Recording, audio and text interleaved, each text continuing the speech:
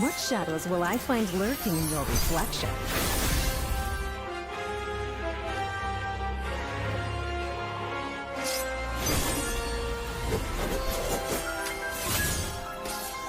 Swift and deadly. Mirror waltz. Your move. Pierce through.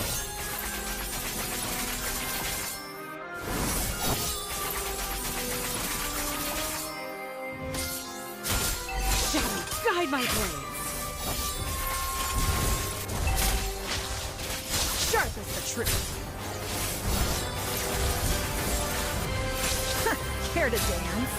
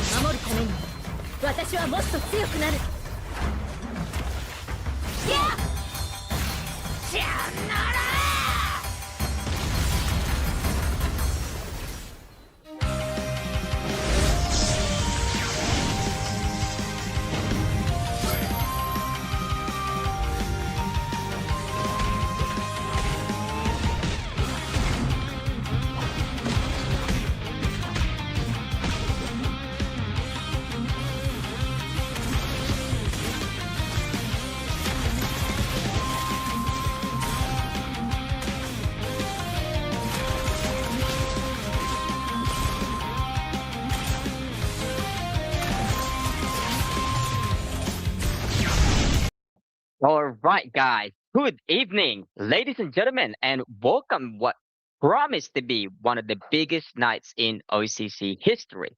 Now, after weeks of unforgettable competition, some incredible gameplays and dominant performances, stories that have captivated the Oceania Mobile Legends community, we have finally arrived at the moment every team has been fighting for.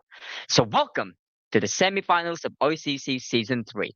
Now, the road to this stage has been nothing but easy. Dozens of teams have entered the competition with one dream to become the next OCC champion. Throughout the season, we've witnessed rivalries reignited, underdogs defy expectations, tournament favorites prove their worth, and teams leave everything they had on the battlefield. Now, every victory has been earned, every defeat has been hard fought, and every team that remains has proven they belong among the very best. Now, only four teams remain. Four teams, four different journeys, one championship dream. By the end of the night, only two of them will advance to the grand finals, while the other two will see their season 3 campaign come to a heartbreaking end. This is where pressure creates legends, and this is where champions are remembered. Every draft will matter, every rotation will matter, every turtle, every lord, and every team fight. Every single decision could determine who continues the pursuit of the OCC Season 3 title. Now, our opening semifinals is one of the entire community has been waiting for. We've got Infinite Void versus Concupiscence. Now, this is more than just another playoff series. It's a battle between one of OCC's most respected challengers and the team that has defined excellence since the very beginning. Now, Infinite Void have fought their way to one of the toughest paths in the tournament. They've demonstrated discipline, outstanding teamwork, and an incredible ability to adapt under pressure. Every series they played has shown a team growing stronger with every game, and tonight they just stand just one step away from reaching the grand finals. But standing across from them is the team that has built the greatest legacy in OCC, Concupiscence, the remaining champions, back to back winners of Season 1 and Season 2. A team that has consistently proven why they are considered the benchmark of competitive mobile legends in our region. Now, the chemistry, the experience, and composure under pressure have made them one of the most feared teams in the competition. And time again, they've shown that when the stakes are highest, they find another level. But every dynasty eventually challenge. Can Infinite Void finally bring an end to a champion's reign? Will they be the black hole of concupiscence? Once again, prove why they sit at the very top of the OCC mountain, and that is concupiscence. Now, that question will be answered in our opening best of five. Then, immediately following that, what is sure to be another incredible showdown, we will move into our second semi final. Cut to Oblivion versus Monarch. Now, this matchup is also a clash between two titans that have looked absolutely phenomenal throughout Season 3. Cut to Oblivion have been one of the most consistent teams in the tournament. After finishing as runners up in Season 2, they've returned stronger, smarter, and more determined than ever. Now, their objective control, the map awareness, the discipline macro, the aggressiveness have made them one of the favorites to lift the trophy season this year. And every opponent they face has struggled to match their tempo, and tonight they look to continue the dominance with a place in the grand finals on the line, hopefully. But they face a Empire Monarch squad that has earned every bit of respect throughout this tournament. Now, Monarch have steadily built momentum, proving they're more than capable of competing with the very best. Their confidence, the adaptability, and composed decision making have seen them eliminate strong position on the road to the semi-finals. Now, this is the team that refuses to back down, a team that's hungry to create history, and a team that's only two series away from becoming OCC champion. So here we are, two incredible best of five series, four elite teams, two grand final positions, one championship waiting at the end of it all. Will the reigning champions continue their dynasty? Or will the challenges finally rise and create a new era? Will experience prevail? Or will new legends be born tonight? Now, to every player, to every moderator, volunteers, and member of the OCC staff, thank you for making this season possible. And to everyone supporting, tuning in from Australia, New Zealand, and across the Oceania region, thank you for being a part of this incredible community. Your passion, your support, and your love for the competitive Mobile Legends are what continue to make OCC one of the premier community tournaments in the region. Now, the countdown is nearly over. The wait is finished. The players are certainly ready. The draft is moments away. The semi-final will begin momentarily. This, this is OCC Season 3, Rise from Greatest Strength. Now, just before we start, a friendly reminder that OCC is an online event and our team is working remotely from all different locations. We do appreciate your patience and understanding if there are any small delays or technical issues during the stream. So sit back, enjoy the matches, have fun with us, and we will pass it on to our shoutcasters for tonight, Kenzie and Sasuke. To you guys. Thank you so much, Marco. Again, wonderful hosting, wonderful introduction to our teams here in the semifinals. What is good, ladies and gents? We are gonna be your shoutcasters, Kenzie and Sasuke. Now, boys and girls, this is a really big day that we have tonight, and my goodness, Sasuke, Concupiscence, of course, against Infinite Void will be our first match. This is one of the favorites of our OCC. Now, the question is, will Concupiscence be able to achieve that Jordan three-peat, or will Infinite Void just void that legacy from Concupiscence and we can have ourselves a champion? But Sasuke, what are your thoughts about these two teams? My thoughts, both these teams are right some moments of creating the legacy. Because for the side of Seanock, they can be the dictating champions if they manage to beat the Infinite Void in this best of three series. They'll be proceeding to the grand finale, and even if they won that, they'll be the first team to reign their control over this OCC Australia tournament. Because season one, season two, they won it, but Infinite Void do have that kind of a thing. They also want to create a history. They also want to create a new legacy by defeating the constantly, champions of OCC Australia. And I was just looking forward to the records, and I witnessed Mm-hmm. something in this OCC season 3. It was all 2-0 fashion for Infinite Void. They did not Mm-hmm. lost a single game. And Mm-hmm. it's nearly the same for Seanock. They just lost one game, but not the series. Yeah. So both the teams clashing out in the semifinals is something that we need to look out for. But before we proceed anything, Kenzie, what are your predictions? Like, are you still waiting for the game 5? Like, will this Mm-hmm. go game 5, or what are your predictions? 3-0, which team? I need a quick prediction before we go on to the draft phase. Well, my only prediction is no bias, but both teams are gonna go ahead and clash their heads.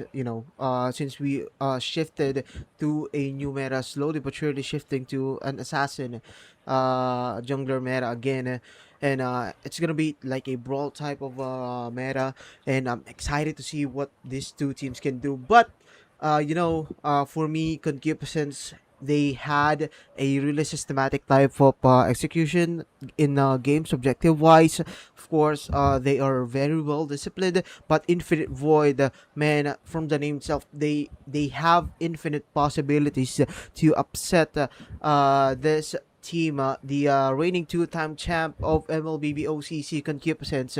But we just drawn our map, and we are gonna head on to Broken Walls, and we can go ahead and start our drafting phase. Sasuke, what can you see from the draft? We already saw the YSS getting banned really early actually.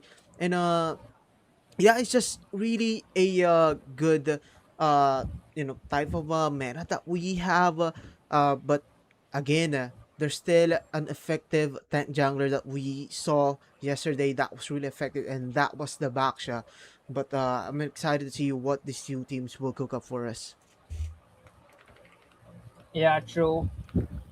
Yes, and Shen is likely the one, like, gets too quickly farm, but also not much of a big disadvantage. Like, if you give him a lot of things like the opening or the snowball thing that he needs, then he'll be the quickest assassin kind of a marksman that you can rely on. Plus one bonus thing that you can pair it up, like if you have a Shen into the jungle, you can always go with the double fighter, which has been the oldest book in the trick, uh, and also gives a lot of possibilities that, hey, Mm-hmm. whether they'll pick up a marksman into the goal lane, or they'll just go with the fighter. That is the biggest, confusion that can create with the Ascension, and a lot of possibilities. If you have the control roamer or control mid laner, you can always go around gun ho in the early phases of the game, and also uh, uh, the ultimate pops Mm-hmm. of the location. So overall, team can revolve around it pretty much well. So it's kind of understandable, like if you're panning out East Sunshine,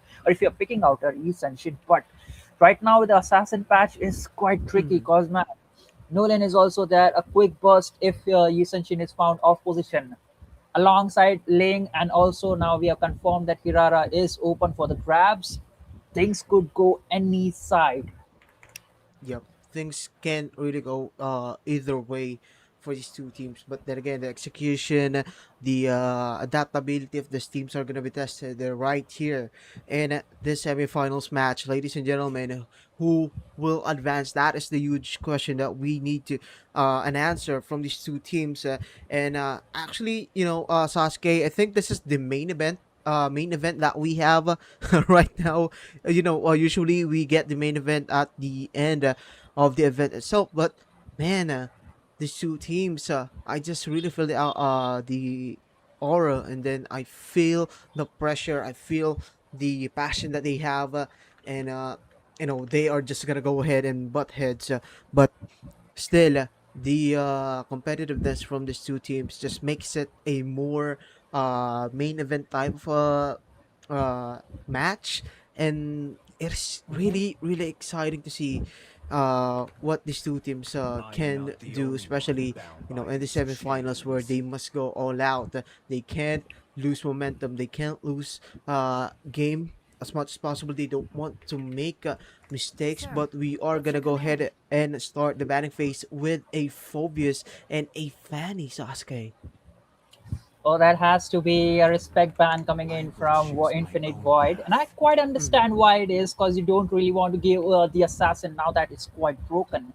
You cannot counter it, even though you pick out Kufra. So they do not possibly want to go into that kind of thing. But a quick Mm-hmm. ban coming in from Xenog, they ban out the Arlot alongside the Phobius. Now, this could be the thing. Since they have the first pick, I Mm-hmm. really think that they are literally leaning towards the Paquito into the XP lane because that is the only possible thing I can see. Because, you know, for me, if I see a Paquito into the XP lane, I instantly lock down that R Lord. And now, since that Yeah. is banned, the only other option I can see is Esmeralda. Like, you can think, like, hey, since he gets a lot of shield, you can pick out the Mm-hmm. Esmeralda, but the burst damage is there. So, Esmeralda won't be that good, but it is certainly one of the best options. Yeah. Marcel, definitely, he's going to be into the banning phase. No Mm-hmm. questions asked about that. No questions indeed.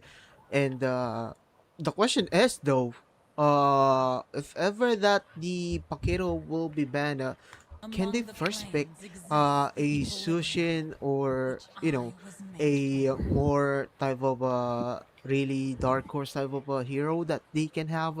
But for me, a Sushin can be a possible first pick here, and as much as possible you want to secure that crowd control advantage, so they will ban out the Freya instead. They are leaving open the uh Paquito, but think, yep, so that will be Oh, Sushin. Oh Zerche. my.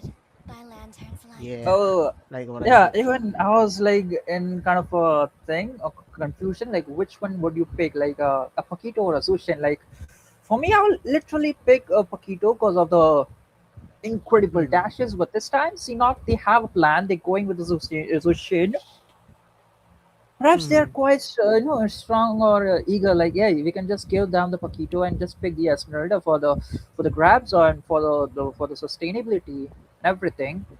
Mm-hmm. Now, Infinite Void, can they do? I really think like Paquito alongside Claude in the goal lane would do wonders, but are they really willing to risk that? So they go with a Matilda and a Paquito. Okay. Okay.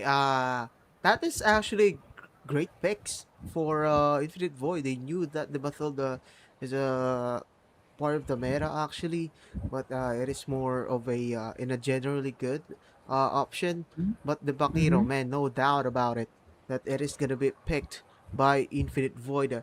But the answer for the side of our Sino Corton Cupicens The will night be sky the tells all. Esmeralda. So that is a great pick again.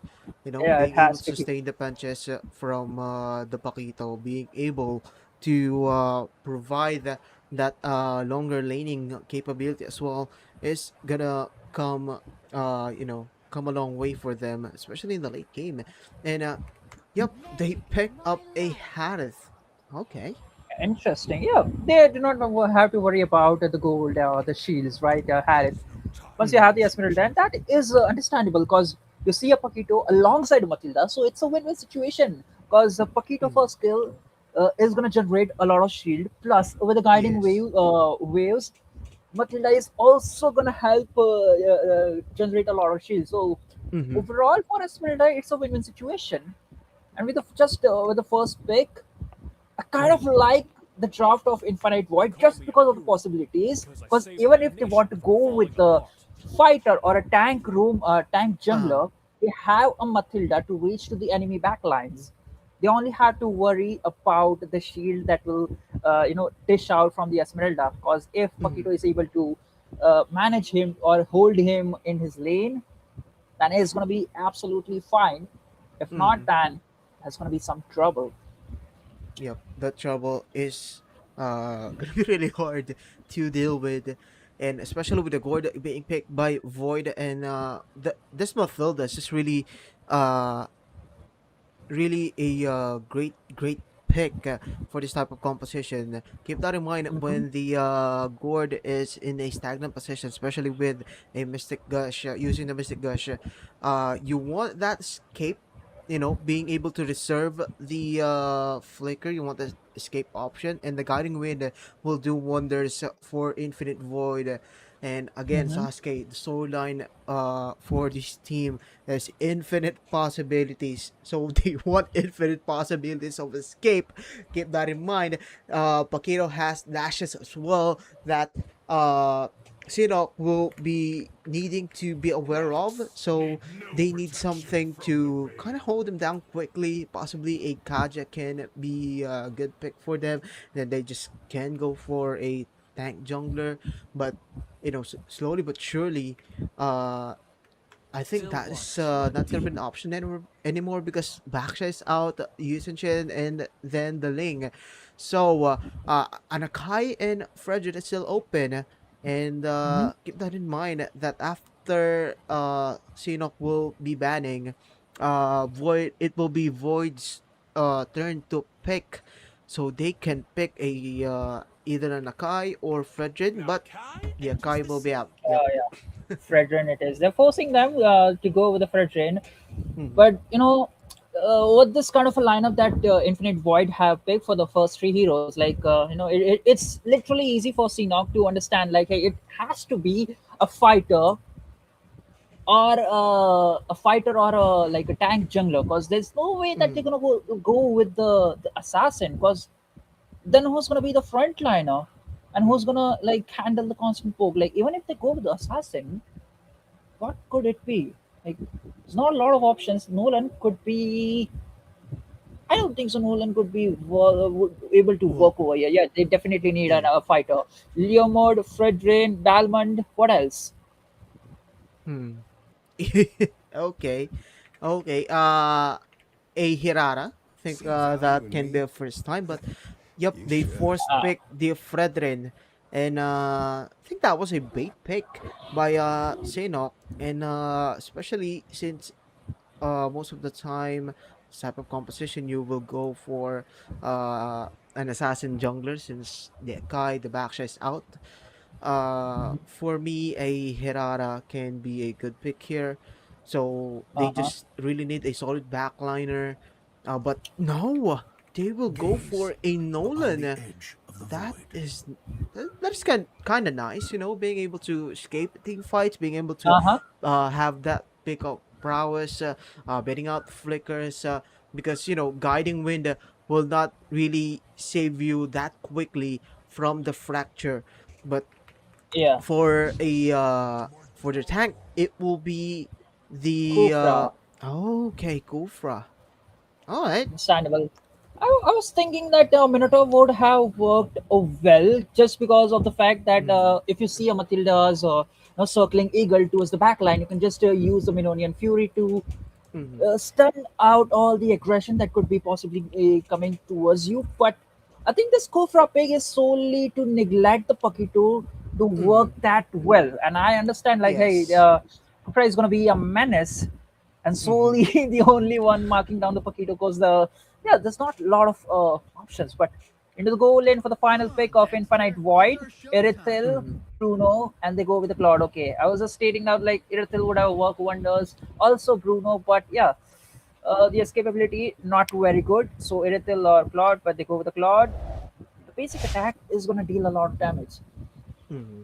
Draft is And set up. What do you think?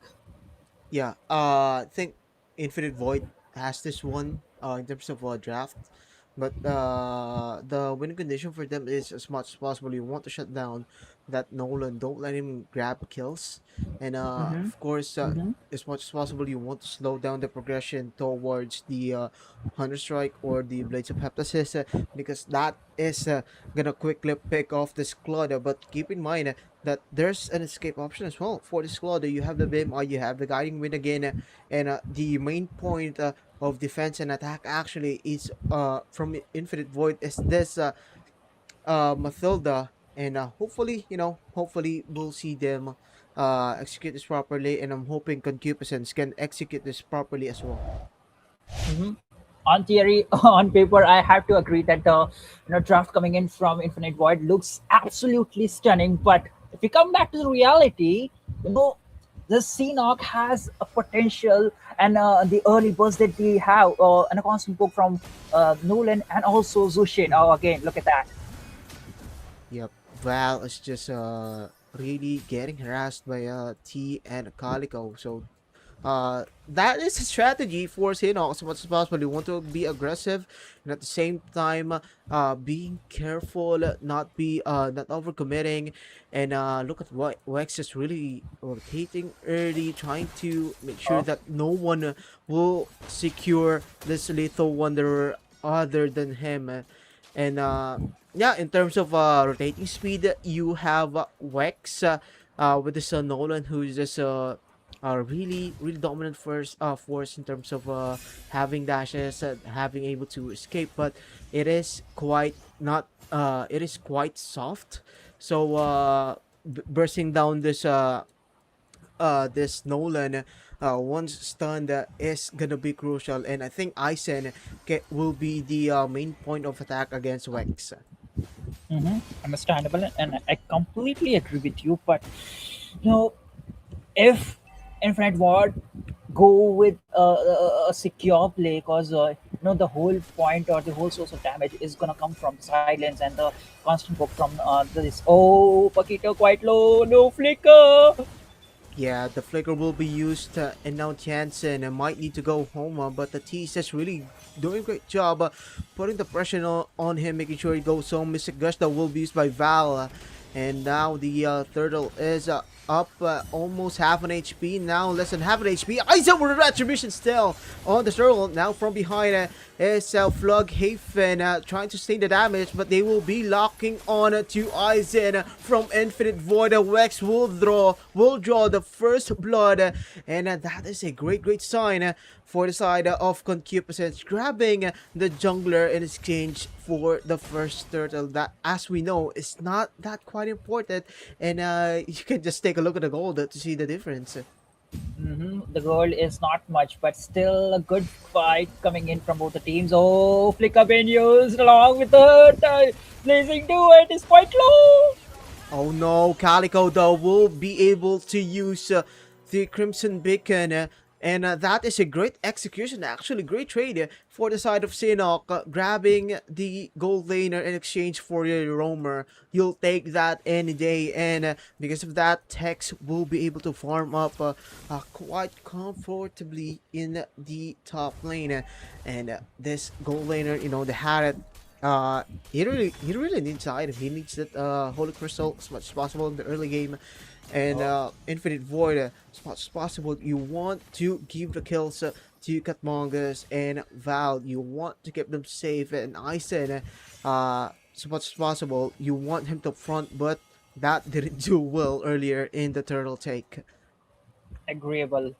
And the small constant, wins that Vex is making. He stole a lot of creeps from, Tian Zen. Mm-hmm. So you can just look at the level. He's like completely whole level ahead. Like this take down this bottom creep, he'll be around level 8, 2 levels ahead from the Fredrin, and that's gonna make a big, changes again. Blade of Heptus is right in the pocket. Oh, there's a Tyrant Rage. Oh my goodness, will they burst down again? Wex with a kill, 2-0, and Sinnoh is just on a dominant start, and they will be able to grab this turtle as well, and they didn't foresee. That was a sneaky play by the Skufra T, just done a great job of being able to grab the Explainer and the jungler Aizen from the side of Infinite Void, and that will do wonders for them. Now on their setup, Val will get bursted down though. Flughaven will be the ones to grab the kill. Being pushed from behind is Flughaven, using the Purify to escape. Aizen though will get locked, and Thunder and Rain as well.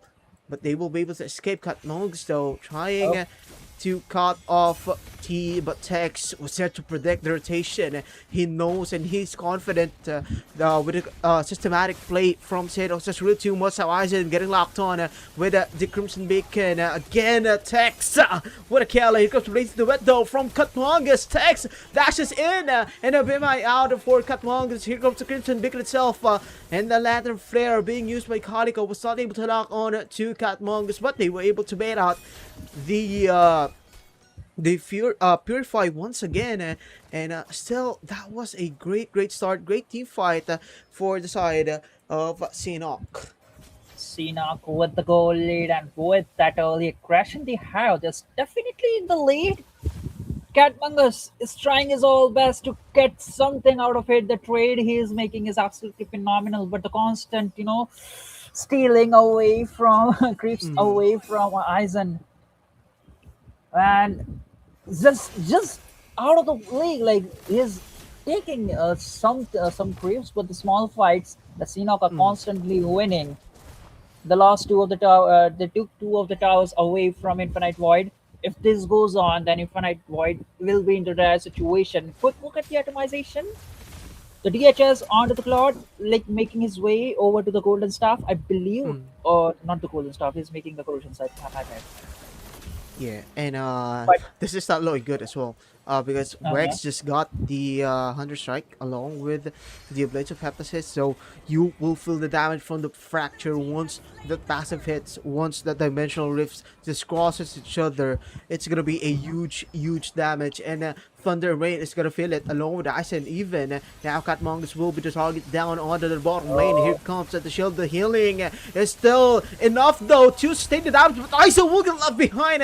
Tex will be the one to grab his head, getting popped in, popped out. Thunder Rain gets bursted down again. Calico will be the one to grab the kill. Catmongus with a beam eye out, and no escape from Wex as he grabs the killing spree. Chanson is going one-on-one with T, but Wex is there though. Here comes the uppercut and no follow-up damage, and Sinok will be able to grab the turret on to the mid.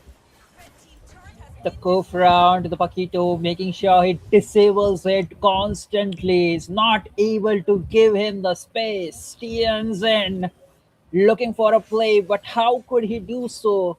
With the T on all over him, the bouncing ball Mhm. just defies all the blinks that he has. And the final pick coming in from Seahawk is literally paying them wonders. Oh, that could be the charge.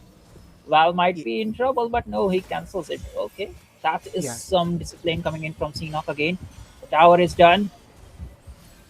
yep, almost done on the tower on the top. And Sasuke, I think the main thing that is good about this Kufa, when he has it, he just really knows when to stretch his legs out and go for it for the time's revenge, the time's rage. He knows the timing, he knows when the skills, when the dashes are committed, and that is where he comes in. And when it comes to rotation as well, he knows where other members from Infinite Void will come on.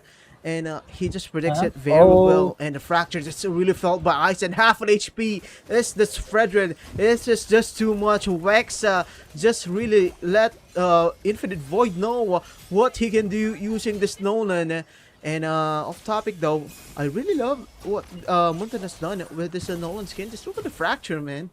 Look at the dimensional yes, rifts. that's true. It's looking pretty good, but now Calico on the Sky Piercer. So now he's gonna hurt more as the game proceeds. The goal lead is still into the hands of Seahawk. That is a big goal lead. Infinite Ward, they need to grab the scraps that they can get. Lord is right in the hands of Seahawk. And quick look at the atomization. Elegant Gem alongside the glowing wand and Sky Piercer stack. Now, he got the Sky Piercer right at the crucial point, so that's okay. Oh, the Mystic Gush, he goes down. Oh no, T will be the one to fall now. Getting locked on is Flughaven. Great punishment for Infinite Void. I told you so. We have told you, ladies and gents, that there's infinite possibilities for Infinite Void. They just really, don't want to be behind it. So when you overcommit, they will surely punish you. And Flughaven and T felt that punishment, and they will be needing to be careful soon enough. As the Lord marches in to the mid, they will not be able to utilize it properly. Now Kaliga almost Uh-huh. versus down half an HP. Crimson Beacon will be up as well. Tex trying to catch up on the team fight. Wex from the side will be coming in, and Ison will be the ones to block Lex's way, because that's what you should do. When you have a Fredrin, Jansen uses the flicker to escape, because Tex is just really forcing up. on the inhibitor turret, and that will do nicely still for Sinnoh. They weren't able to utilize properly the Lord, but they are still trying to push in. Froghaven now getting burst down by the Mystic Oh, Gush. Now getting popped is Vala. Swell Thunder Rain will get traded though. Tex is just still alive, blazing the wet. Comes in too late. Catmongus was half an HP, so 2-to-1 trade, and that is still a great trade for Sinnoh. They were able to grab two members, lose one, but they were able to take down the inhibitor on the bottom lane. finally, Catmangles gets the Trinity at the level minute tie for the mark. Still a good position, I'll say. Infinite Void, Mhm. they just need to make sure that they get right trades now. Catmangles, he is onto the power spike with the Trinity, but he definitely needs a lot of items because Esmeralda is already so tanky that even though Paquito has the CL, but alongside God with the glowing wand, Mhm. the anti-heal things, it's already into the hands of Infinite Void. It's just the matter of time that the spacing and the engages that Kufra is making and the burst potential from Vex is way too much. And Oh, look at that Aizen!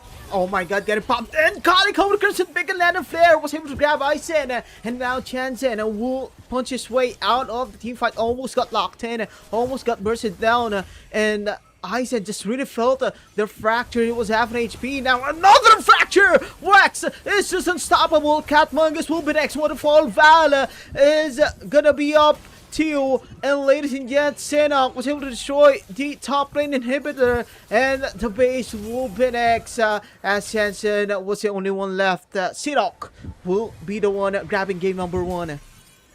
Game number one, right into the pockets of Seanock. The assassin plays coming in from Vex was very on point, man. Like, For real. yeah, the nerf onto the fight onto the tanky fighters was, I think, a big one because now the assassins junglers will be able to clear the jungle minions faster than the tank one, and he with that kind of a play he was able to grab a lot of things. Like he was able to steal a lot of creeps away from Aizen, and with that, he was able to get a level ahead. And with just because of that, Mhm. the turtles and the neutral objectives were right into the hands of Seanock. And again, yeah, first turtle did fall into the hands of Infinite Void, but the trade was there. Yep. Aizen was able to fall down, and the last play, man, that he was able to survive. But the lantern flare coming in with the crimson beacon, the Mm. sky piercer stack was all that needed to shut down. And once the mighty iron ball falls down of Infinite Void, it was all over. There's no one to defend the whole team of the Infinite Void. Man, what a game! But Yep. no, the Yep. What a draft game! was What a game! equally good. Yeah, the draft was equally good. It's just the small wins that Seanock did, uh, and eventually those small wins were converted into a big, massive win for the whole Mm. team. Like you see, Jungler, the Vex taking all the creeps away from Aizen, and also the constant poke that the early game Kufra alongside the Zushin were able to do. And the final pick, the Kufra from Sinag, was totally on point to just to neglect Paquito's constant jab, left punch, and everything. That was really insane to watch. I think Yep. Infinite Void, in the midst of it, like panning or constantly focusing on the Vex, they forgot that Kufra was left open for the second phase of draft, and they just pan out Essential and Ling, making sure Vex does not get a comfort hero. But yeah, Nolan was open, and so was Kufra. They prioritized it and punished them with those Mhm. two heroes. Yep, and you really have to give it up for Wex. I once the Sushin was able to grab the Sky Piercer.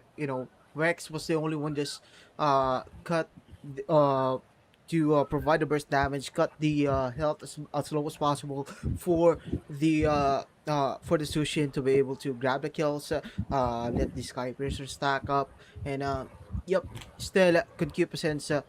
Man. Oh my goodness. I didn't know that the Nolan was gonna work against the Fredrin in terms of objective, in terms of team fights. Then again, well executed team fights, well executed game for Hmm. outside of Sinok. So we just drawn our second map for game number two. So this will be the expanding rivers. So, what are your, what are the compositions that we can expect here? Sasuke, when we are using the expanding river, do we have the Hilda? Do we have the Atlas? Yeah, Atlas just really does wonders when it is on the expanding rivers. Yeah, yeah. One thing is certain that you can now go with a kind of tanky heroes into the XP lane because now it's the expanding river, so you can expect a lot of mid fights. It's not just about the heroes, but in Mm-hmm. all of the possible lanes, like there will be a lot of passive plays. I will not say the aggressiveness, but once you overstep out of the tower, or if you are overstepping your boundaries, one of the teams will be able to punish you for sure. Now, Mm-hmm. into the game number two, Infinite Void will be on the blue side, so they have the opportunity to go with the first pick. It's just a matter of time. What kind of heroes they'll be looking forward for the gambles? Yep. I'm expecting someone to ban out the YSS again, but Uh, I think they will ban out the assassin junglers. You know, most of these teams. I just feel like they want to go back to the previous era because even though these two teams are great in adapting to the meta, you still have some kind of leftovers from the previous meta where you use the tank junglers.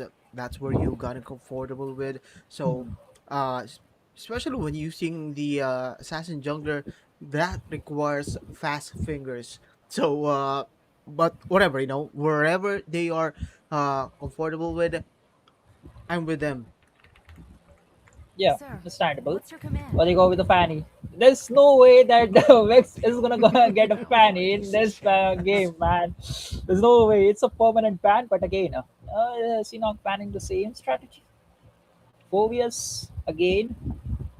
Maybe a all out for the second ban and maybe the Marcel for the third ban for the side of Sinok. That's the possibility of the bans I'm seeing from the Mhm. side of Sinok. But no, Infinite Void, if they really want to go with the Paquito, they should just look forward to just get rid of a lot of possible options. Hmm, what could it be?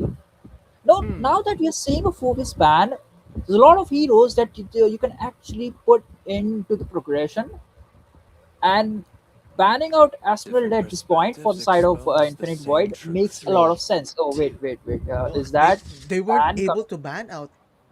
Oh, oh, whoa, whoa. No, no way. No, no. Whoa. I think the Are they discussion giving was up? so immense that they forgot to ban out a hero. Oh my. Hmm. What? Uh Sorry. You know, I don't know what happened there, but yeah, I I think think that's it. I know. Like you're literally losing on your brain cells. Like why did you left open a ban that in the first phase of the draft?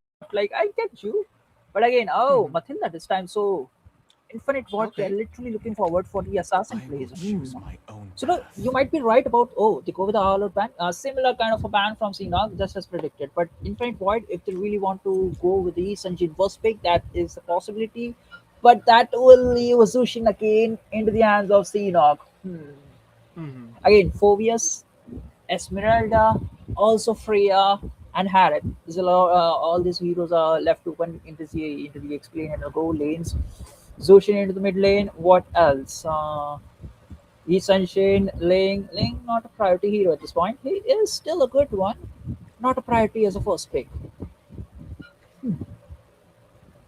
Yep. Oh my god. So I was thinking that they are gonna grab the Oh, Paquito, but they oh. opted for a Hadith. Okay. Imagine if you see Esmeralda from side of Seanock along with the Zushin. And that will work really well for them again. Mm-hmm. Yep, Asushin can be picked as well. But oh, The night sky opted tells for it an all. Esmeralda, so that is a direct counter on the Uh huh. Harith. Yeah. Okay. I think they were for the second ban from side of Infinite Void. They were actually arguing with the Esmeralda ban whether to ban it or not. They did not see the counter, and Oh. it was a it was an invalid ban Lies because you born see a by thy 4 ban, you're wish, expected to pick a lot of guided Blink by heroes, lantern's and light. all those Blink heroes are being countered with by Esmeralda too. Because you see Harith, you see Pakito, you see what Freya, all those heroes emit shields. And Esmeralda, she loves to shred all those shields into her favor. Yeah, Zushin Esmeralda from the side of Seanock. Now, what would be the counter options? They really want to go with a Kai this time and I really will play participate the in that hero. Ube kind of a draft, or to I go will with the be the Yuzhong. truth this world desperately Okay. needs.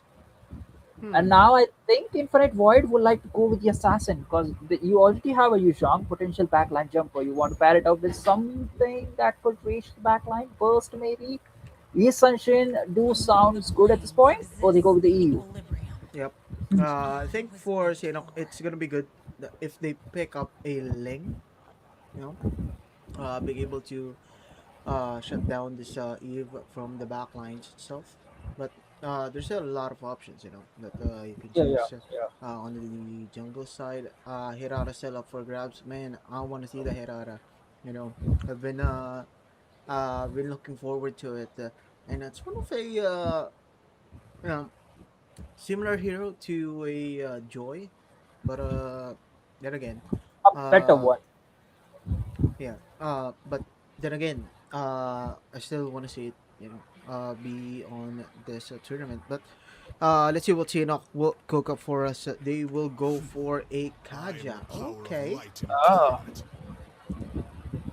A Kaja with the Zushin into the mid lane. Mm-hmm. Think into the goal lane, they might be opting for some early hero burst. I don't see any other particular option into the goal lane. Either it will be a Yi Shin into the jungle or a Leo mode. In a worst case scenario, you can also pair it up with what the Nolan.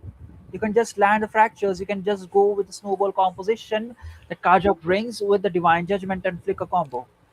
That's the only possibilities I can see that Uh, they can pair it up with the Kaja. Need Because no Zoshin, yeah, you introduction to have the way. pretty good control. So even if Kaja is pulling some crucial members, and then you have the whole horde of Infinite Void charging towards you, just because you kidnapped their favorite lad.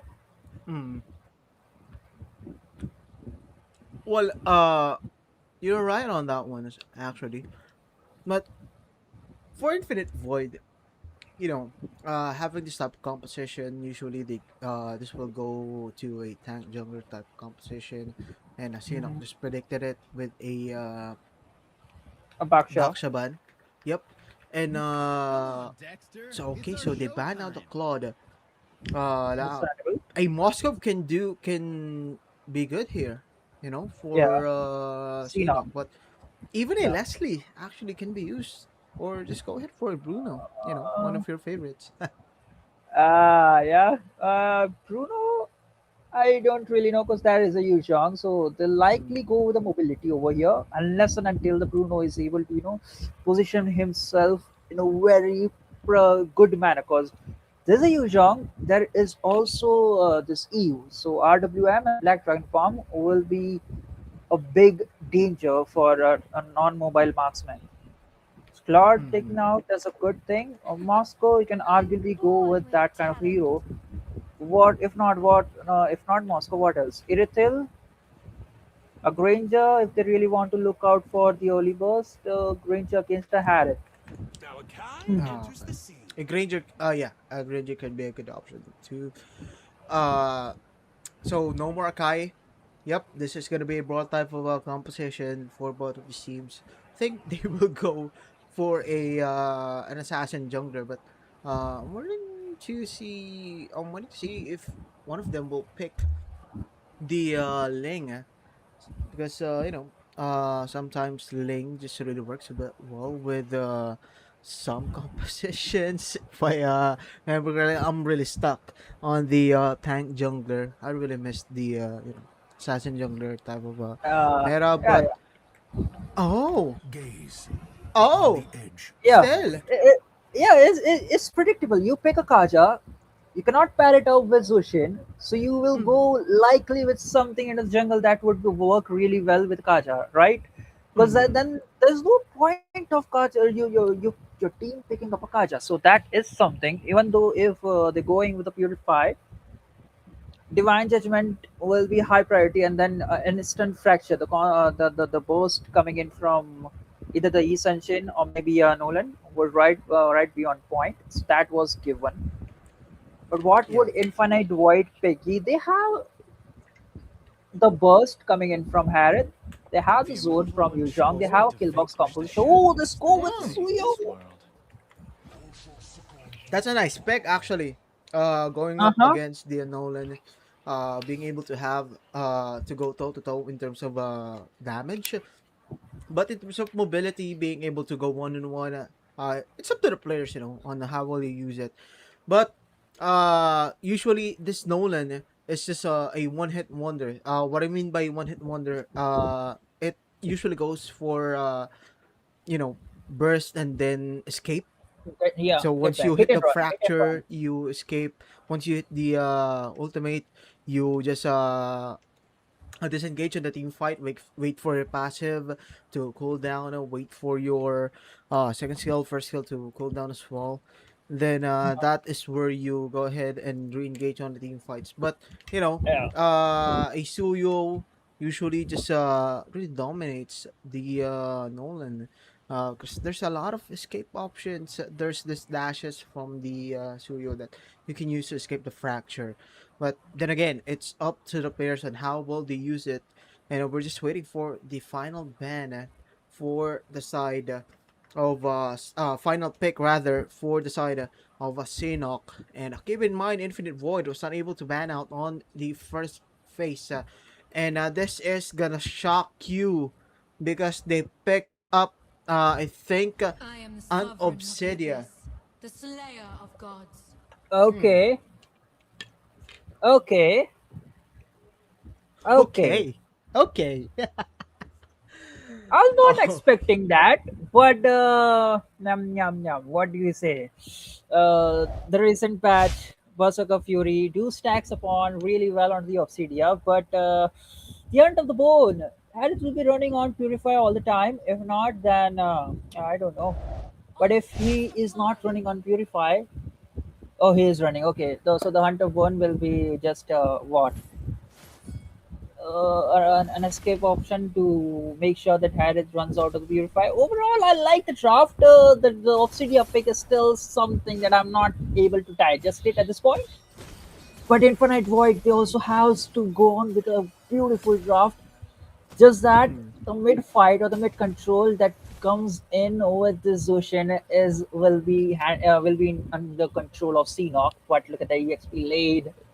Zhang making sure he punished down Esmeralda with that point. 1v3 situation. It might be the one to fall down. There's the backup coming in from the Infinite Void. And there's the Petrify as well being used. Tito is almost low on health. Flughaven was able to Oh, reach a oh, backline, not and here comes the bad. fracture again from Wex. No fracture, rather, but the dimensional rips is really connecting. And from behind, the Flughaven dives in under the turret, and they were able to grab two players, two members, actually, from the side of Infinite Void. And there's Ison with the trade. And Ison really came out late, but actually they were able to still grab a kill against Flughaven, so that is still a good sign for them. But Sinok just want to trade with a 2-1. 2-1 trade, but still, if Sui was not there, it was a good trade for Seanock and the early aggression they are would be having under control. Oh, look at that. The sneaky assassin Nolan still wants to hunt down the Black Dragon alongside the four members looking around on that. Well, yeah, that's understandable because if you do not have the Black Dragon, you won't be able to contest for the turtle.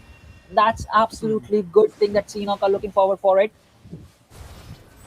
Yep, and I'm really looking forward to see how well Aizen goes 1-1 the retribution. We actually saw it in game number one where he won, and they just really lost team fights. But going head to head in terms of retribution, but the Black Iron form will be used by Jansen, who will be the ones who target. No petrified though. Aizen will be able to secure the turtle. What a Oh, zone capability from Jansen, and Val was able to grab a kill as well. Calico was someone fall, and a great RWM, and this is where Infinite Void comes in terms of being able to take objectives. They just have too much zoning capability, and that is one thing you really need to keep oh, in mind oh, as oh. Wex will get rested down, and Thunder and Rain was the one to grab his soul, and Infinite Void is on the roll. 3-2-2 is our kill score, was able to grab the turtle as well.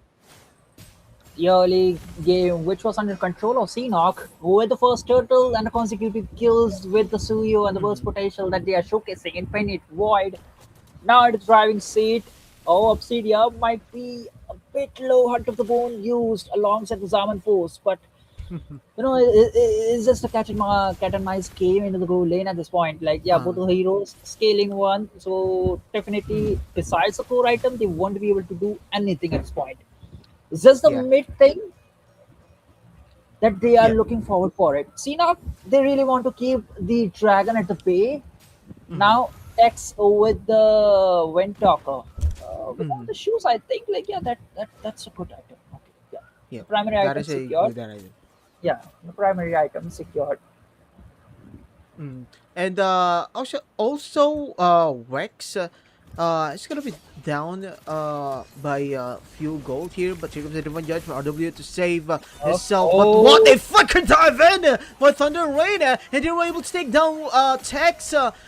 What a counterplay by Infinite Void. The flicker from Thunder and Rain. And they just clapped back from that play. Infinite Void. What uh, what a play actually from Thunder Rain, and the RWM actually really helped a lot from Val, especially being able to lock on to three players, and that did a lot, and that gave Aizen a lot of time to be able to pick off Tex, and Aizen. Can securing the second turtle. Wex still trying to find a trade. Finding Catmungus from behind. He will come in. oh. Catmungus will get suppressed though. Fracture still not enough. Average HP. Catmungus dashes out of the way. Wex dashes out too, but he will get picked off by Thunder and Rain. T is up next, and Aizen is on a killing spree on the Suyo. It is. They all used all of the resources just to kill Catmungus, but he survives even the divine judgment and the damage.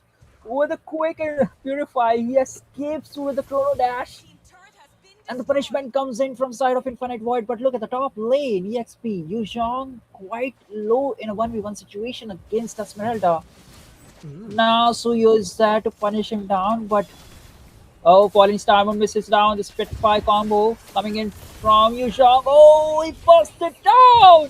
Almighty gets taken down as well as a trade, but there will be next one, and a Flughaven was the one who fell on live. Wexa now being able to go under the RWM, was able to grab Aizen, but he will get traded. The RWM is just too much to stop. So far for the side of Sinok, and they will lose another tier 1. So they lose tier 1 on the top and on the bottom. So 35 seconds left remaining for the third turtle. The question is, will Sinok be able to come back into this game? Because slowly but surely the gold is really straying far away from them. 3k so far for Void, not that big, not that really possible to come back on, but still this is Infinite Void. You have to get something to be able to have an answer to them. In the game number one, you're saying that Infinite Void has seen the infinite possibilities to beat down Xenog at this point. In the game number two, we are definitely saying that Flicker being posted out from T Tex, and now that is the top. bottom tier 2 decimated right in the hands of Void alongside the third turtle. Oh, into the mid lane, the burst coming in from Ice and showcasing who's the final boss. Oh, the Petrify combo! Nice one on the Petrified T and Tex falling down. Floodhaven is next. Another great team fight for Infinite Void. They are just putting it on against Sinok. Man, this is what happens when you get too comfortable with the picks, being able to hit the picks, because sometimes it will not work, and it's showing Ison. Oh, that is one disrespectful play. Tipping under Wex. Oh, Once he killed him 3 to 4 for the Nolan on Sinok. And Infinite Void just focusing up on tearing down the turrets from the side of Concupiscence. And Concupiscence still will need to find an answer for them, because look at the gold, Sasuke. It is 7k. Now that is somewhat an impossible goal to come back on. mhm. Well, the whole winning possibilities or the damage possibilities for Sinok is right in the hands of Tex, but he's a scaling hero. He needs the passive. Needs a lot of items to come up. But oh, there is the punishment, and now with the RWM, it's the Okay, counter move engage. used. Yep. And Floodhaven will be the ones to get lying down under 3 members of Infinite Void. Calico was not able to do much to save his teammate, and they will lose 2-1 trade. An Explain and a roam for an Explain of your opponent. That is not worth it if you are Infinite Void. If you are Sinok, this time they will try to find an answer once more. T was able to grab Val, though a shutdown by Tex and secured. Now under turn is Thunder and Rain, and will get locked on by Tex.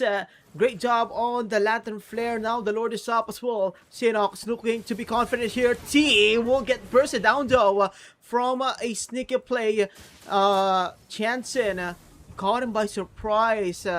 But now keep this in mind. Sinok just gained some confidence, and they were able to at least reduce some lead, turning it down to 6k. But Uh huh. you know what, whatever. Oh, under the board again. Purify use, and that is a purify away from side of Harris. But the Crimson Beacon was also used, so overall it's a win-win situation for Infinite Mm. Void. Oh, look at the damage. Oh. Within an amount of time, Lord been secured. Mm. And the aggression now that Infinite Void can put over to the Xenoc with the first Lord is something that they need to defend. But yeah, one thing is for sure, now the Tex have joined the team fight, Huh. he was able to make some plays. So no, they need to respect damage. I think I need to see a quick atomization because this point they Infinite Void definitely need the test at Portento. They do not have made it at this point. That is gonna hurt a lot. A quick look at the atomization, the core item that Obsidia was needing along with the heal is there. Mm. It's just a matter of time that he goes with what? The Malefic gun and a Sea Halberd for the extra sustained damage to melt down the dragon and also to burst down Harith. Yep, being able to burst down that hat is just really huge for Xehanort. So I think they can start on targeting down Cat Mongus, but as much as possible they want to shut down Isaac, because I think he has the Sky Burster, and Val will be the ones to target it down. This time by Xehanort, they will lose Floghaven though. And Isaac dashes in, almost got Calico, but the Crimson Beacon was on time for the Sushin. And they just keep on losing turrets. No more whole shield in the mid. No more whole shield on the bottom lane. As we approach the 11-minute 30 seconds mark of this game. Once we reach 12 minutes, there will be no more whole shield. And there's no whole shields anymore for the side of Sinok. And now a comeback, can it be surely a possibility though? Now Floodhaven diving in with the Falling Star Moon from behind, coming in though with the Petrified Chance. Falls down Wex, Wubidex, and Floodhaven gets locked on by Catmongus. This is just too much so far for Sinok. Whew, my God. And we need to keep in mind this is a really dominant show for Infinite Void. What can they do? Tex half on HP again, dashes out as Ison, and looking to destroy more turrets. And oh my goodness, game number 2 is looking is not looking good, man. It's not looking good so far for Sinnoh, but Thunder and Rain is getting locked on. Actually, was able to beat Drag. That Thunder and Rain will get punished. So -1 is Infinite Void. Oh my, 5 seconds in, and oh, we have a tech boss. All right.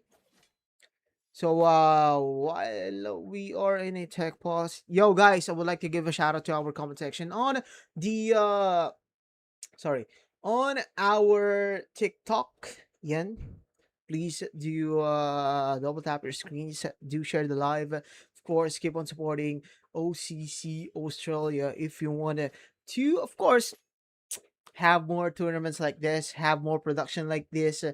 Guess this is an NPL like production, if you can tell.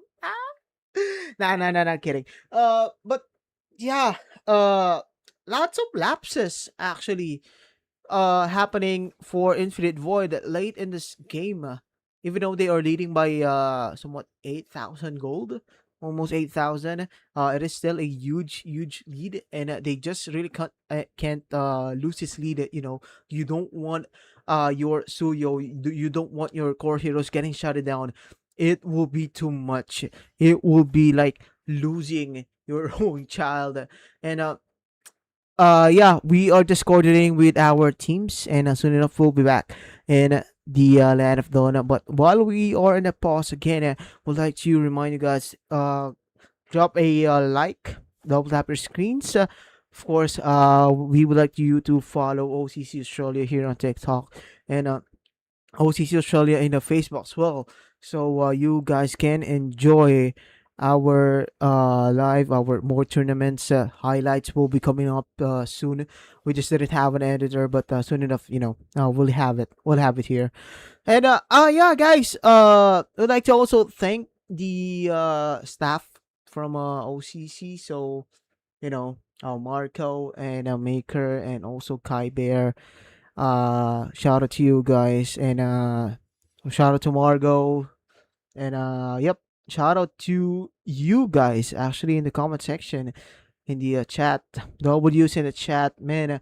I'm sorry, I'm I'm having a great time actually. These two teams just going head to head in the best of 5 series, because you know in a best of 5 we really must uh have the momentum, and earlier in game number 1, before this game number 2, Sinok had the momentum, but now in this game, as the game progresses, you could see Infinite Void having the time of their lives, man, and they are enjoying this game, and they are dominating so far, leading by 8,000 gold. Yep. And again, shout out to the comment section. Shout out to the shout out to the chat. Yep. Type in W's in the chat. Double tap your screens, and don't forget to support OCC Australia. Concupiscence. Yep. Concupiscence is their name though. But we like to call it, we call them Sinok sometimes. Sinok means uh Sinok means in Tagalog hiccups. So we are back into the land of Donna. So there was a slight problem, but we are back, and that's what matters. Cat Mongus will start things off. Calico from behind will be coming in as well. And this is gonna be turning into a possible one-sided Lord Dance. Especially, Infinite Void has advantage in terms of having a map control and they are just pouring it on because they know that Wex is at the top, focusing up on clearing out the minion waves. Now Void still cannot get the Lord yet. It will be a reset. No RWM for Val. This is gonna be crucial though. Aizen was still able to grab the Lord, so not quite a huge reset. But it is enough to take the Lord. So another Lord for Infinite Void. And on the defensive side will be Concupiscence to defend. What can they do? What can they do, ladies and gents? It is a question to ask. It is a question to be answered by the side of Concupiscence. Infinite Void is here marching in over to mid. Now with the flicker in. Tyrant's Rage from behind coming in. But here comes the Crimson Big. Oh, Catbongus gets picked off from behind. But Aizen dashes in. Winter Crown will be used. Wex is no more. And Aizen was able to grab a kill. Hug Haven. Oh my goodness. Flug Haven is no more as long. And also their base. And ladies and gents, that will be game number 2 going to the side of Infinite Void. Oh. Oh my. My, oh my, oh my. Great team fight, no? For Infinite Void. So they will win. And you have to remember, guys. Infinite Void didn't ban out a hero on the first phase. So they weren't able to ban a second hero. But, they it's crazy because they were able to grab the W still. And a W is in the chat, ladies and gents. And game number 1, again, going to the side of our Infinite Void. So we can proceed to game number 3. Yep. Yeah. Actually, we just lost Sasuke. He's having a technical issue, but soon enough he'll come back. He'll come back. He'll come back. Mm. No, no, no, no. We're still here. We're still here. So we're just waiting on Sasuke to join us. And we can go ahead and start game number 3. So 1-1 is the score. And soon enough we are gonna be starting. And let's see now. Let's see. And yeah, W's in the chat, ladies and gents. We are 1-1. Another game. So we are gonna go ahead and proceed to game number 4 if ever. Sasuke versus Kenji 1v1. Nope. Nope. This is not a 1v1. Yeah, there we go. I think we have him back. Let me just set it up quick. There we go, Sasuke. Are you there? I actually don't know what actually happened, but yeah, I think yeah, that was a beautiful game. I missed the climax, but what actually happened? Could you tell me in a brief moment? Sorry? Yep. Yeah, ladies and gents, there was just a technical issue again, but a game like that, man. My heart was racing. I thought that a Shinnok comeback was possible. It was possible, We saw some Yeah, glimpse on what they can do, but yeah, Sasuke, Infinite Void was just dominant from start to finish. There was some that's true. lapses, but Concupiscence was not able to come back. And again, this is an exciting game, ladies and gents. So, if you guys want to witness this type of games, just drop a like on the screen, double tap your screens for follow OCC Australia. And Sasuke, man, what are your expectations for game number 3? Hmm. Well, I think Infinite Void have it, but now Seanock they definitely need to change the strategy because yeah, into the previous thing, if you talk about the draft, literally Mhm. I was pretty much quite able to digest the Obsidia, even though, yeah, scaling hero in the late game, yeah, she'll do the wonder, she'll melt down Mhm. every possible one. But that there was one major thing that Xenoc lacked into the draft, and that Mhm. was a pure crowd control. Esmeralda, yeah, falling star mode. Besides that, there is no raw crowd control.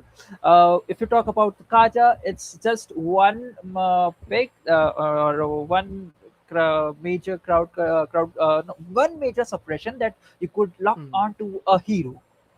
Besides that, there's nothing. Also into the gold lane, you have the Obsidia. Into the mid lane, you have the Zushit, and she was not able to basically do all of it because there is a black dragon on you. There is a charge coming in from Kufra from random directions because you don't know the position. If you're looking forward for his position, you need to send off Esmeralda. And if she's trying to get the position, she's bursted down instantly because the burst from Mhm. Suyo was way on point. Yeah, and being on point, in terms of execution, it's gonna win you games. That's just Yeah. about it. That's just about it. But we just drawn our map, and we are still in the expanding river. So this time the first pick will be actually concupiscence. So 1-1 is our score. And Sasuke, man, there is gonna be a huge adjustment in terms of draft for the side of Senok because they can't pick the Nolan again. Because I think Right. Infinite Void was able to catch them on that one. But they were able to pick up a Sushin, which is a good pick on the second phase or the first phase of the picking for their side. But they just fall through onto the second phase, and there is gonna be a huge adjustment that we will see from concupiscence as we start our drafting phase. Ladies and gents, this is game number 3 of our best of 5 semifinals match between concupiscence and infinite void. Now, man, Sasuke, what can we expect from these two teams in terms of again to having to adjust from their previous game losses and wins? Hmm.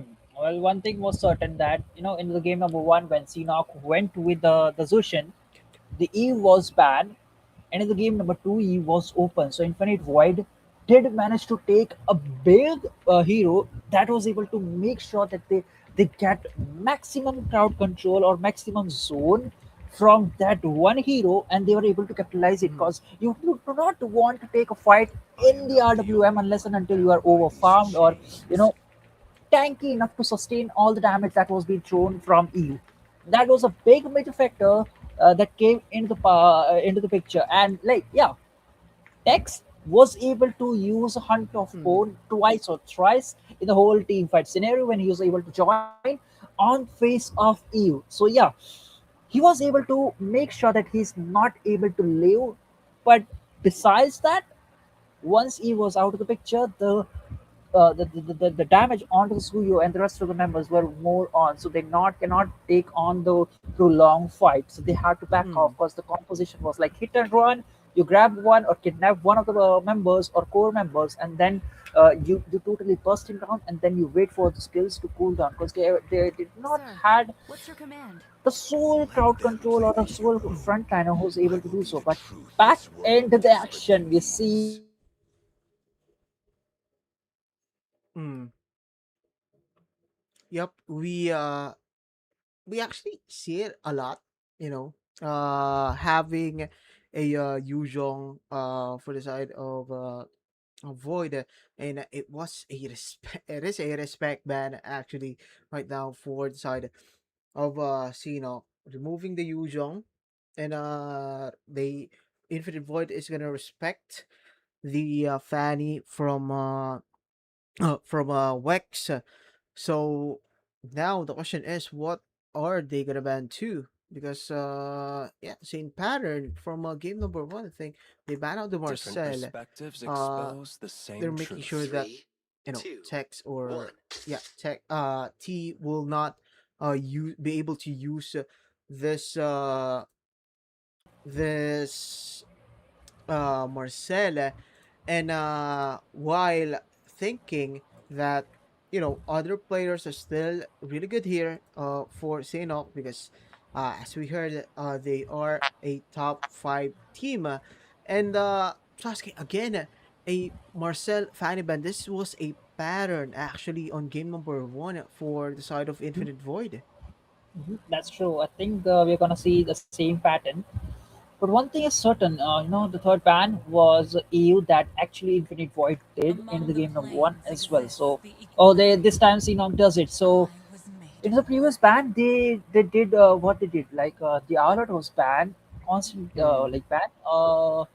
This time they took out two of the heroes, which Infinite Void did use it to the potential to to control the whole tempo of the battlefield till its fullest extent. So with that two heroes out of the picture, will Infinite Void ban out a Zushin, or they'll mm. go with the Paquito into the banning list? Yeah, I think a Pakiro Sushin is the best options to ban for the side of the Infinite Void, but instead they will ban Always out on the the way. Mathilda, and now a Oh, Pakiro is or Sushin is open for Sinok or uh no, instead they will pick up I an will choose Arlet. my own path. Okay, all right, uh huh. an Arlet instead. Hmm. Is that mean like Sinok are planning to go and throw Akai into the jungle? Cause Akai Alert just give Alert a lot Yeah. more blinks that he has now. That is the oldest combination you can use in the history of MLBB. Okay, so that is just a possibility. Like I know damage, the not the damage, but the nerves that you Magic know is my the life. Akai do is a bit Butterflies nerfed, born but by thy wish. Mm. yeah, you just Night give owl Harith by alongside lantern Zushin flight. away to Infinite Void that just grab it like nothing. Now you cannot go Esmeralda to count it out because you have the all out in the XP lane. Okay. What else could they do? Whew. Uh Man, they stole the they stole the Sushin. And this is gonna add more uh you know sustainability for Void. Since they have the Harith, they have the Sushin, so more shields for them in terms of being able to join in the team fights and having that kind of sustainability Come on, is gonna do Dexter. It's wonders. our And showtime. with a Claude, so another scaling hero for the side of Sinok. And actually, for the side of Sinok, they are gonna go I was ahead and pick born up with the talent. Guinevere. So they have that break armor. Being able to burst down heroes is Okay. gonna be a lot easier, and for this Arlot, man, I'm expecting this Arlot to be really aggressive, but there's still a lot of options left Uh for the huh. side of Sinok. But Now man, Akai enters the Aizen scene. with the Akai on the Oh, they jungle. steal the Akai into their hands, but going on to the second phase of the draft, there are three particular heroes that could pair up really well to Mm, exceed the potential of the first three picks that Sinok had. Now, that is the Atlas. You can argue about it like it can do a lot rather than mm, using the fatal links. He can just use a frigid glacier, make sure the enemies are constantly so uh, slowed down, and also evade the dire situation if is being able to constantly Can't poke let from. Okay, eternity the go. second is Grok. We all know how the tech charge and the wall combo comes into the hand alongside utilizing it mm-hmm, with Guinevere alongside the Arlong. Not to mention they have the Cloud. So with the tech charge, you have the final slash, you have the violet requiem alongside the blazing duet. That is a uh, lot of crowd control that they can proceed with. So instead, they go with the Lilia ban, understandable, because he mm-hmm, is out of the picture. The second best option that you pick against a Zushin will be a Lilia. mm-hmm.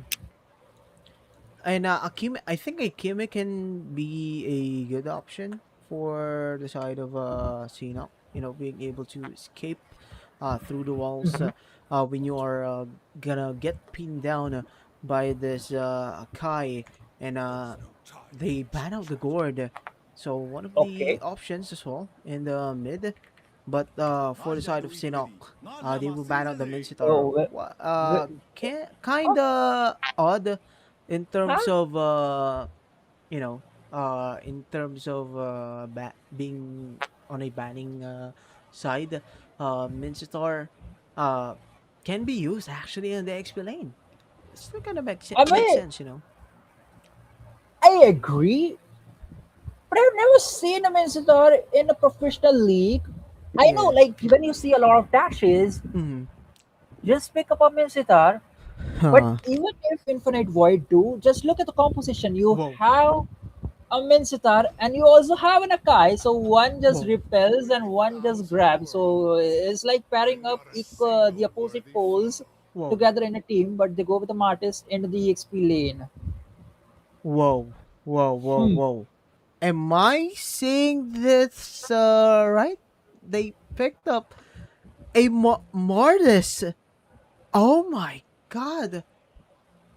Now that Why? is okay. That's okay. Cause Huh? with the decimate and with the sky piercer, you can Mm-hmm. actually contest a lot of things into the early game. So infinite void, instead of going with the late mid to late kind Mm. of a heroes, they're actually prioritizing the early heroes. For the counter picks coming in from Seanock, the Valentina into the mid lane. So the Beyblade matches will be there alongside the Yeah. Atlas. Alongside the Atlas. Oh my god. See, no, this they just pulled one. They just pulled one, man. This is kind of a cheesy composition, but then again, it is a direct counter as much as possible. You when your opponent picks an Akai, you want to have a Valentina to have that Uh-huh. Beyblade fight. You know, because man, this is The gonna be happy fun dance. to watch. This is gonna be fun to The, watch. You know. uh-huh. That's true. The original Akai name is like Hurricane Dance, but I like to Mm. call it a happy dance because when he's with the bamboo stake rotating around, he's quite happy. Mhm. But yeah, yeah, whatever. The It is final heavy pick, spinning. yeah, Oh my. Rogue. They Okay, need so a this is Rogue. gonna be an explain. Explain Martis. Yeah, Oh, that's oh right. my. Oh my. Did you imagine Akai into the rogue position? Nah, that's not.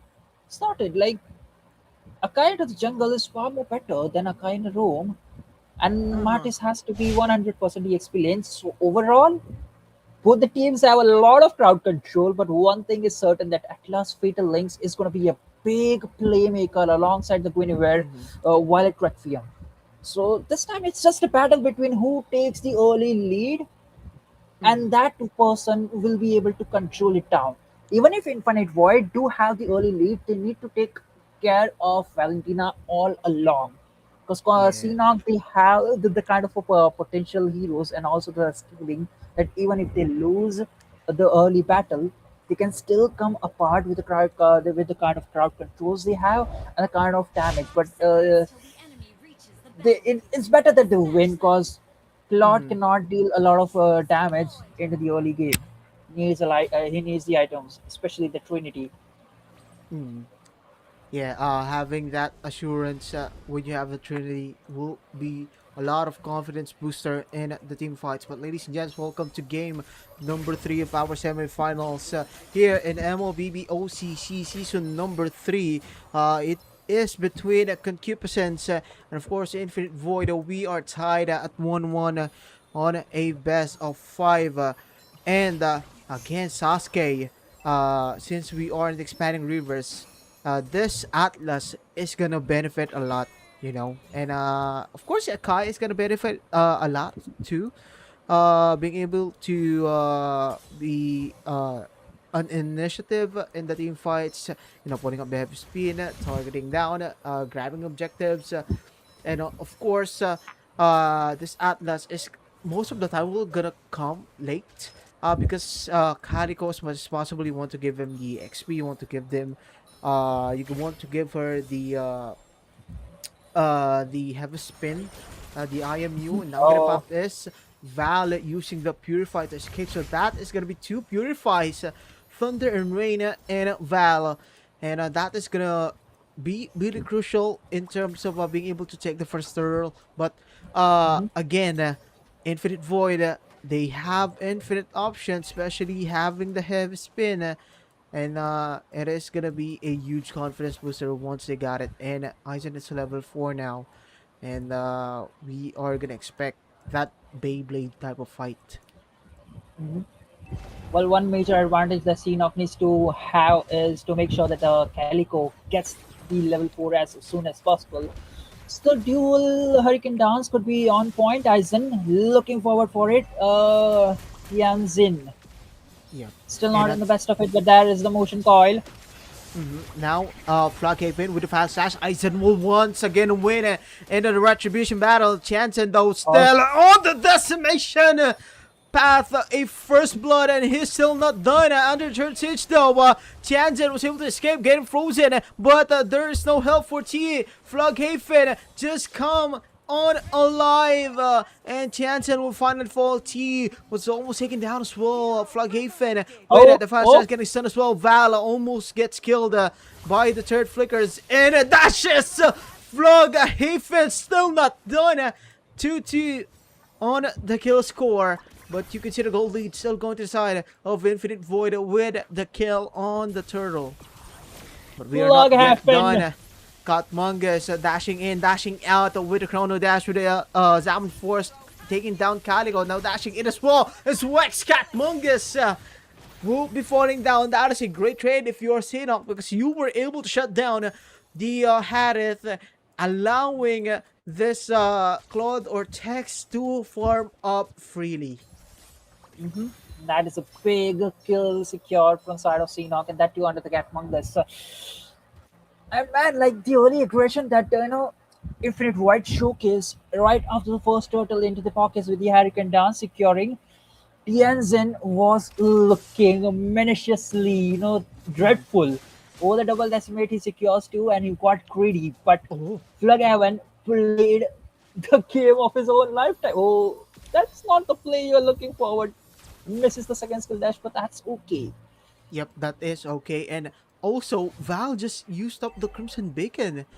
And I Uh-huh. think that was a misclick because, what Panic. what happened? What were you targeting down? You weren't You even basically under panic. pressure. And Uh-huh. actually, I think Sinok doesn't know because he was under the bush. Jansen will once again start off the fight. Jansen, no CC immune yet. Gets frozen down, half an HP. Jansen in the fatal legs connecting from behind his cat. Monk is trying to clear the mess with his Sound Force activating with a heavy spin as well coming in from Aizen.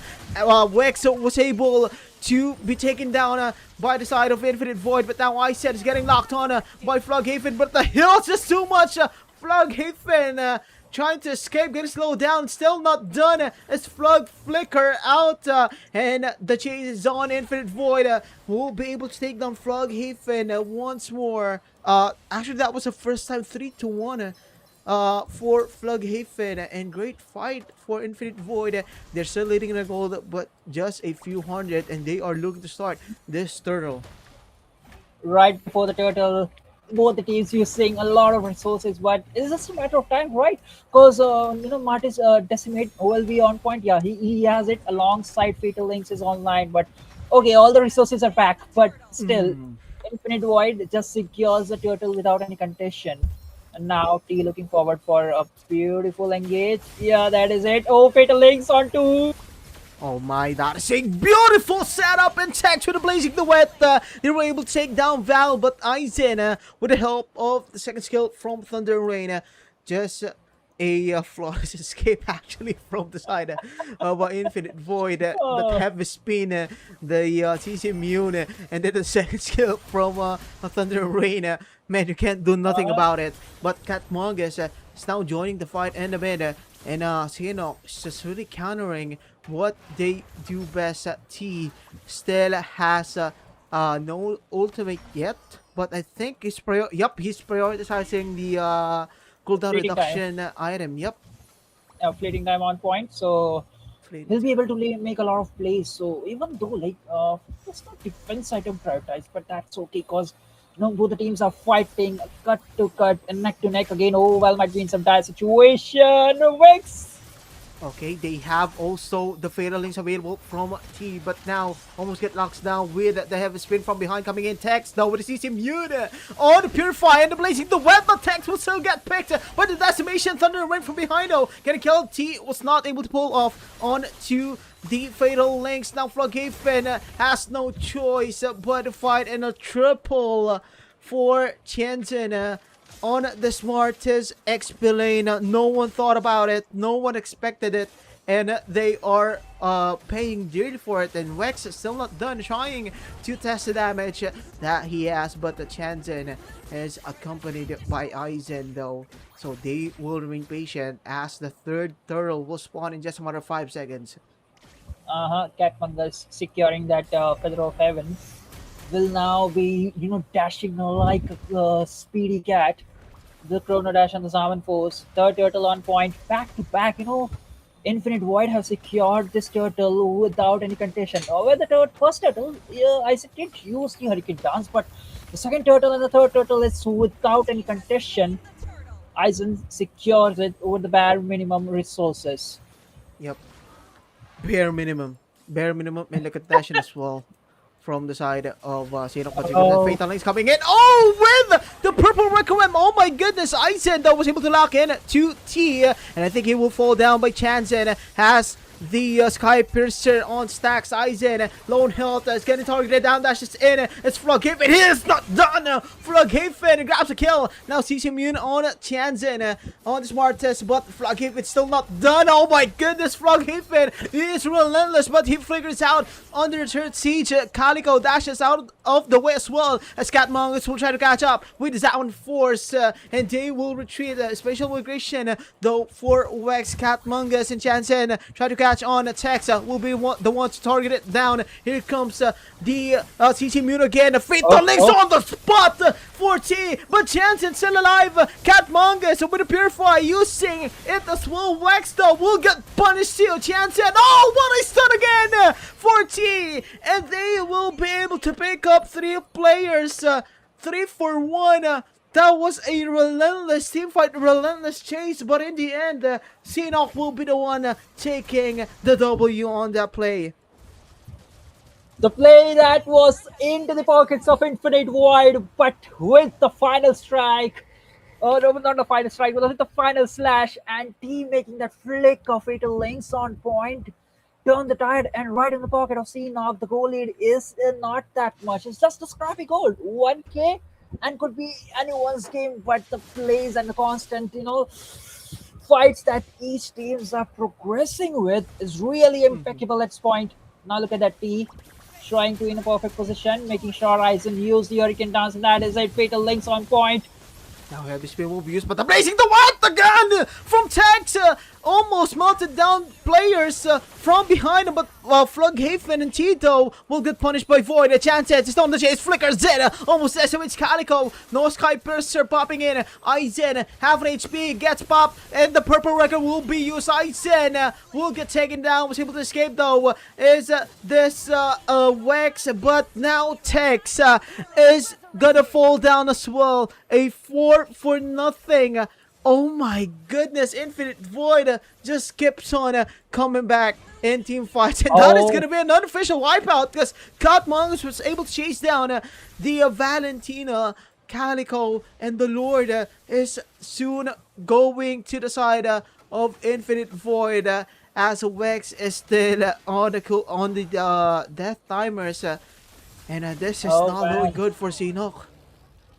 That's true, but in the game number 3, both the EXP laners, they're making some exceptional plays. Like, if you look at Tianjin, he's the one who's making the lead with the Aizen on the Hurricane Dance, decimating all the low members. And quick look at the atomization. Yeah, we do have the Sky Piercer on point with the Dreadnought armor and also Queen's Wings. So no wonder he's being an absolute beast. But look at that, Flughaven with this all out.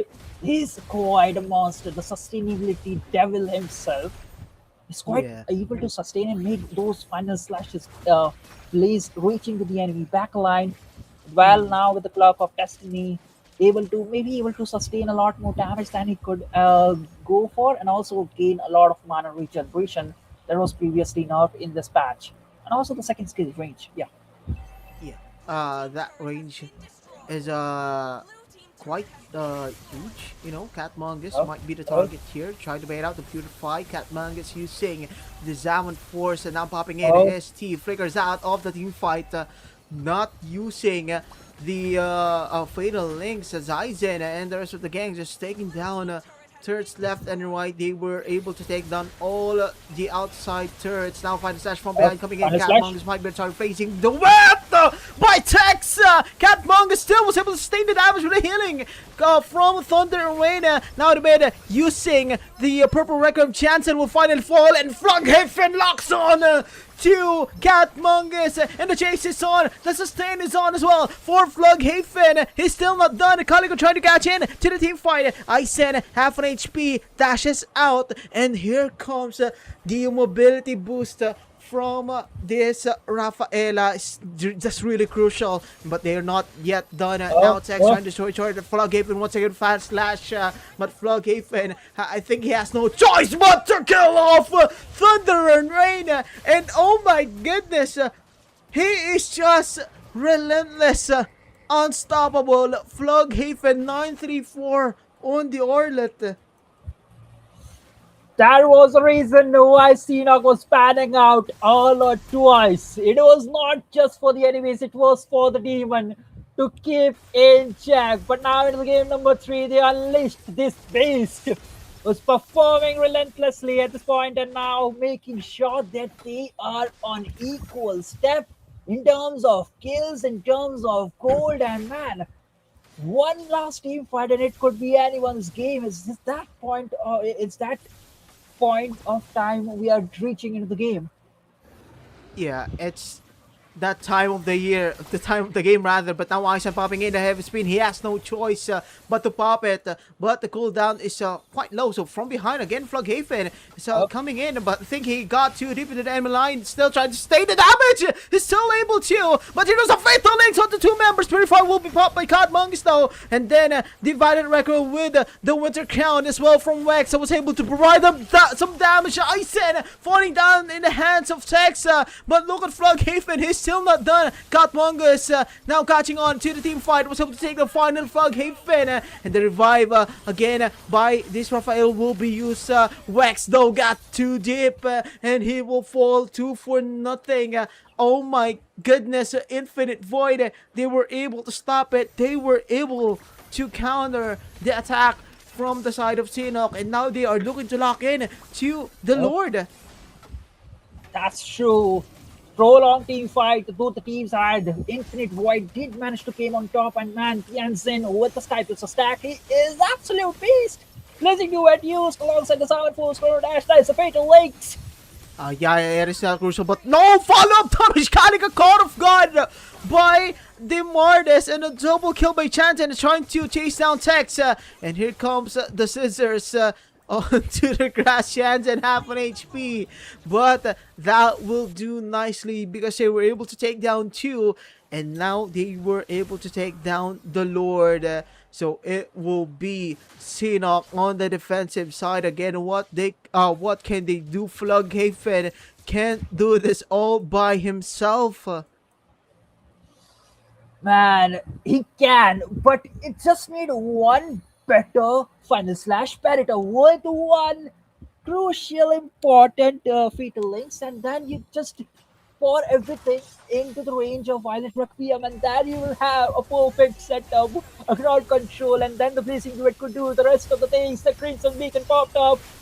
And the Fatal Links will be used as well. Aizen was half an HP, but so was Calico and Tex. Were lone held, but Flughaven was still doing it all. Now the Lord is still marching in. Into the base they go. Infinite Void, can they end this battle? Now it's the CC immune up for Chance. And the final slash crucial by Flughaven, but no follow-up damage. But look at Tex. Melted down Catmongus. Flughaven grabs a kill. Another Blazing the Wet. Was it there? But no, Jansen cleans up Calico, and he is on a rampage with the immortality. Jansen with a triple kill, and now the Sun for T, and this is looking good for for the side of Infinite Void. Another Blazing to a chance and still has immortality though. They are locking onto the base with a Fatal Link to buy some time. Aizen, oh no, it is not enough. And this game will go to the side of Infinite Void. Oh my goodness! They did manage to deny or defend it in the previous in a fantastic way. Sinago, what an amazing place! But it was just, I think, a miscalculation that Calico overstepped it. The Anson was very low, but the Decimate on point gave him the second life, and he was ruthless. He was going for second kill, double kill on point, and then go with the triple. Oh The my life skill. goodness. Sasuke, I'm speechless. Infinite Even Void with the smartest. Oh no, it is no doubt, ladies and gents. 16 for 1, 10.7 KDA. Chanzen is gonna be the MVP for this game. And they are leading 2-1. They are on a match point. But before we head on to game number 4, we are gonna throw to a break, and we'll be back right here in MLBB OCC season number 3 semifinals.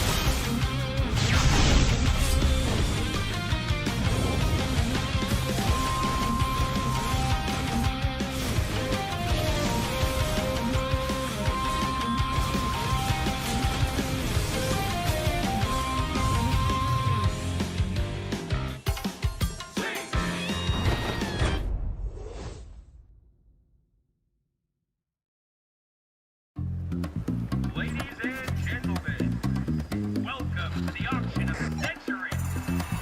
I hope you brought your checkbooks and your wits tonight. Let's start the bidding! The rapid dragon in agile fashion. We jump into action, dashing. Perspectives are clashing. Oh, oh, oh, we're taking on the fight.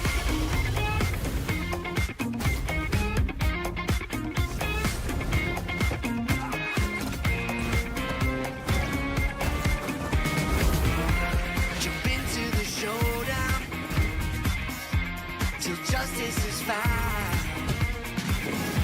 Transform into battle now. Judgment's gavel coming down. Fighting for the righteous justice. Fighting for the priceless truth. Blurring all the lines between the bad and the good. Yeah. Fighting for the justice no matter what we do. 3 perspectives sharing 1 objective, yeah. Everybody's fighting for the truth.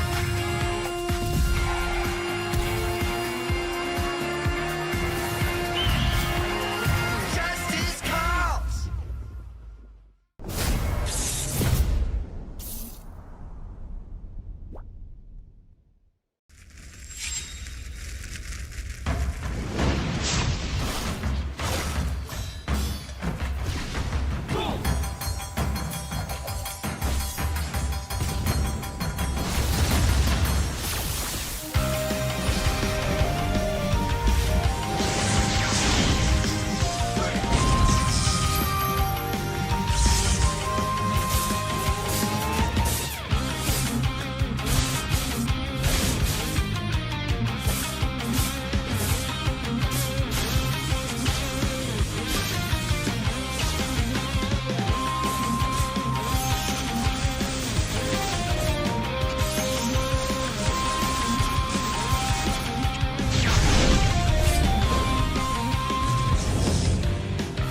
とは俺に任せて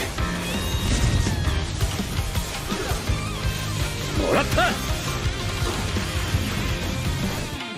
四代目ほかげを超える忍びはお前しかいないと俺はそう信じた。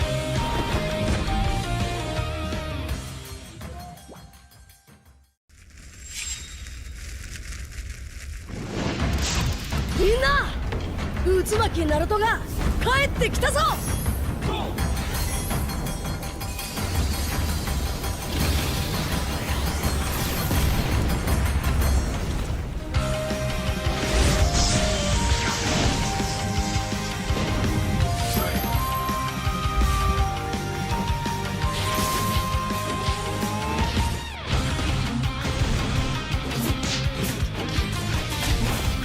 クラマ力を貸してくれ。よ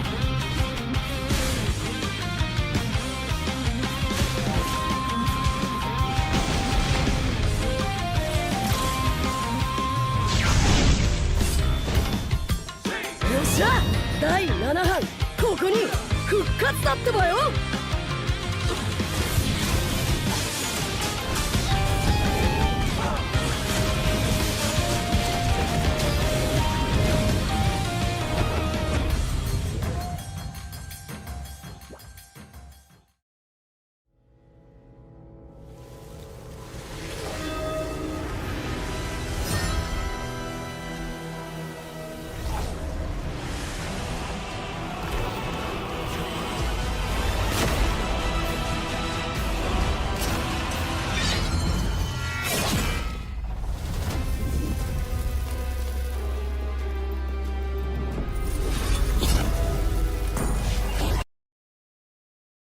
All right, guys. W- guys, what an incredible semi-final series between Sinnoh and Infinite Void, man. Both teams that they showed why they deserve to be at this stage of OCC Season 3, delivering some of the highest level Mobile Legends we've seen throughout the tournament. I mean, game one, round one was completely controlled by Sinnoh themselves with their drop, the Zushin, the Harith, and whatnot. But I saw that Kufra Zushin Nolan combination was absolutely unstoppable. Now we're gonna go to round two. We're gonna quickly recap it with that Harith, Yuzong, Eve, Kufra, and Suyu pick from the Void side. Now, Void controlled most of the pace from the early game all the way into the late game. The zoning was exceptional, and Concupiscence struggled to find opening against Void's aggressive rotation and objective control. Now, Void showed that they were not going down without a fight. Now, let's before we start the next game, I just want to talk about a little bit about this round three. Guys, you've seen it. The draft, the early game explosive with both teams trading kills immediately. Bluff Hagen on Arlott answered back with two quick downs during the early games, but Void controlled the early objective, securing multiple turtles and giving Tianzhen Martis a room to shine. The Atlas and Cloud combination from Sinnoh was also a nightmare to deal with, but although I feel like Void just fought their way back time after time. If we were watching Sinnoh versus Void, it didn't even felt like that. It just felt like it was Flaphagen versus Tianzin. Two players, two incredible performances. Guys, I don't think I'm gonna call him Flaphagen anymore. He was definitely Flap chasing. He chased every member of Void all the way back to the base. But unfortunately, the Raphaelis sustain was just way too good for Sinnoh to even pick off one of their mages. Now, it's quite unforgettable what have happened in those game. It's unbelievable. Overall, the series showed why both of those teams deserve to be in this position now. Concupiscence has demonstrated the championship level aggression. It's an incredible team fighting and the ability to create that explosive moments. And we was hoping for more, but Infinite Void just completely showed the dominance and challenged the best, adapt under that pressure and match the champions blow for blow. This was not a one-sided series. This was a battle, a statement from both teams, and this is exactly what OCC Season 3 is all about. Now, we're going to go to our round four. Um, Sinnoh versus Void. We're now going to throw it to our shoutcasters. Kenzie and Sasuke, back to you guys. Thank you so much, Marco, again for a wonderful hosting. And ladies and gents, again, we are your shoutcasters, Kenzie and Sasuke, bringing you our game number 4 of our semifinals here in MLBB OCC season number 3. We have Concupiscence again, and of course, our Infinite Void, who is leading the series 2-1. They are on the match point, 1 win away for winning this championship. And Sasuke, man, again, I need your thoughts. What are the crucial adjustments can Concupiscence do to come back and force a game number 5? And I really don't know because I think this is the time that Seanock pulls out all those secret cards that they've been hiding. Because if Mm-hmm. not, Infinite Void will just engulf the mighty kingdom that they have been holding long. Because season one, they won. They are the Mm-hmm. champions of season one, even in season two, and now at a crucial moment, they need to showcase their Oh. the strengths.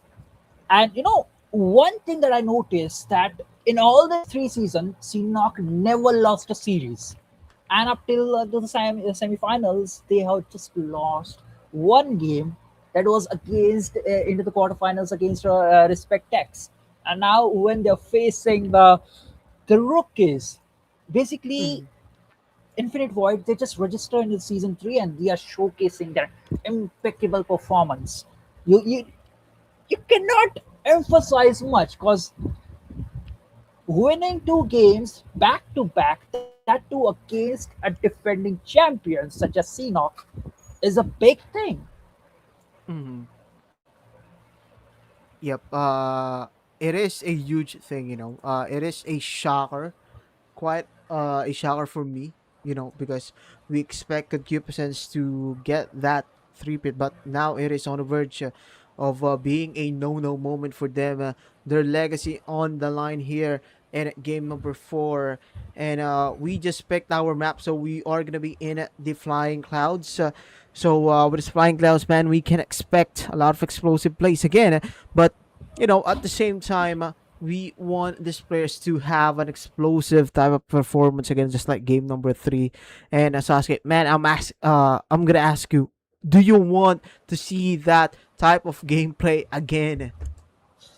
But I really don't know. But I Sir, like the kind of at your draft that both command. the teams have pulled, even though that was quite a surprise pick for you to see the Martis into the XP lane. But Mm, it really worked. Over the Sky Piercer in the hands, the early game tempo was into the pockets, and now Seanock again onto the blue side. Oh, wow. huh?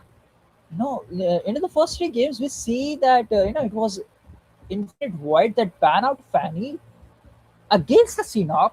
But this time, Seanock, they're banning. No, no, no, no, no, no, no, Okay, no, no. okay, okay. Yeah, Now, that's on never me. mind. Never mind. Yeah, That's on yeah. me. Never mind. Okay. Now that this makes a lot more sense because you definitely don't want to give Harriet to Infinite Void because those two brutal games that Seanock Mm, faced, and that was again a back to back. So Always on the definitely way. a respect ban, but again, Matilda came in the ban again, same old ban. But this time, Seanock, they had to choose between Marcel or Phobius because those were the patterns, right? Into the red mm, phase, they ban out Phobius all the three games. Maybe again in the game number four. mm. Well, maybe can't be, but this time, Shayna will be the ones binding out the Marcel because it is a potent first pick too. For Infinite Void, I think they can just stick to their comfort, because that Martis was one heck of a cheesy pick, and Sadok was not able to find an answer for it because the chases were just really endless, and I almost felt like passing out, like while calling it because man, I was thinking to myself, when will this chase end? And rightfully so, Infinite Void, they were able to control the game from the late stages. They were able to grab the crucial objectives, but Among this the time planes is exists the what we equilibrium. expect to see from I them, was made for and we are excited again to see if Sinnoh can pull off a comeback here and force a game number 5. Now, I think there is a possibility if they Mm-hmm. left open the Fovis open, because you see, the best option to counter a Martis into the XP lane is Fovis, but into the first three games, Xenoc have constantly been banned out and making Oh, sure that the rest of the Blink heroes they get more accessibility. So at this point, Butterflies I think yeah born they by can our ban out flesh, Zushin or maybe an guided Arlot. by They go with the lanterns Zushin, light. so that is a good trade. But Infinite Void, they have the leverage to go with the Phobius if they really yeah. want to. If not, what else? Claude is still open just because they had Pakir. this out of picture.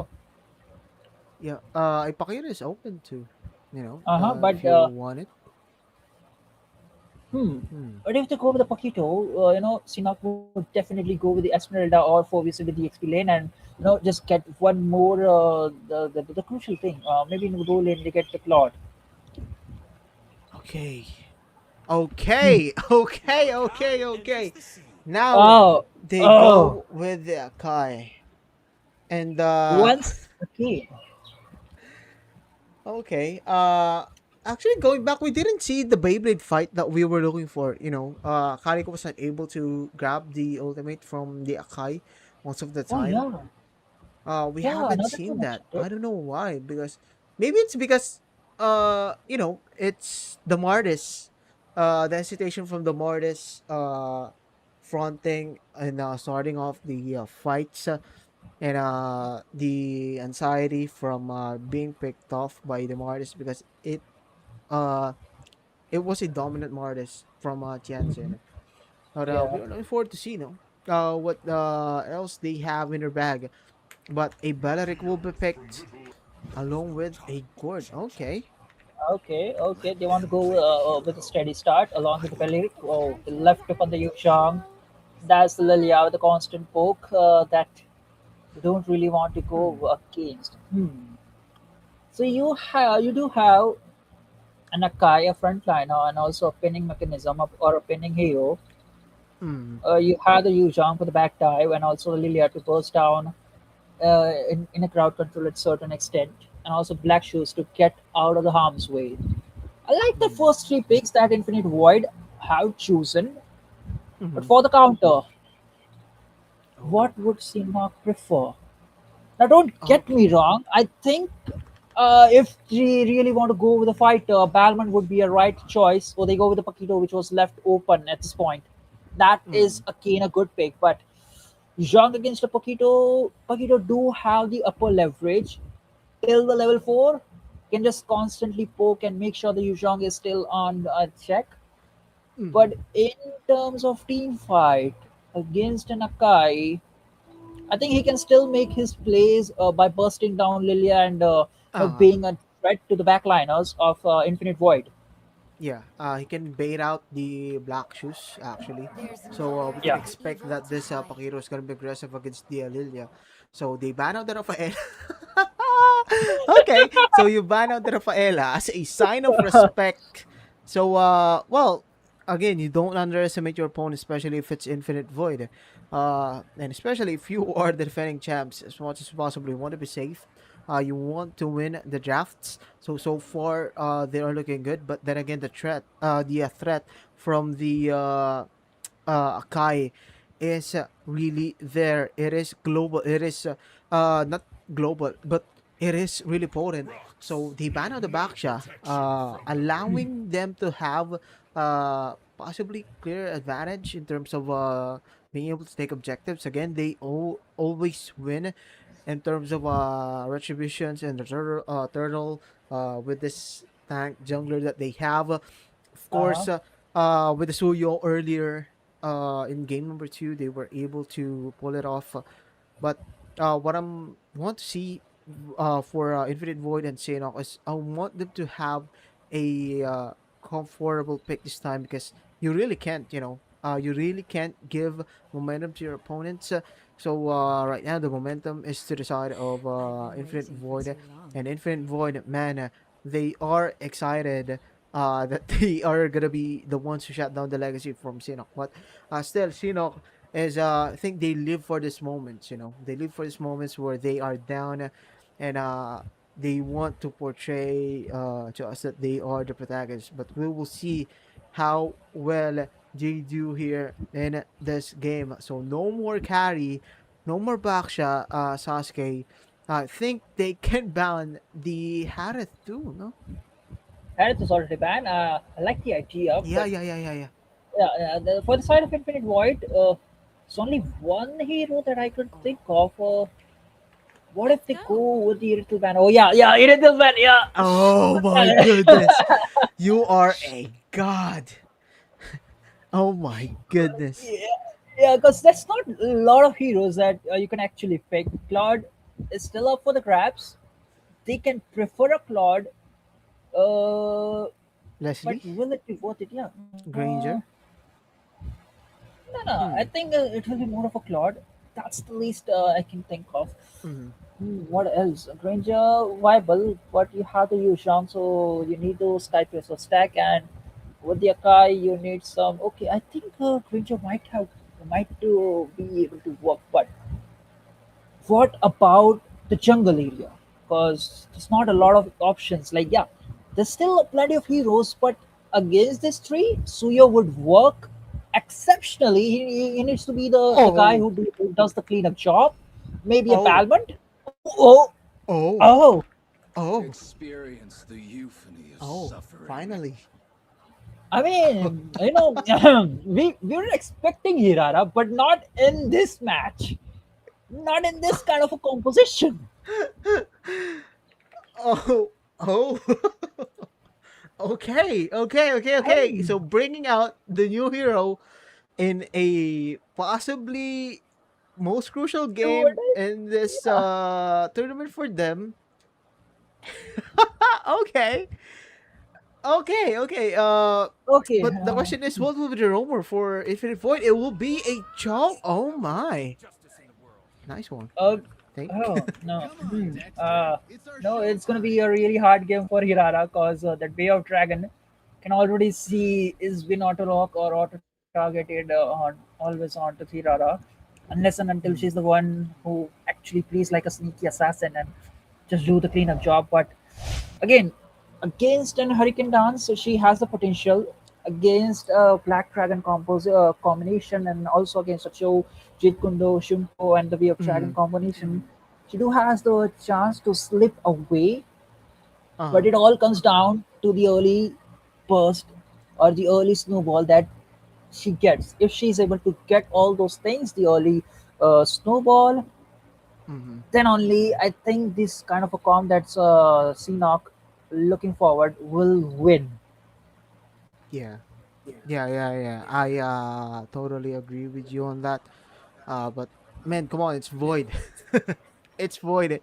They have infinite possibilities again. And ladies and Ah, gents, we are gonna enter the land of Dona. This is gonna be game number 4 of our semifinals here in MLBB OCC season number 3 between Infinite Void and Concupiscence. Infinite Void down leading 2-1. They are in the match point and on the verge of advancing to our grand finals. And we would like to also thank you very much for watching our live stream live here on TikTok and also on YouTube. And ladies and gents, don't forget to also double tap your screens and keep on supporting OCC Australia because we have a lot of more exciting tournaments, upcoming tournaments after this season. But for now, the defending champs, Sasuke, are on the verge of losing their three peak chances. But with this type of composition, no, with a Hirata being picked, think they have a good chance, especially with the Gord as well, pairing it up, with a Beleric. But again, there is the threat of the Akai.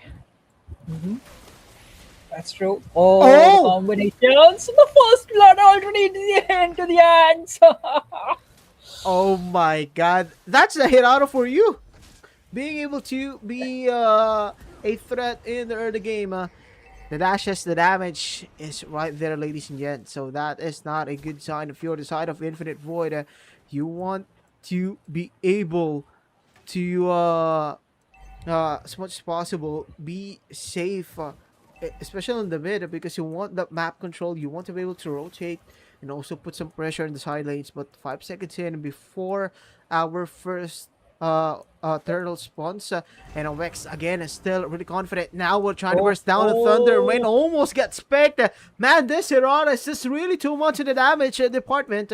Now T trying to hold down Aizen, getting taunt. Now Flug Hafen with the punches as well, but the taunt in the heavy soon will be used. Forces up, and that is a nice zoning by the side of Sinok. Now flickering out, and the Petrify will be as well. T melting down. Oh my goodness, Valdo gets picked off under that team fight. Flaghaven still not done.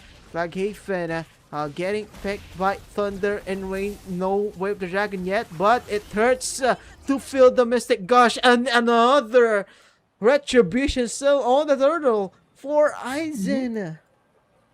The last couple of members, the last couple of fights, but that's okay. They still get the turtle in their hands, the goal lead. It still could be anyone's goal lead because just a scrap of gold that Infinite Void currently holds. But man, the Hirara damage is there, but it's more of a hit and run kind of composition. So rest of the team members do need to fight constantly to make sure that the play is there. Or the Jeet Kundo, Joe might be in some trouble, but no, Yeah. just runs away. He just runs. He past. still has a Shunpo. He still has Shunpo. Yeah, He yeah, can yeah. probably- Oh! Nice flicker by Kaliga. Almost gets pinned down by the heavy spin. So that is one skill baited out. And no Wave the Dragon for Thunder and Rain. No pop-ups, no follow-up. And still a great sign for Sinok that they are keeping up and actually leading in terms of kills. But the goal is even out for these two teams, and we are waiting to see who will be the one winning in the next team fight. T will now go face to face against Thunder and Rain. They are just really confident. Tex with a flicker though. Flickers out. No BMI, and now the kick. The Wave the Dragon. T taunts them down, but he will still fall down in the hands of Val. And that is the crucial kill. And it will be much better if Catmongus was the one who killed T for the Sky Piercer's attacks, but keep that in mind. They are patient. Void is not that aggressive, but they are keeping the pressure to Sinok. That's true. Quick look at the atomization. Granger still lacking. Oh yeah, he gone with a Hunter Strike. So Yeah. I am quite not sure. Okay, so well, never mind. Petrify combo. Joe might be in some dire situation. Wave the dragon on God. Okay, And that's we're- just Oof. No use. No use but to use the Wave the Dragon. Catmongus now cannot be confident. He'll flicker on the ultimate. Not on time for T. That is a mistaken execution on the combo. And now Infinite Void will just remain patient. But now Catmongus is feeling the damage. Oh my goodness, they lose the turret on to the top. Infinite Void just loses one. And also T will be able to farm up. So I think he is leading in terms of gold. But no, still, it's Catmongus. How did this happen? We just entered the 5-minute mark. They were not able to farm up on the gold plates, but still, Catmongus with the lead. Now another kick with the Dragon. T blazing the wit coming in, but now, oh, it is cancelled out. Tex had no choice, but now the Mystic Gush popping in, and T is still alive. Black Shoes just walking through. Flaghaven punching his way, the uppercut again at the damage. Catmongus from behind is getting chased by Wex. Aizen, a pause. What? What? a crucial moment. What just happened? Oh. Oh. Oh my. Oh my. Okay. Okay. We are getting some words that the Hirara isn't supposed to be picked. I think it is okay to be picked because it's been weeks since it has been released, but we're still clarifying it with our team. So just stand by, ladies and gentlemen. We'll be back soon enough. Okay, and yeah, while we are waiting for them for announcements, we would like to also let you know that we are back in the game itself because the Hirara is an okay pick. They are good to go. Now Flughaven. Oh, on the Postmera. Okay. Okay, that is not good. Good Mungus, man, this guy has a luck of the lifetime with a unique amount of HP. Saves off camera. PMI in, Okay, Vex, now that's a kill. oh, Texel will get killed though. They were able to take down the goal laner, which is Cat Bung. So two goal laners fell down. Sorry about it for not being able to navigate Uh-huh. properly on the map. But Chanzen still being able to defend properly the bottom lane turret. But on the top, man, the pressure is on the side. Of Infinite Void this time. Now look at the punches from Haven forces out the black shoes from Val as the turtle spawns. Is gonna be the third and last. Oh, oh. And Jansen was able to Jansen. escape. Now Dash is out as well, trying to punch his way through. T-Do is gonna be the one fronting, and here comes the Black Diamond 4. They are trying to pop, and the cake once again to Wex side. Wex still alive, but Isaac with a pin down on the heavy spin. Team Flughaven and Wex will fall down as Cat Mungus grabs a triple kill. Flickers, and this might be a maniac. Another flicker, though a maniac secured by Cat Mungus just when you need him the most. The cat is among us to show that he is worthy. That's true. An instant 40 stacks of Skypioso with a maniac into the pocket. Infinite Void with one play that defied all OCC knock and the turtle right in the pockets. The goal lead is still in their hands. 2K with the 2000 in the pockets. They're looking quite strong. Again, Mystic Dash, but that not even Brad's been dropped. Oh no, Thunder and Reina will be picked off. So still good pick off by Sinok. They needed a kill because they are behind in terms of rolled by 2,000, almost 2,000, and now Infinite Void is just trying to find another one to trade it. And now Flughaven, he knows Flughaven. that his punches really hurt, can really hurt Cat Mongoose. He needs to shut down this Granger because he is now unstoppable with a maniac secured 512 for Cat Mongoose. And taking a look at the items, still a Sky Person secured along with the Malefic Roar, and you will, yeah, we felt it. You know, we felt that Sasuke. We felt Yeah. the Death Sonata. We felt the damage from the Rhapsody on this Granger. And soon enough, it is gonna be really hard to stop if they will not be able to find an answer. Now getting kicked, but the wave the dragons now Rex, and the Death Sonata connects from behind. A Catmong is still not done, grabbing the double kill on under the turret onto the top. And Infinite Void still looking. Catmungus with a blazing duet, trying to shut down Tex, but no, Jansen will be next one to fall. They were able to shut down Catmungus from the blazing duet with Tex. Oh my, really crucial on that play. That's true.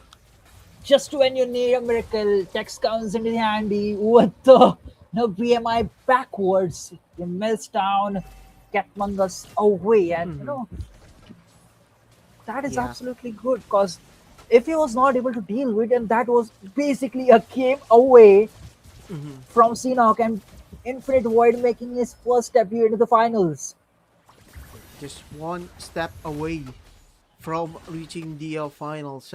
But they still need to be careful because the goal is just 1k with a shutdown from with shutting down Cat Mongoose. That allowed them to have some sort of a leeway in our retribution battle. Wax will win this one just when you need him the most. Wax shows up and now getting locked in onto the top is Tiansen, and I said we'll finally fall. Cat Mongoose still alive though with the punches flicker, and Cat Mongoose falls down a triple for Wex, and that is gonna be a wipeout. What happened to Infinite Void? And this is looking too good for the side of Concupiscence as they take down tier 2 in the mid, and they will pop the holy shield as well. Oh man, one major mistake and it is all Seanock all over the map with the complete wiped out. Tex alongside OX with a beautiful retribution plays coming in handy, and I think that is the major factor that they were showcasing or hiding this, the crucial card because again we have the Ooh. dragon. Okay, what a crucial wave dragon now. T is the one getting locked, but left behind is Valdo. Gets retried by Wex, but look at the position of Void. Black Dragon from Wubi is trying to catch in. Is this Tianzhen on the Flying Dragon Shames, and now Tianzhen was able to lock into Frog. Hafen grabs two, but Catmongus will get picked on the bottom lane by Tex. No answer to the blazing the weather. Wex still getting chased by Thunder and Rain. Now dashes in with a Jit Kondo, and they will be able to destroy turn on to the mid. What a play by Tex. Oh my goodness. Just when you think like the marksman will be able to defend, Tex comes in the handy with a BMI placing to it on the face of Catmungus. He takes down the kill and now snatches away two of the towers away from Infinite Void. Yeah, they really need it, man. They really need it.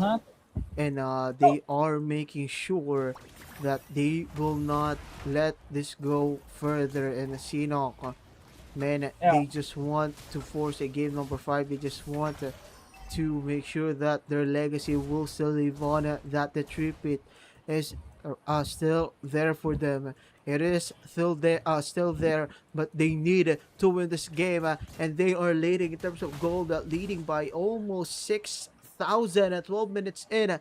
The shutdowns, the third takedowns was really coming in for them, left and right and in the mid.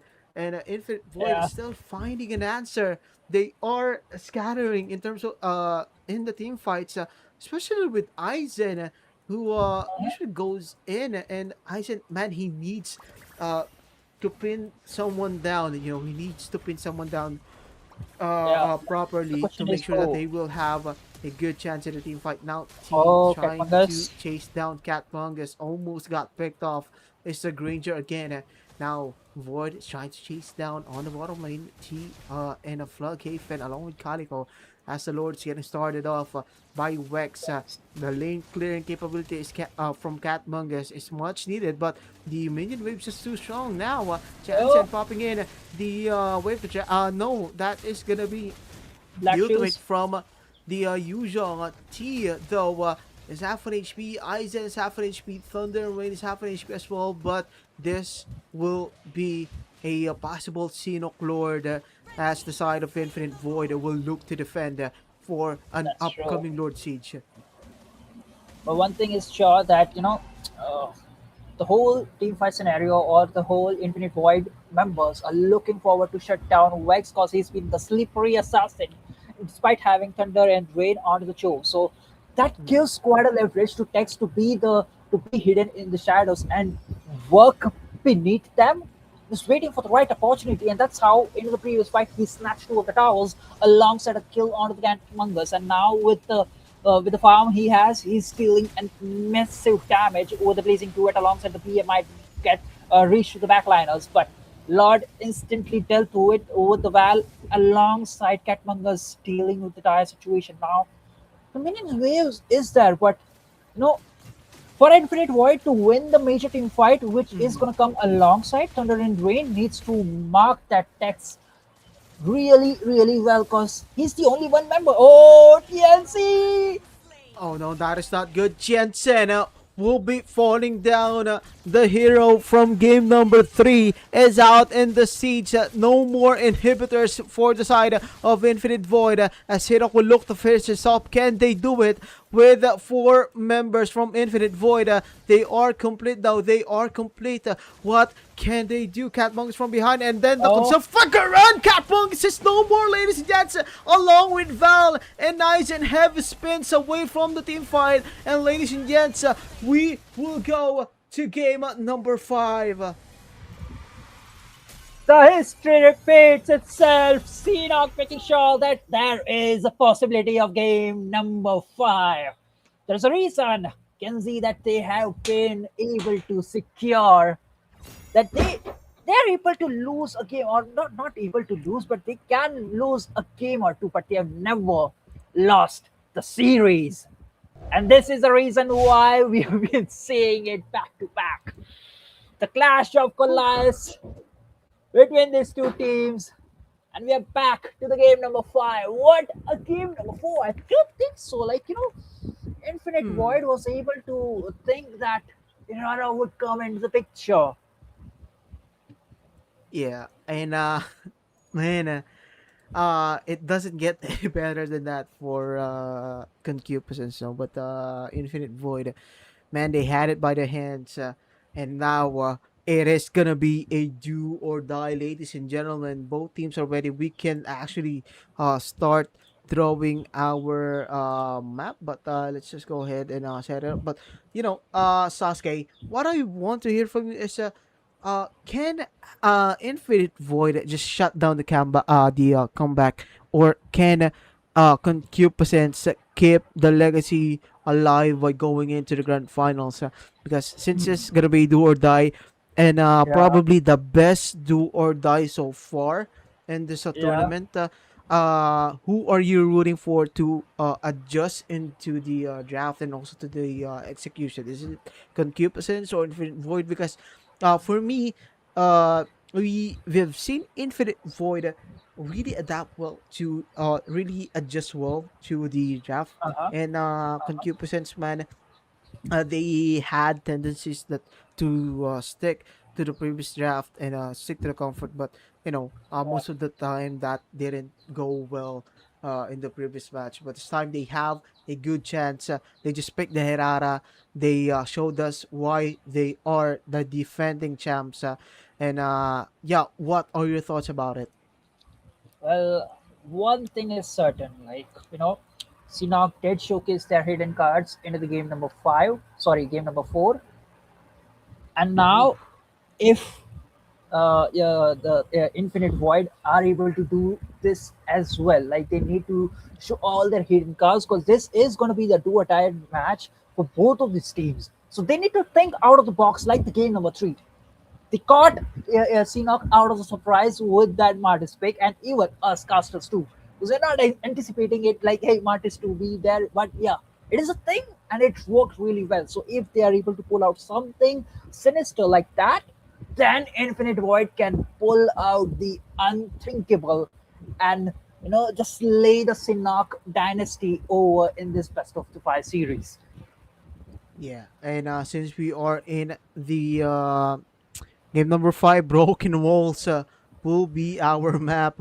Just when it doesn't get any cheesier than this, we are gonna be in the Broken Walls. So one game to decide it all. No, Sasuke, do or die between Concupiscence and Infinite Void. These two teams just really gave us one heck of a semifinals match. But again, it is gonna be up to them on how they will execute this. So they Sir, are Uh, going what's your back command? to the game number 1 bands. They are resetting because they know that this is just gonna be one game left to play. that's true.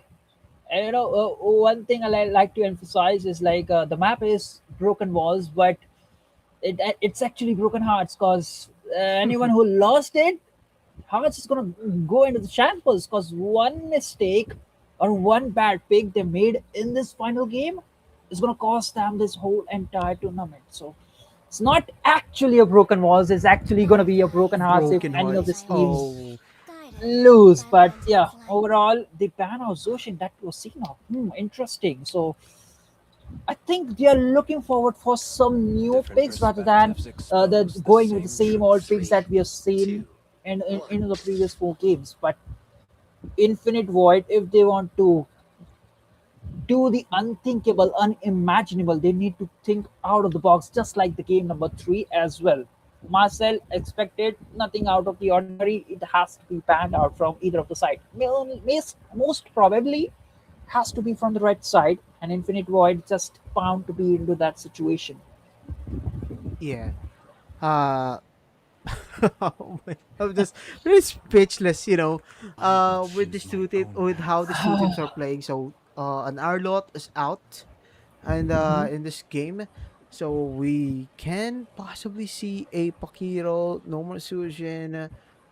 So I'm gonna bet that there is gonna be an Eve here, or even a possible backshot in. And I'm not gonna be shocked, if ever Sinok grabs the Hirara again, because they had no way of Yeah, shutting down that Hirara, and yeah. it was just really a hurtful, a painful type of hero that Infinite Void had to face. Now we will not see a Harith, so the Pakiro is open for Sinok, and Yuzhong as well is open. The Akai is open. The Eve is open. But what is gonna be your winning pick here? Mm. I'm thinking of a Claude. If not, a Croc would do wonders. But at this point of a time, at this point of the pack changes, you don't really prioritize the rumor too much. Yeah, no questions asked. They instantly lock down Paquito. Now, Infinite Void, they have the leverage if they really want to go with what? An Esmeralda into the goal lane, or maybe again through that old wombo combo that they did into the game number 3. Akai Mhm. alongside Martis. Yeah. Yeah, can be. And if I see that Akai Mardis again, um, I'm gonna laugh my ass off. I'm gonna laugh it off. And there we go. Uh, speaking of, they picked the Akai. Okay. Oh, no, Uh, no, no. Please, no Martis. Is it gonna be? please, will it be? Among the planes They pick up the exist Eve. no Okay, equilibrium. okay, okay. Understandable. Made for Hmm, Understandable. yep. There it Uh, was left open, and yeah, gives a good amount of crowd control if you are really looking forward for, especially into the neutral objectives, or trying to go for the push, or trying to make sure you have the proper zone under your control. So understandable. mhm. Again, one thing is certain: RC not gonna pull out that Hirara play once more into the arsenal, or is it going to be some new pick like a Ling? I think Ling is gonna work well, but I think it's just too early to pull out a Ling at this point. Yeah, go with a Peleric alongside a Claude. Interesting. Man, they just picked the same heroes. Yeah, Same three heroes from the previous game. So yeah, this is what I said earlier, that Sinok has the tendency to pick the same heroes whenever it wins. Whenever mhm, the composition wins, they will not adjust it. I mean, their saying is, if it works, it works.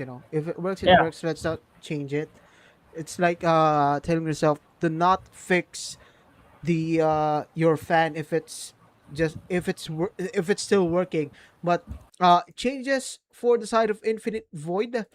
uh I don't know, man. If they will be, oh yep, there will be changes, so they pick up the Moscow.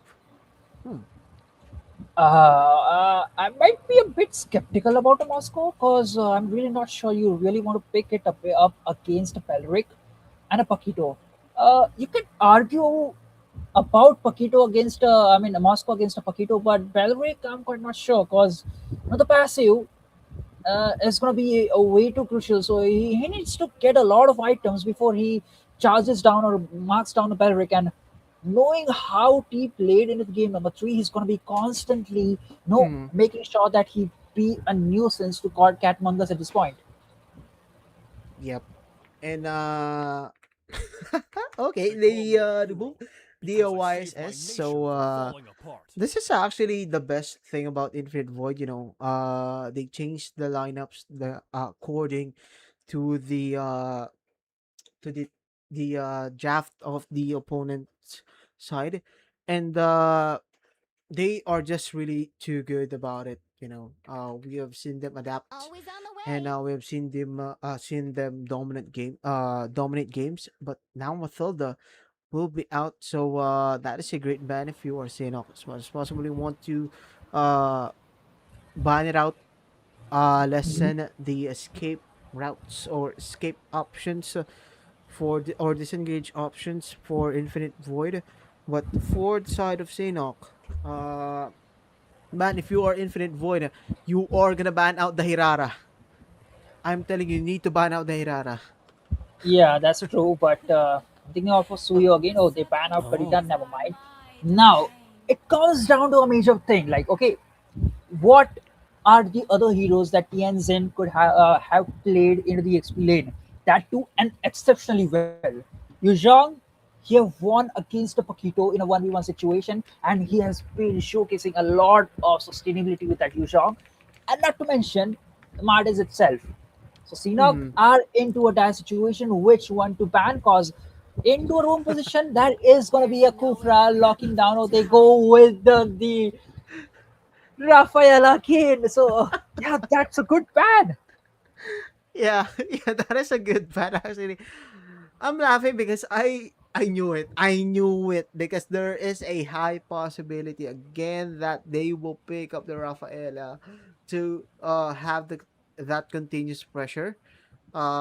So the main point of having the Rafaela earlier for Infinite Void was for them to have that quick revive so they can join team fights quickly because they are relentless when it comes to a team fight.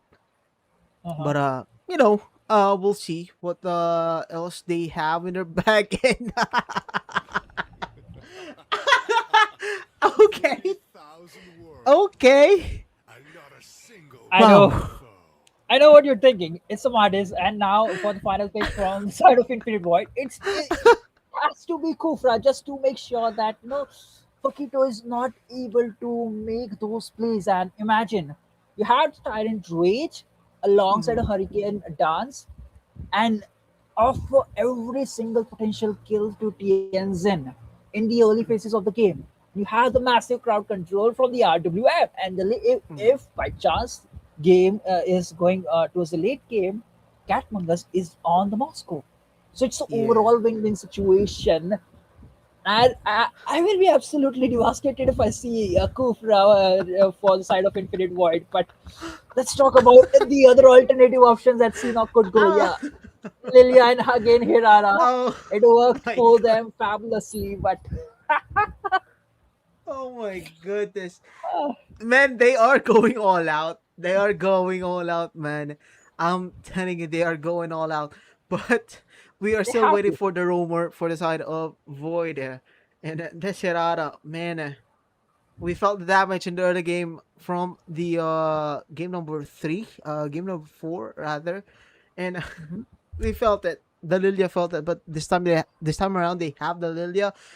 But Yeah, oh my goodness, they Kufra. pick up the Hilda. The ultimate answer. I was thinking Okay, about Kufra and because the bouncy ball would actually cancel out the dashes coming in from Hirara, even though the passive, like where you use the swipe skills and then you dash it away. So the playing potential would actually leave out, but they go with the Hilda alongside the Martis, so they're not solely relying on the Martis that hey you go up and do all the necessities. But I like the Hilda against the Hirara, especially because now you have the invade potential from the rumor itself. Because Hilda, if you left alone Hilda to mm, like chase Hirara, yeah, she will do it. And yeah, with the bushes all around the map, she'll not die easily. So that's a quite leverage that Infinite Void have looked upon for this rumor pick. yeah, and with this pick, with Five this seconds draft for the before side of two insertion teams, completed.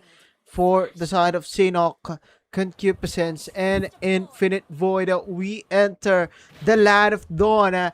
Game number 5 of our semifinals matchup here in MLBB OCC season number 3.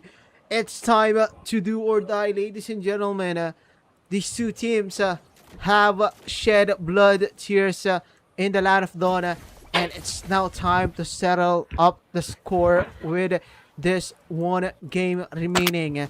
Sinok, Infinite Void. Oh my God, we all comes. It all comes down to this. So a Oh, flicker out early for Val. Now Calico though, using the flicker as well. So both gold mid laners or lone health. Now, but there is a revitalize for Thunder and Rain, so no flicker for the Vex. Hilda.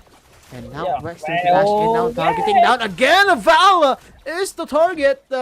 And great start for Sinok. They didn't count in that they had the Hirara and they paid dearly for it for the life of Val. That's true. The early aggression that the Hirara could bring onto the table right at the level 2. That you are just taking a one creep anywhere onto the jungle map and then you instantly level 2 and the burst damage that she is able to provide is way too much. Val was once again the target for that same old trick. Eisen already level 4. Mart is looking forward for the aggression, but they choose to disengage at this point. That is acceptable because Decimate is not available for Tianzin. Mm. Yep, it is not. But now Thunder and Rain is half an HP. The slow from the blooms from Calico is just really too much for them to handle right now. Even though Uh, just got the ultimate, so the Blacks is now available again at Chansen, trying to go in and Revitalize will be up uh, for Thunder uh, and Rain, and he will get melted down. He will be the first blood. He will be the second blood to fall down. Chansen though flickers out. This Levi is not getting in, and Val will once again fall 3-0. Sinok, they just really live for this moment, and Chansen has no choice but to back out and give the turtle to the side of concupiscence. that's true.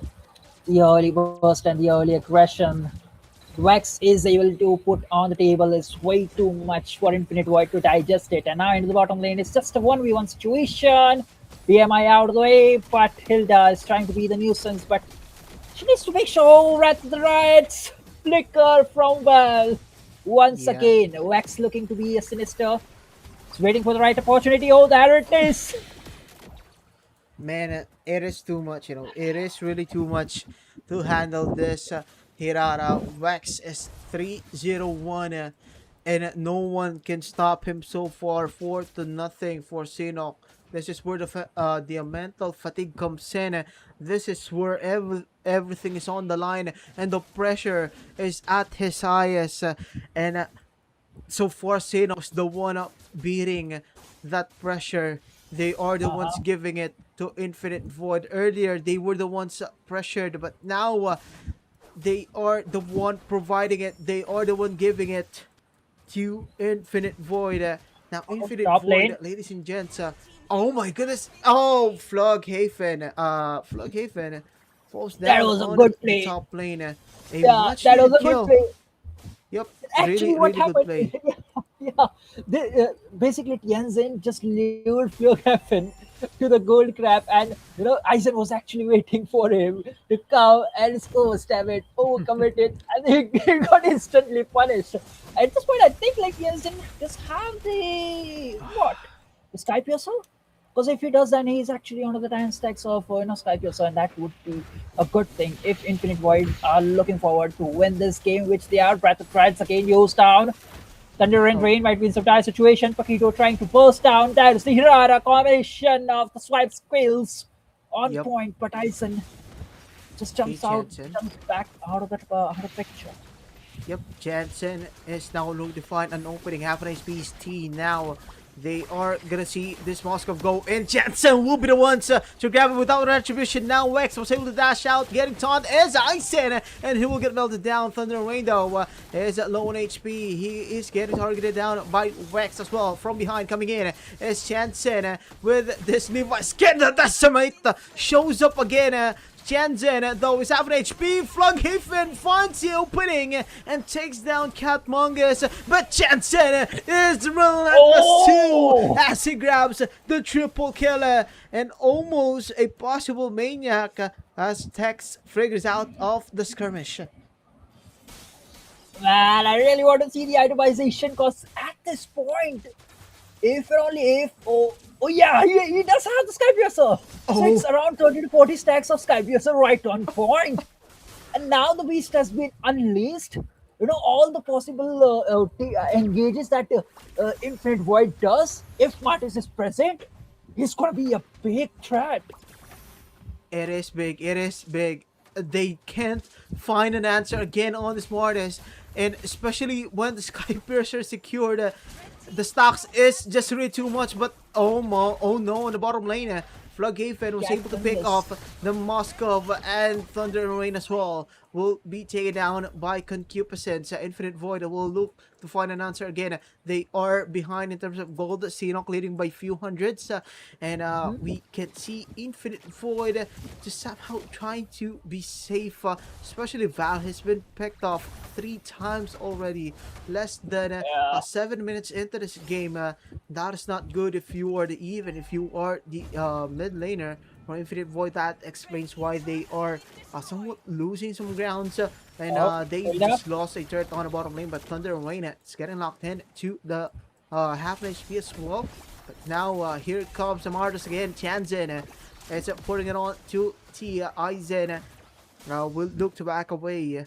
They will go ahead and force up their things on the turtle. This is gonna be the last turtle for this game, ladies and gentlemen. Thunder and Rain again trying to find an opening for his team. T just really sustained the damage. Here comes a flicker. No one thought it, but Aizen though from behind again coming in. Thunder and Rain is their own health, but here comes RWM forcing up on the turtle. Thunder and Rain still alive. SOD will connect. Who will be the ones to fall? It will be Floodhaven, and then the Heavy Speeder will get locked on. Getting popped is stacks, though Jansen is low in HP and he will fall down. That is going to be shut down, secured by Cardigo. Much needed for the side of Sinok.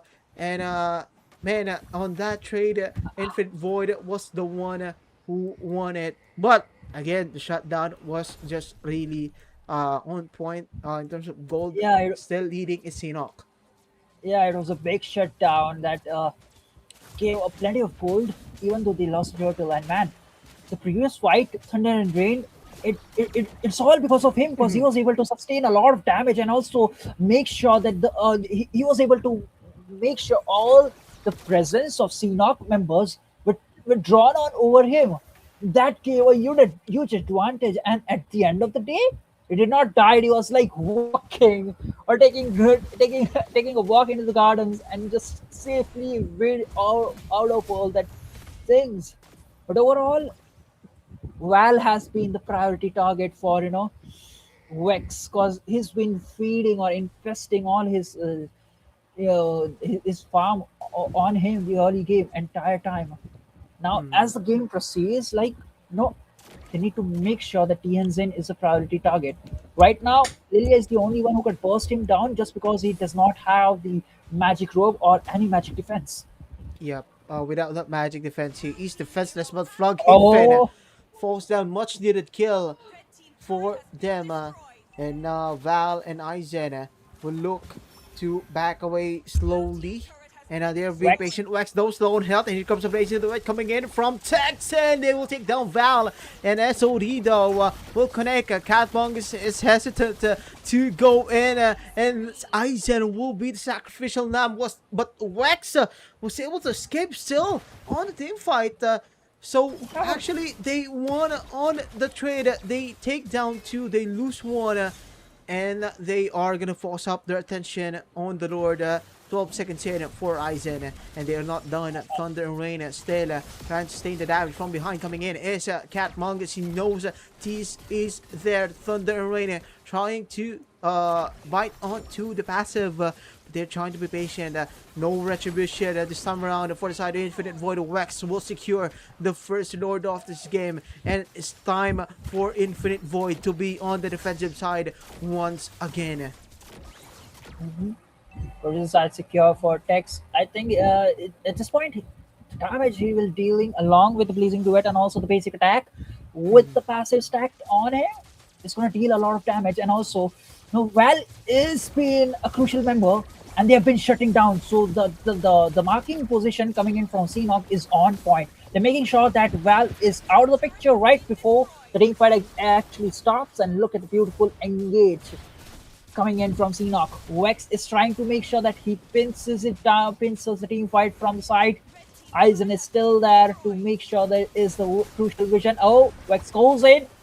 Okay, here comes a heavy spin as well. Tex will get locked down. Oh no, with the Beam still connecting. Tex was able to escape Jansen and will finally fall down from behind. Cat Monks was able to connect with SOD. Aizen off camp kill. Actually, it was from the top. Now Thunder and Rain will be the next one to fall. 3-2-1 still for Sinok. And they are letting us know that they are the deserving back-to-back champs. They're proving themselves, but now Catmongus is changing the narrative. He is on a kill spree. 3-2-2 for Catmongus. He is not done. T is his target, but the hitting is just on point, and he will be able to take down Catmongus himself. Why would you hit a Belric? Like, I agree, like you have the atomization, you have the damage, but again, not too close, because it's a suicidal for Moscow if he's hitting down a Belric at this point. But again, a good play, a massive play coming in from Cena, making sure they get a lot of crucial kills, and especially, they're so focused on the Vex that they forgot, like, hey, their HP is also depleting, and with the swiping skills, Vex was able to evade a crucial damage dealing aspect, and he was able to burst out Thunder and Rain, which was always I forgot the word, but yeah, it was always a neutral threat for Hirara. He's constantly marking down. He's making sure that he is zoned away.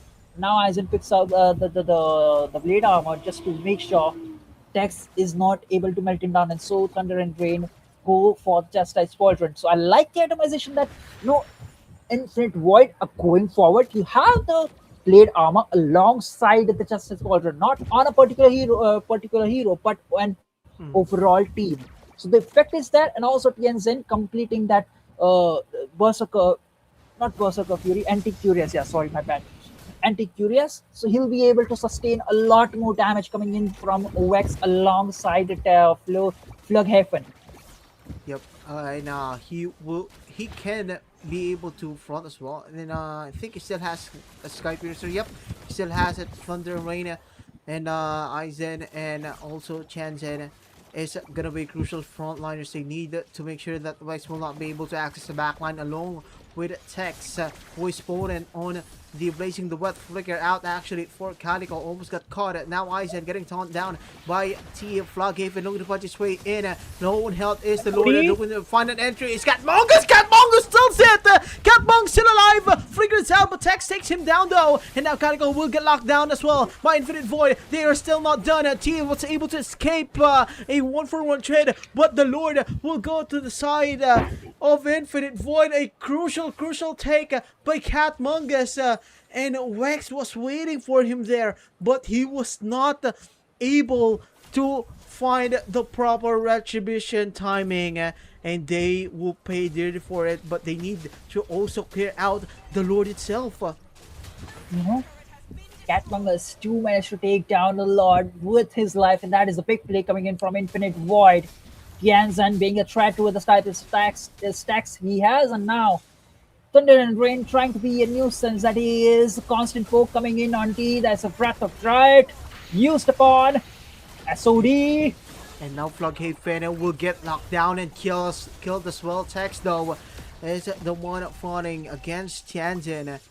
And I think they need the Cauldron to front against the Claude. But this Claude knows that Tianjin doesn't have it. He only has the Antikyras and also the Radiant Armor against the Lilia. But now Vex gets knocked down, gets mobilized with RWM flicker out. No, that's not a flicker, but they were able to dash out. Now have oh no, Throat Health is chance, and Thunder Wayne staying the damage with the Revitalize, but it's not enough. Vex will be the one to grab his soul. Now Tex going 1-on-1, and then the Wind Channel will be used as well. But here comes the Malefic Gunner on time, on a buy, but they will need to back away first. They just lost Thunder and Rain, and they will reset. A big opportunity created for Seanock, but it just barely misses it. Like, yeah, they did get a kill over to the Thunder and Rain, and that is okay for Infinite Void, because That's just a Hilda. His whole point is to be a nuisance over to Vex or maybe the backliners of Seanock. But if it was someone else, the game would have already ended into the favor of Seanock. And like the idea, the Wrath of Drides was even used, and he is trying to sustain a lot. In some bad Ooh, situation, a lot of damage being taken down. oh my Now, man, did Wex just almost got picked off by the basic attacks uh-huh, from Catmongus? And let's just take a look at the items, you know. Uh oh, lock item on Catmongus, and as uh-huh, well it's as full the build. Wex pure damage. Yep, it is real pure Oh, on the Thunder and damage. Stone! Oh no, Thunder and Rain almost getting caught. Now SOD will be used by Humongous! Catmongus. Is getting top, but oh my god, he still fought it off. Flughaven is now chasing down members of Void. Another loss for Infinite Void. They just lost their damage dealer. This Mosque of Catmongus, that is a crucial loss because the Lord has spawned and Wex is focusing up and taking it for Sinnoh himself. Uh-huh. It's not to play you make Catmangus, not at this point, not at this stakes, where the things are do or die situation. He used the SOD alongside Flicker. Again, Thunder and Rain busted down with a constant poke, and there are poke damage coming in from Calico. Even Oh though my the god. DRWM was being used, it was not enough to save his life, and now Infinite Void in the die situation. Yeah. Seanock, all five members, and look at that, Vex picking up the immortality with just to make sure with this one fight, final fight, they are able to make sure Mhm. they close and seal the deal once and for Oh, oh, all. oh, oh, Oh, oh. oh, oh, oh. Catmongus, oh now with the heavy spin used by Aizen. Now Catmongus using the wind chat as well. Valdo will fall from behind. And now Sinnoh is just looking to end this game. They take them through. Oh no, not yet. It is not yet over. But they have the minion wave. They have the minion wave. And now Sinnoh No! will still remain in the grand finals. It will come back. Oh my god. That is the reason why Seanock holds the title of never losing a series even once. Because this time we basically witnessed what an impossible was there. In a 2-1 score, old fashioned, they managed to win back to back a 3-2 in this best of five semi-finals on the OCC Australia Season 3. The first team to win to go to the grand finals is gonna be Seanock. The champions of Season 1 and Season 2 are still going to reign their flags into the grand finals. My goodness. Another grand finals ticket for the side of Sinnoh, and it doesn't get any poetic than that. Ladies and gentlemen, our grand finalist, Concupiscence, and still, man, we have to give it to Infinite Void for giving us a one heck of a series. But again, there can only be one winner, and it is proven to be Sinnoh. The veterans, the experience showed up to us. It really showed in this game. With the Hirara, it really shows that they adopted this early, and they showed us that they are the defending champs, and they have still another chance to finally prove that they are the uh the best of the best. They are on the verge of grabbing that three pit. But ladies and gents, we're still not done. We still have a second series for our semifinal. So we have Cut to Oblivion and Monarch. But before we head on to that second match, let us throw it to Marco, who will be giving us an insight about the series and this game. Marco, take it away. Oh my God. Thank you, Kenzie and Starscape, for once again a very incredible shoutcasting of the game. We really appreciate you guys. So thank you. But here we are. The That final round, the deciding battle, the moment where everything comes down to execution between Infinite Void and Concupiscence. Now, after four incredible rounds of back and forth action, uh, Concupiscence and Infinite Void entered this final game knowing there was no room for mistakes. One fight could decide the series. One objective could decide the momentum. One player could become the difference maker. And once again, these two teams delivered a game worthy of the semifinals. The opening moments immediately showed that Infinite Void were not going down quietly. And we can see, but Concupiscence always had an answer to those. And that answer was Wex on Hirara. Now, after being unleashed on the OCC stage, Hirara continued to prove why this pick was highly anticipated. Wex was everywhere across the map, finding the perfect moments to dive into fights and eliminate key targets. And that biggest target on that game 5, Val's Eve. Every time Infinite Void wanted to set up the zoning and control the battlefield, Hirara was there to disrupt the plan. Eve never had the comfort to freely control teamfights, and Sinnoh constantly pressured Void's backline. But champions are not built by giving up. Infinite Void still fought back. During a crucial third contest, you can see that Tianzin on Amatis exploded onto the battlefield, finding an incredible triple kill and completely swinging the momentum back in Void's favor. For a moment, it looked like Infinite Void had found the opening they needed. The champions were a bit under pressure, the challengers were pushing back. But then Concupiscence showed why they are one of the most feared teams in OCC history. As the game moved into the late stage, Sinnoh's team fighting became clearer and cleaner. Their patience, positioning, and ability to identify the right targets were absolutely world class. Then came the Lord fight, the moment that could decide everything.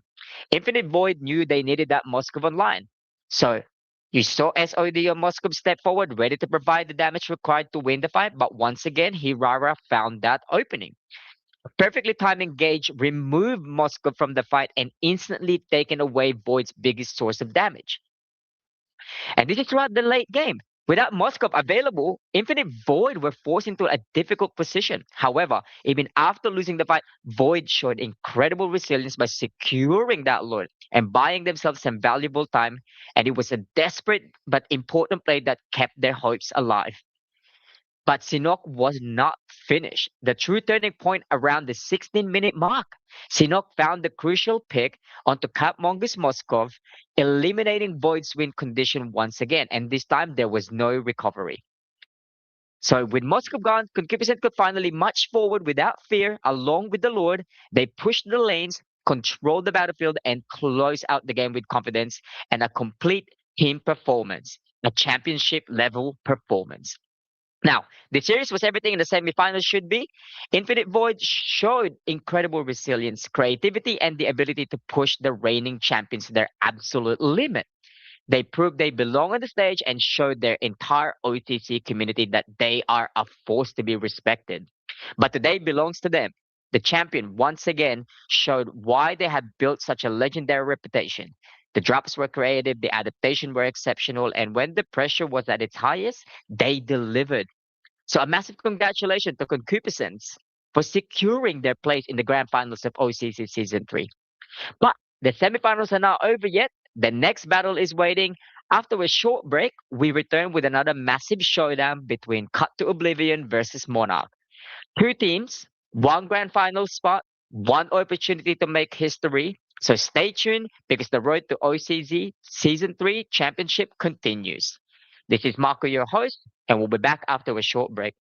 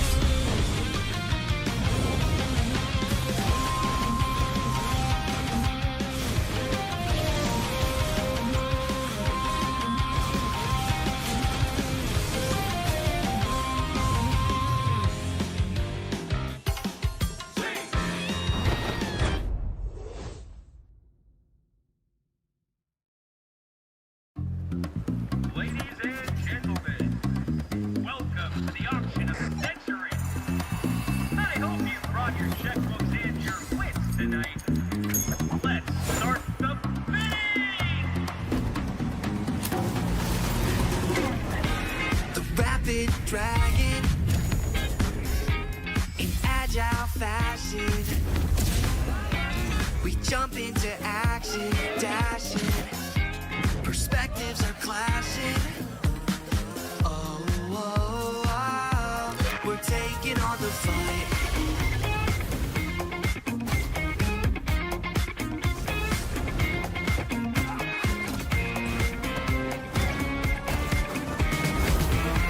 Jump into the showdown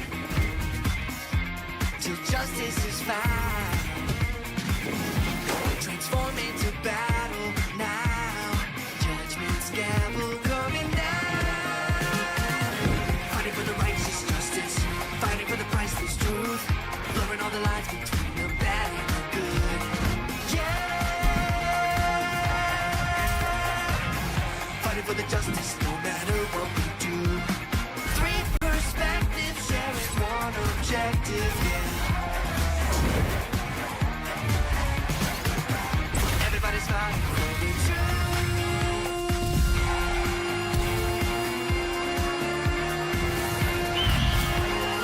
Justice calls.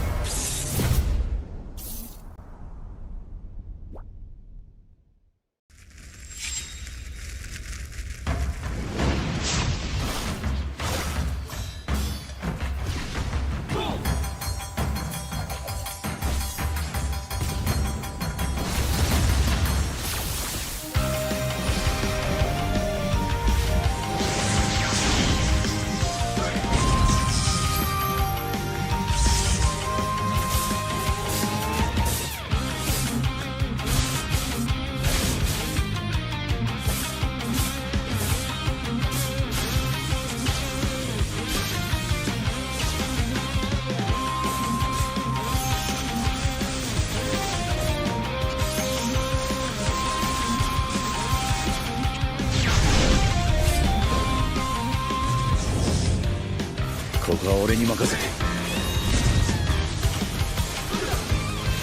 もらった。四代目他目を超える忍びはお前しかいないと俺はそう信じた。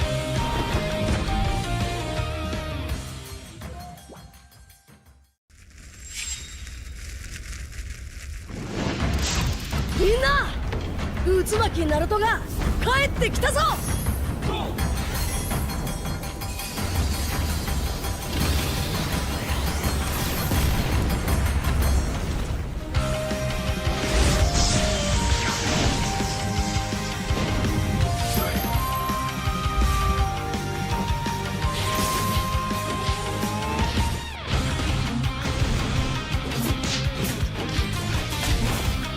クラマ力を貸してくれ。よ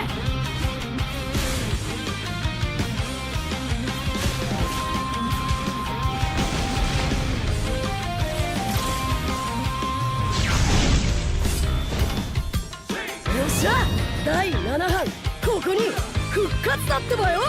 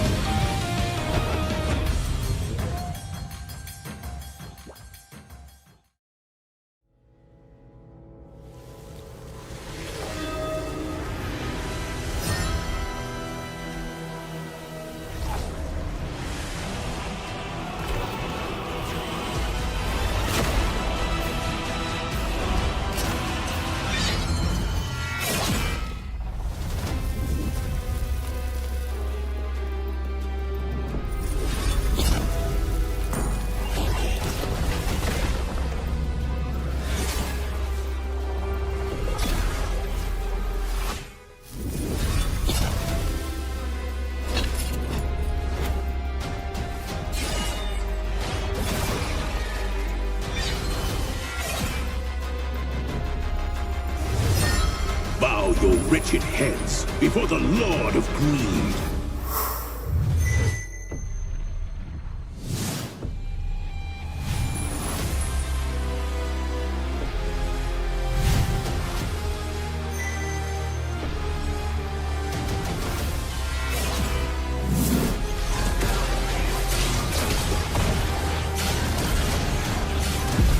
Be freed from your mortal coil.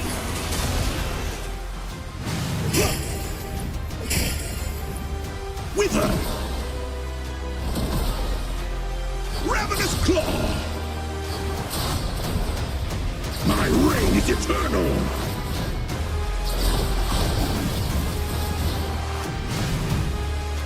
In the end, you achieved nothing.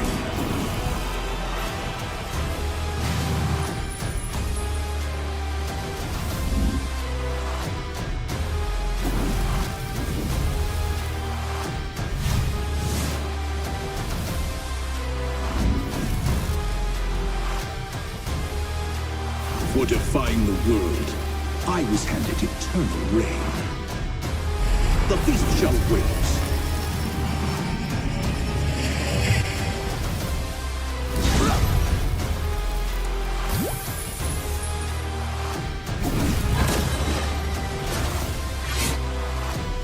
All will praise his name.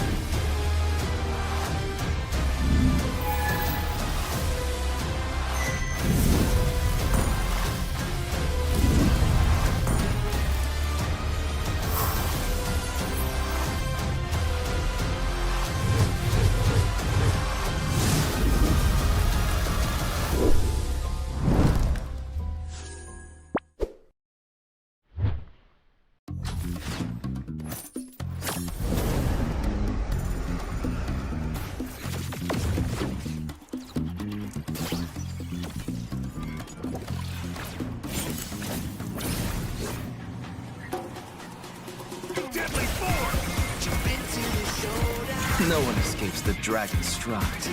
No one escapes the snake's fangs. No one escapes the falcon's gaze.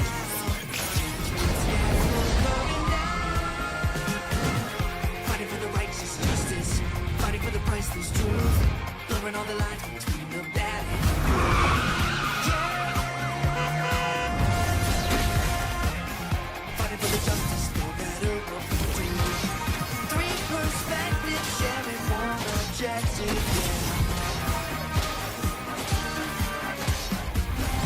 Everybody's fighting for the truth.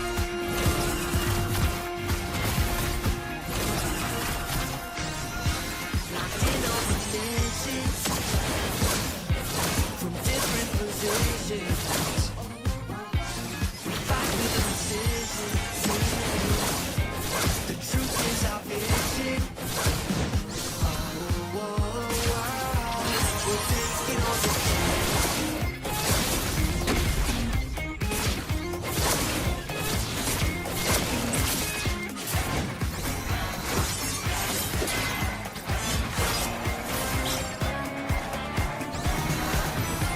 We're calling for justice on the battleground.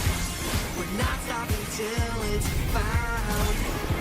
Nobody can judge our past actions. The gallows coming down. Fighting for the righteous justice, fighting for the priceless truth, blurring all the lines between the bad and the good.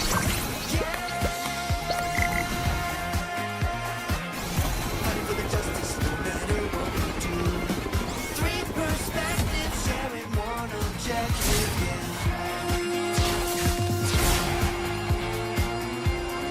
Justice calls!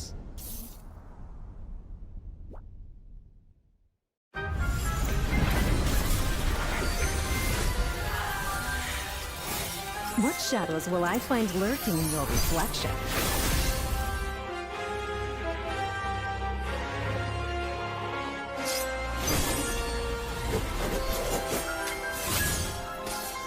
Swift and deadly. Mirror waltz. Your move. Pierce through.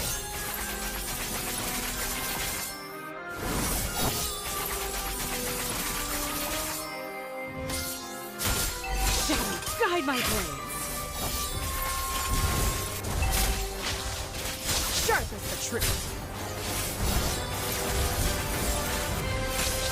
Care to dance?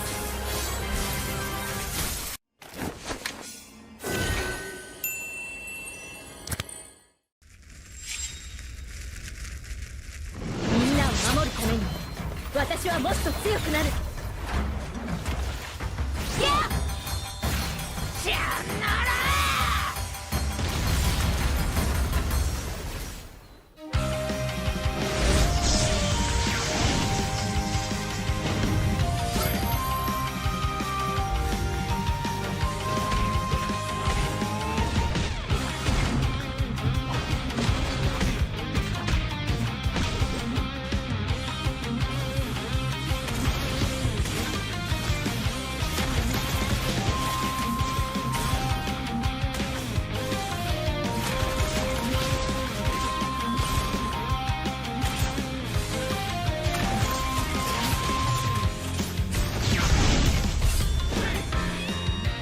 今度は背中合わせでいくわよ。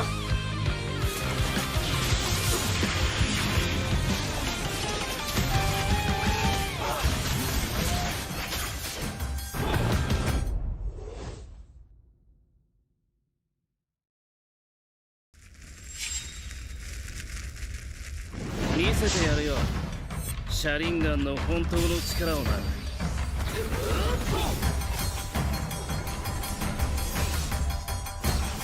力が湧いてくる。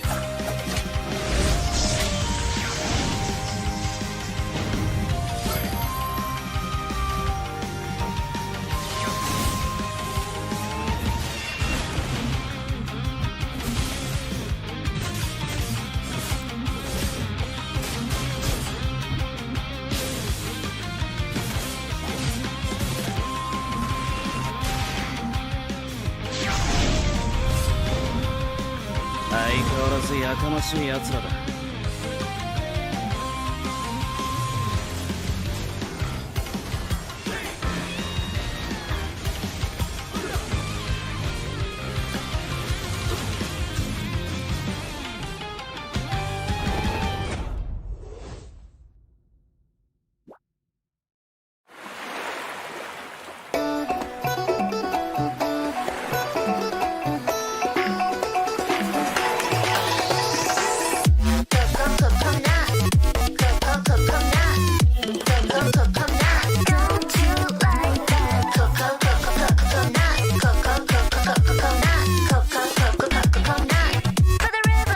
Sorry, but my shade just can't stop gleaming.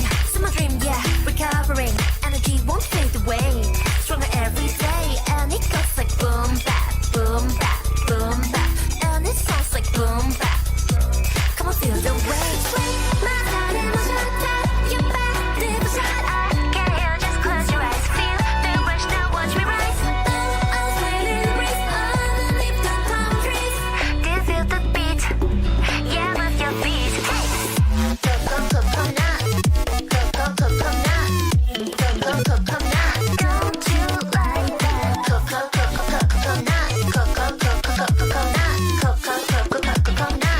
For the rhythm, feel the sun. Heard you like that.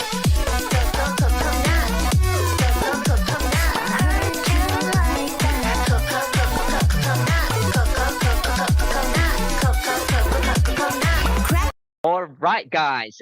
Welcome back, everyone, to the OCC Season 3 Rise from Greatest Depths semifinals. Now, what an incredible semifinals we have just witnessed between Concupiscence and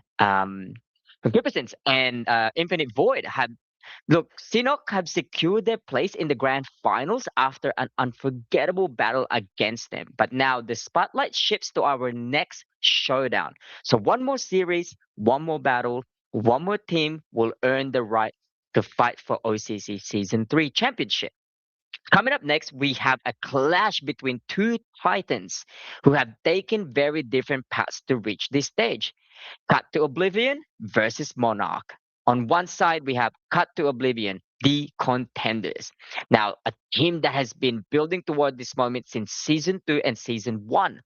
After finishing as runner-ups last season, CTO returned stronger, more prepared, and more determined than ever to finish what they started.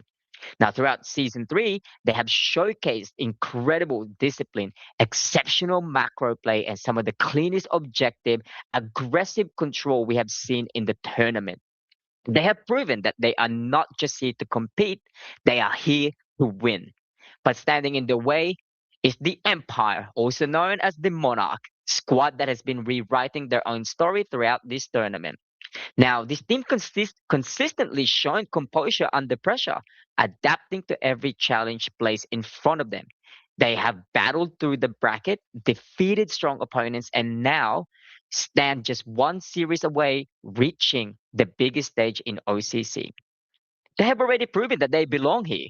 Now they want to prove that they can go all the way up. This matchup is a clash of styles. Path to Oblivion brings a bit more structure, aggressiveness, and calculated execution. They thrive on controlling the map, creating the advantages, and turning small openings into the game winning moments. While Monarch brings a little bit of that confidence, adaptability, and the hunger of a team looking to create history.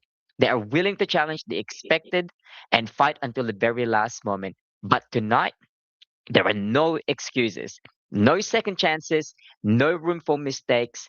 The draft will matters, the rotation, the turtle, the lord, as I mentioned before. Every single team fight could decide who advances to the grand finals. Will CTO finally complete the journey and get another shot at the OCC championship? Or will Monarch continue their incredible run and bring down another giant standing in their way? Now the players are ready, the stage is set, the grand finals are waiting. This is Cut to Oblivion versus Monarch, and we are going to pass all of this to our shoutcaster, Kenzie and Crucifix. On to you guys. Thank you so much, Marco. A wonderful hosting again, ladies and gents, by our very own Marcosaurus Rex. And we are back, but this time, your shoutcasters will have some changes. And still Kanji, but this time we have Crucifix for our last semifinals match. And it will be between Cut Oblivion and Monarch. And just to give you some stories about these two teams. Cut to Oblivion again, according to Marco, is one of the finals, one of the contenders from the previous season, and this time they are out for blood. And Monarch is somewhat of a new team that we are excited to see, and they are the underdogs this time around. But we will know for sure once we enter the game. But Crucifix, any thoughts about what you want to expect from these two teams? Hey man, I'm gonna be very honest with you. I think that with a name like Monarch, they've got to actually hit it or miss it really, really hard, dude. If they hit it, they have to make an impression that'll leave, for generations. If they miss it, damn, I'm gonna be very upset because that name is something that's been given to people like Sun Jin Woo and maybe like Yeah, some Chinese emperors and stuff, right? So they've got to either hit it with this name or they will lose a lot of aura. Back to Cut to Oblivion, that name, dude. Don't you think it's kind of like the most edgiest, most coolest name that you've heard for a team? Like yeah, Infinite Void, yeah, it's very cool. But Cut to Oblivion, dude, that's a cut above the rest. that is a cut above the rest. And uh, man, you know, Monarch again. Going back to the name, it's like you're bound for something greater. Cut Oblivion, I it's just more of like you are one of the best hitmans that we have here. You are one of the best I get you. factions that we have as well. But yeah, going back, we just drawn our map. We are gonna be the Flying Clouds. When we can go ahead and start our game number one drafting phase, best of five series again, ladies and gents. A semi-finals match that we have been waiting for, the final before our 1 week break, and a Monarch mana, a Flying Clouds map. What type of compositions can we expect from these two teams? When you gaze into Look, the man, with eyes Flying Clouds, the of map in itself space. was named after Sora, and well, Yeah. technically. But like, if I see a Sora, I will make a lot of puns. Just beware, guys, in the audience, if you're actually watching this, and if Sure, they pick a let's Sora, look if around. any of the teams pick a Sora, I am going to make a lot of punny jokes because I'm punny like that. But back to the drafting, we've got the first banning phase going through. Selena gets banned. I mean, I'm not Mm, very, familiar with Selena getting banned out like this because usually we've got heroes like Marcel, Mhm. Claude, and Carrie if you're going tanky, stuff like Mhm. that getting banned out as the first draft goes on. But Fanny is no stranger to me. I think I've seen too many Fannies to actually count at this point. Yeah. A Fanny is one of the best assassin heroes that we've had in a long time, and it's been proven to be a if you want to Hi, end Mecha. games early, snowball properly, you want that Fanny. But if a Titan just blocks you out of the way, surely your warrior is gonna it's gonna be cut because it is cut to oblivion, ladies and gents. And yep, we are Absolutely. gonna see the Gord being banned, and as well as the I think yep, it is gonna be an Hirara ban. So they saw the Hirara capabilities earlier, they ban it out. They respect it. They don't want it. They don't want that new Different hero perspectives dominating expose this the meta. same truth.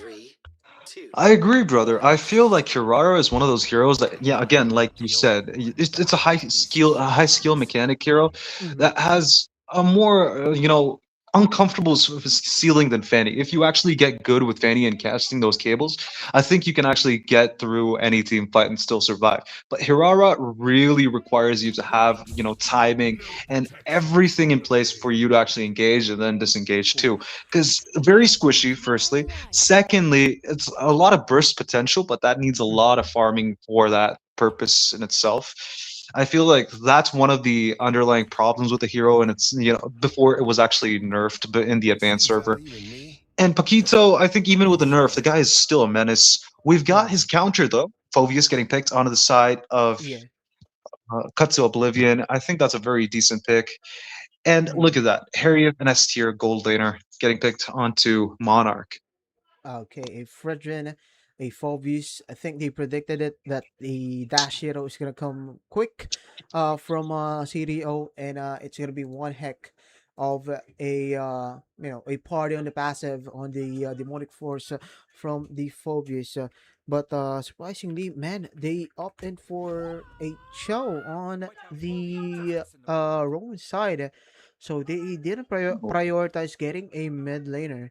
So an Eve is open this time around, and I think it's gonna be a good option, especially we are they are using a tank jungler composition.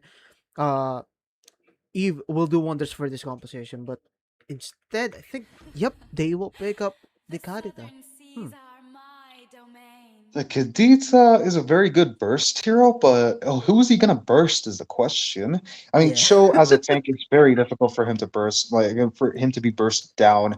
Fredrin, no way are you actually gonna use Wave Crash and actually do something against a Fredrin. And Phobius, dude, he can just follow you and then just tank every bit of damage that you do, and then just have some more for the rest of your team. And that's just gonna be very horrible. I Mm-hmm. say that the draft in itself looks like a little iffy from the side of Monarch, but Mm-hmm. I think the Kadita could be redeeming herself if the gold laner and the roamer, not roamer, more like the mid laner are squishy targets. Unlike Lilia, of course, if Lilia gets picked, then Kadita actually fails to even control the mid lane. Uh-huh. Again, the goal laner is the only priority target for the Kadita, so I'm not actually very happy with this pick. Could have been Mm-hmm. so many other better picks. I would Yep. even say Valir would actually be very, very useful in this draft against Can be. those three. Yeah. But let's just be very fair. The Kadita does not seem to have any purpose here. They've gone ahead and banned the Zushin and the Lilia, Mm-hmm. which again is a very good idea because Kadita could burst down the Zushin in possible situations, but then the Petrify needs to be used up. Zushin Yep. has an ultimate that actually repositions herself far away from where Kadita actually wants to do whatever she wants to do, and Lilia does have black shoes, so she's practically invincible to Kadita's whole kit. So these two Mm-hmm. bands, I think, are very reasonable. And we've got the last band coming in from, Cut to Oblivion. Yep. They ban out the Grok. As I Oh, can see, Monarch spots it out as much as possible. They don't want that additional crowd control that they cannot sustain or have an answer to, but instead they will be up against the Yu Zhong. So that's the explainer down for CDO. They are looking forward to picking a roam hero this time, but we are expecting the core heroes, the damage heroes from the side of Monarch. So, this is gonna be there's a lot of options here, but at the same time, you really need to Mhm. consider avoiding heroes that can be picked off easily by the Kadita, like what you said. So Absolutely. having a lot of escape options, dashes, Ikari can be good, Irithel can be good as well. Even the Brody can be used as well, as long as if you are getting ganked by two members. But speaking of, they will pick up the carry and then Crowned the by Sadian heaven's on the mandate, mid lane. my legacy Okay. shall endure. Well, Zaytian has an inbuilt passive that actually kind of like works against the whole kit of Kadita. The rough waves won't connect if celestial armaments are available in any case, Mm-hmm. but the cooldown in itself is a very long cooldown. So Mm-hmm. let's just say that, if Kadita actually finds an opening, Zacian's gone for. And Carry too. I think Carry's it does have a lot of mobility options. I'd say that, Kadita could actually get the kill on Carry, but that's again Mm-hmm. in a situational case when Purify, either if they're going Purify, then I think, Kadita might actually have a tough time. But other than that, if the Purify is on cooldown, if the comms are good, I think Carry could be taken down pretty easily. Other than that, Zacian does have an inbuilt, like I just said that. Okay, I'm a broken tape recorder, just repeating the same thing again. No, but something just broke. We have a Tigreal here, ladies and gents. I think this is gonna be the first time that we see it, especially in the playoffs of OCC, a Tigreal pick on the roaming side for Cut to Oblivion. That is gonna be their roamer. And let's take a look at our post draft to further check or further see the overall draft for these two teams. Now, Crucifix, any thoughts again on how can this carry escape the Petrify and also the ultimate from the Kadira? We know that the Purify is gonna come in, but there's a lot of chase heroes. You have the Yuzhong available from the side of Cut to Oblivion that time around. Absolutely. Look, in any case, Kadita. Okay, wait. We're in the land of dawn, so I think we're gonna have a fun time watching this match. Katil Oblivion and Monarch. They've picked their heroes, but my biggest concern. I'm gonna be very straightforward. The Kadita cannot get to the back line fast enough, to actually juke away Fredrin, Phovius, or Cho. That's one of the Mhm. biggest problems that I'm seeing right now. Other than that, I think that Yuzong and Baxia would have a fun time just going around trying to get the back line. I think they'll have a much more easier time than Kadita in itself. So only when enemies are off position is when I believe that Kadita could actually get a kill or two. I think for now, at least, Kadita, Jekko City might actually have a hard time with that. The Thalassophobia already getting, procced out, so that's going to be a long Mhm. cooldown. And Zacian's Celestial Armament's out too. Yeah. Great thing on that actually for both of our mid laners and also the Romans rotating. And one thing I can see from Monarch that they are leaning more towards on the aggressive type of composition. We can see Yahweh just really trying to put some pressure here as much as possible. You don't want to be pushed by San Miguel from this Tigreal and Jeko City just really farming up along with Azul. So both mid laners are so far so good. They are getting guarded, being guarded by the roamers properly, making sure that they are good Oh, on health. But now there's an engagement on the mid, and now Yahweh half an HP is still a sneaky Mumu getting killed off first blood by Taslim, but they are not done yet.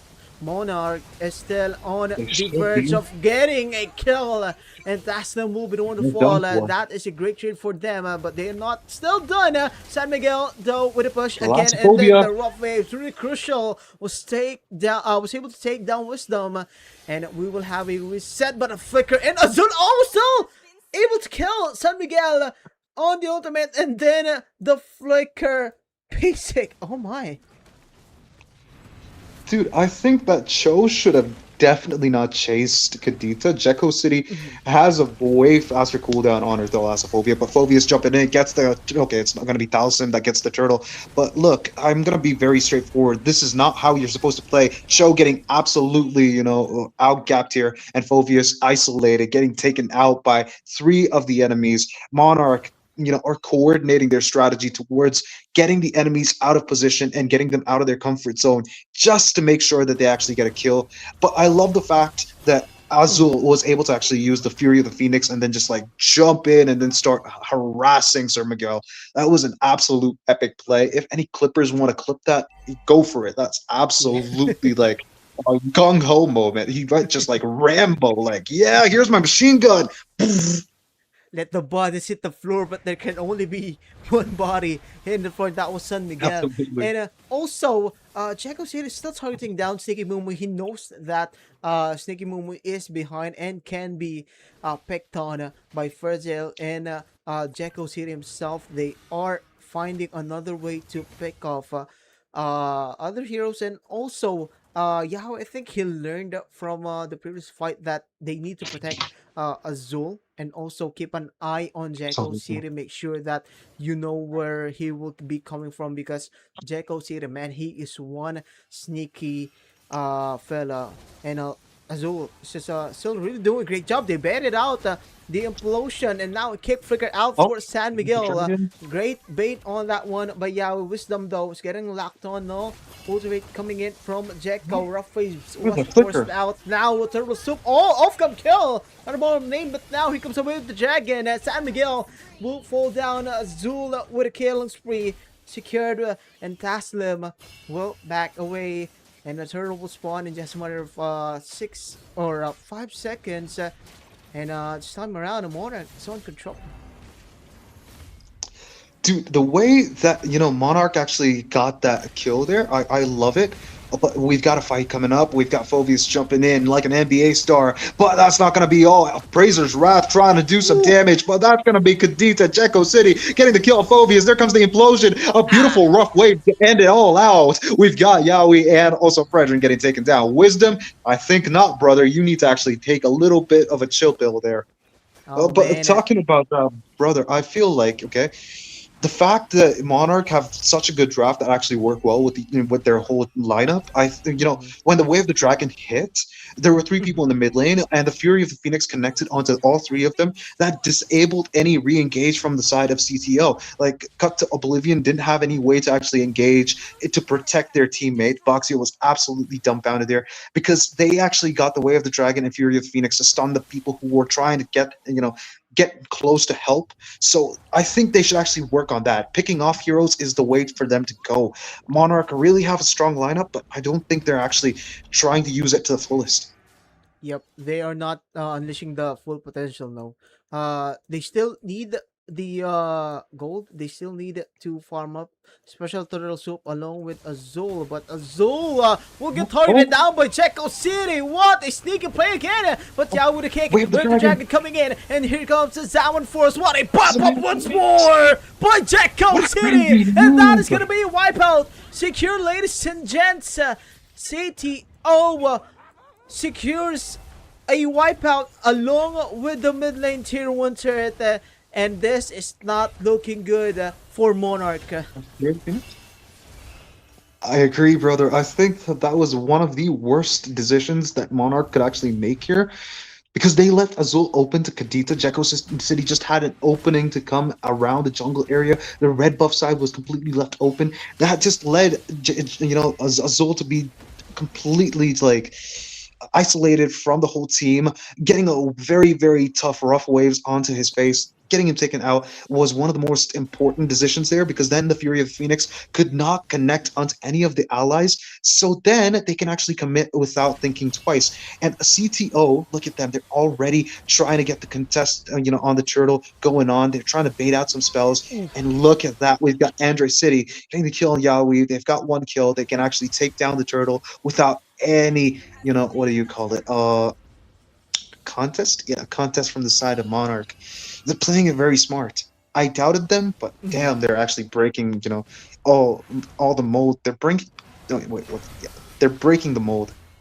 Yep, they are breaking it, and nothing is coming bad to the side of City. Oh, everything's good so far until that happened. Jericho City will get picked off suddenly. Now Tassalim is on the move on to the back line. Is this Black Dragon form, and then ultimate from the stage, and San Miguel will be the ones falling down along with Yawi Wisdom. It's getting locked on Jesus. and will be killed as well by Andre City. Welcome to Andre City, my boy. Sneaky Mumu will be up next. A 2-for-4 trade for the side of City. Oh, and they were able to take down a tier as well on the top lane.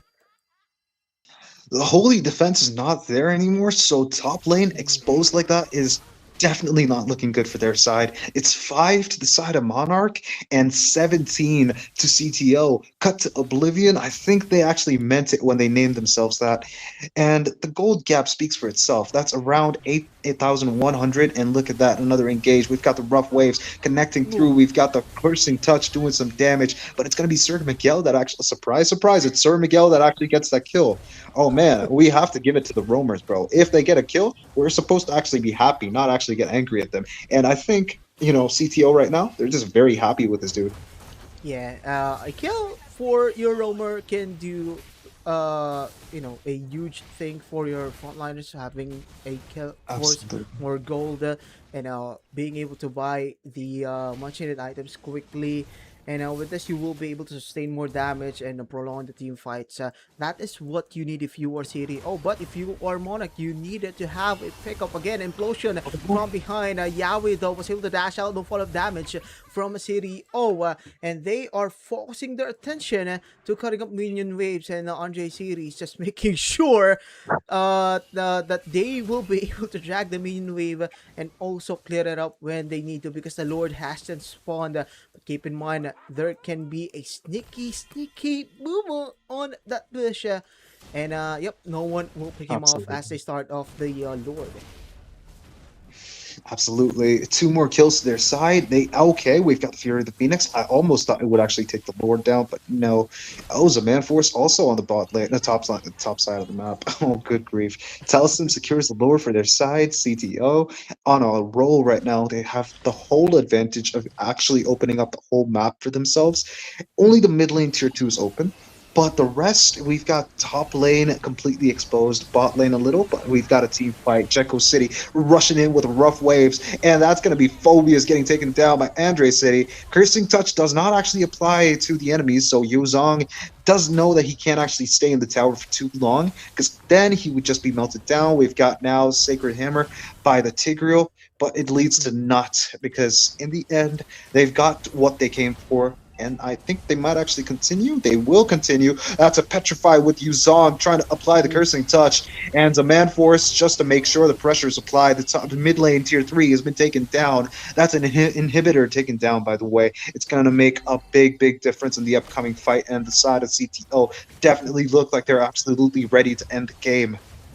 Yep, they want to end this game as much as possible. They don't want a comeback happening here from Monarch. And now with the Black Iron Foam is up. Wisdom, though, was able to pop the holy shit thing for San Miguel. And they were able to clear the Lord itself, but they will lose the inhibitor on the top. I can say mission success for City. Oh, they were not able to utilize the Lord, like, provide some damage, provide some split push, possibly take down the turret on the bottom lane.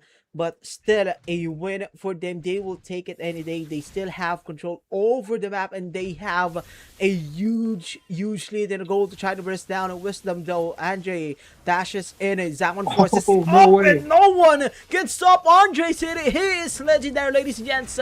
Sneaky Mumu will be left behind. Double kill for Andre. Can you give him the Maniac? But the members of Monarch is too far away, but the Black Lion 4 coming in from first, and they will focus up their attention to the base and possibly on the bottom lane. But here comes Implosion again by San Miguel, and Yahweh will fall down, and Andre City is really unstoppable. He is legendary, and this time around, Cut to Oblivion will take game number 1. That was such a good play by Tigreal. I'm going to be very honest with you. When Cho kicks your teammates, getting the implosion in, that just stops the whole momentum of the fight there. I doubted, CTO. I really did with this kind of draft. I thought that there's a lot of caveats, but Yeah. oh my goodness, how wrong was I? Because these guys just took the draft and then just executed it to perfection. They're like Gordon Ramsay, bro. Give them a chef's Oof. hat and just call them. Wait, what? I don't know. I forgot what the word was, but you get the idea. Just get them a chef's hat. They're cooking right now. They're cooking. Yeah, give him the Michelin star. Give it 3 stars, man. If they sweep this, but for now, you'll get the 1 star Michelin, and we Oh will no, see if man. Kato Oblivion will be able to grab game number 2 for match point. But then again, we're still gonna be drawing our map for game number 2. But Crucifix, man, dominant show again by Kato Oblivion. No no big mishaps, no huge losses in the team fights. They were really clean, so good, so fresh, and Absolutely. they just want to cut Monarch down. But ladies and gents, before we head on to game number 2, we will have a short break and we will be back here in MLBB OCC season number 3.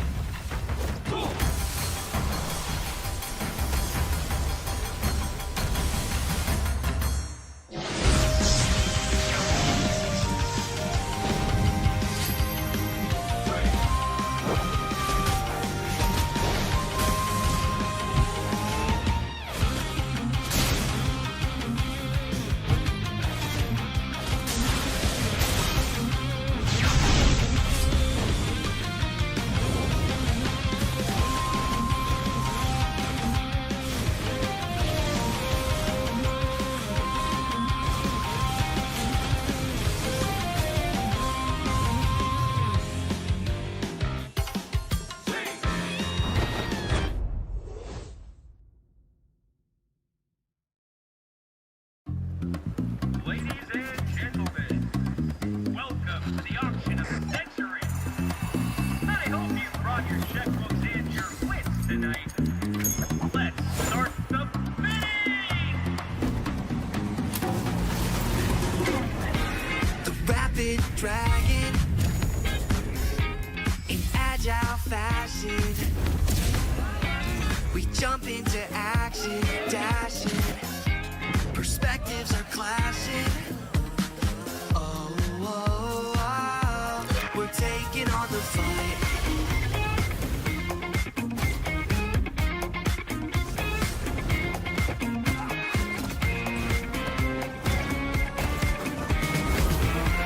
Jump into the showdown till justice is found.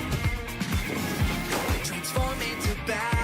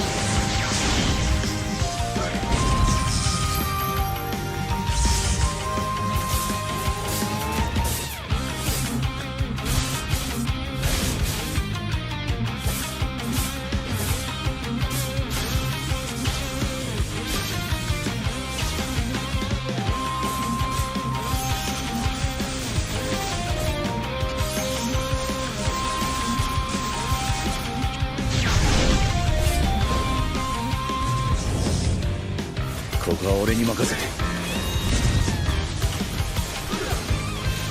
もらった。四代目他目を超える忍びはお前しかいないと俺はそう信じた。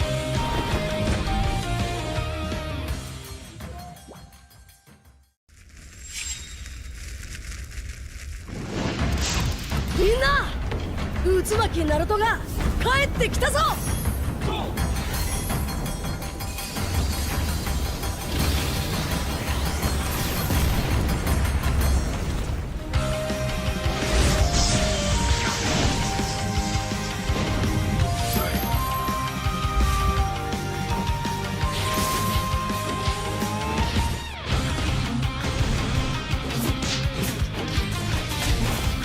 クラマ力を貸してくれ。よ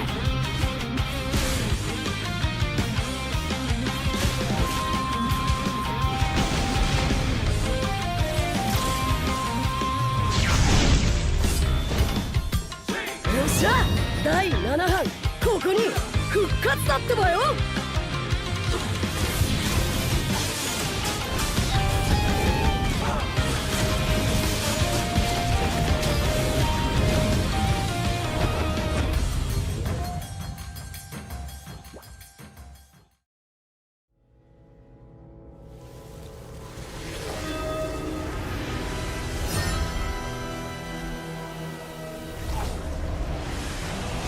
Ladies and gents, welcome back to MLBB OCC Season number 3. Still your casters, Kenzie and a Crucifix. We are in game number 2 for Cut Oblivion against Monarch on our semifinals.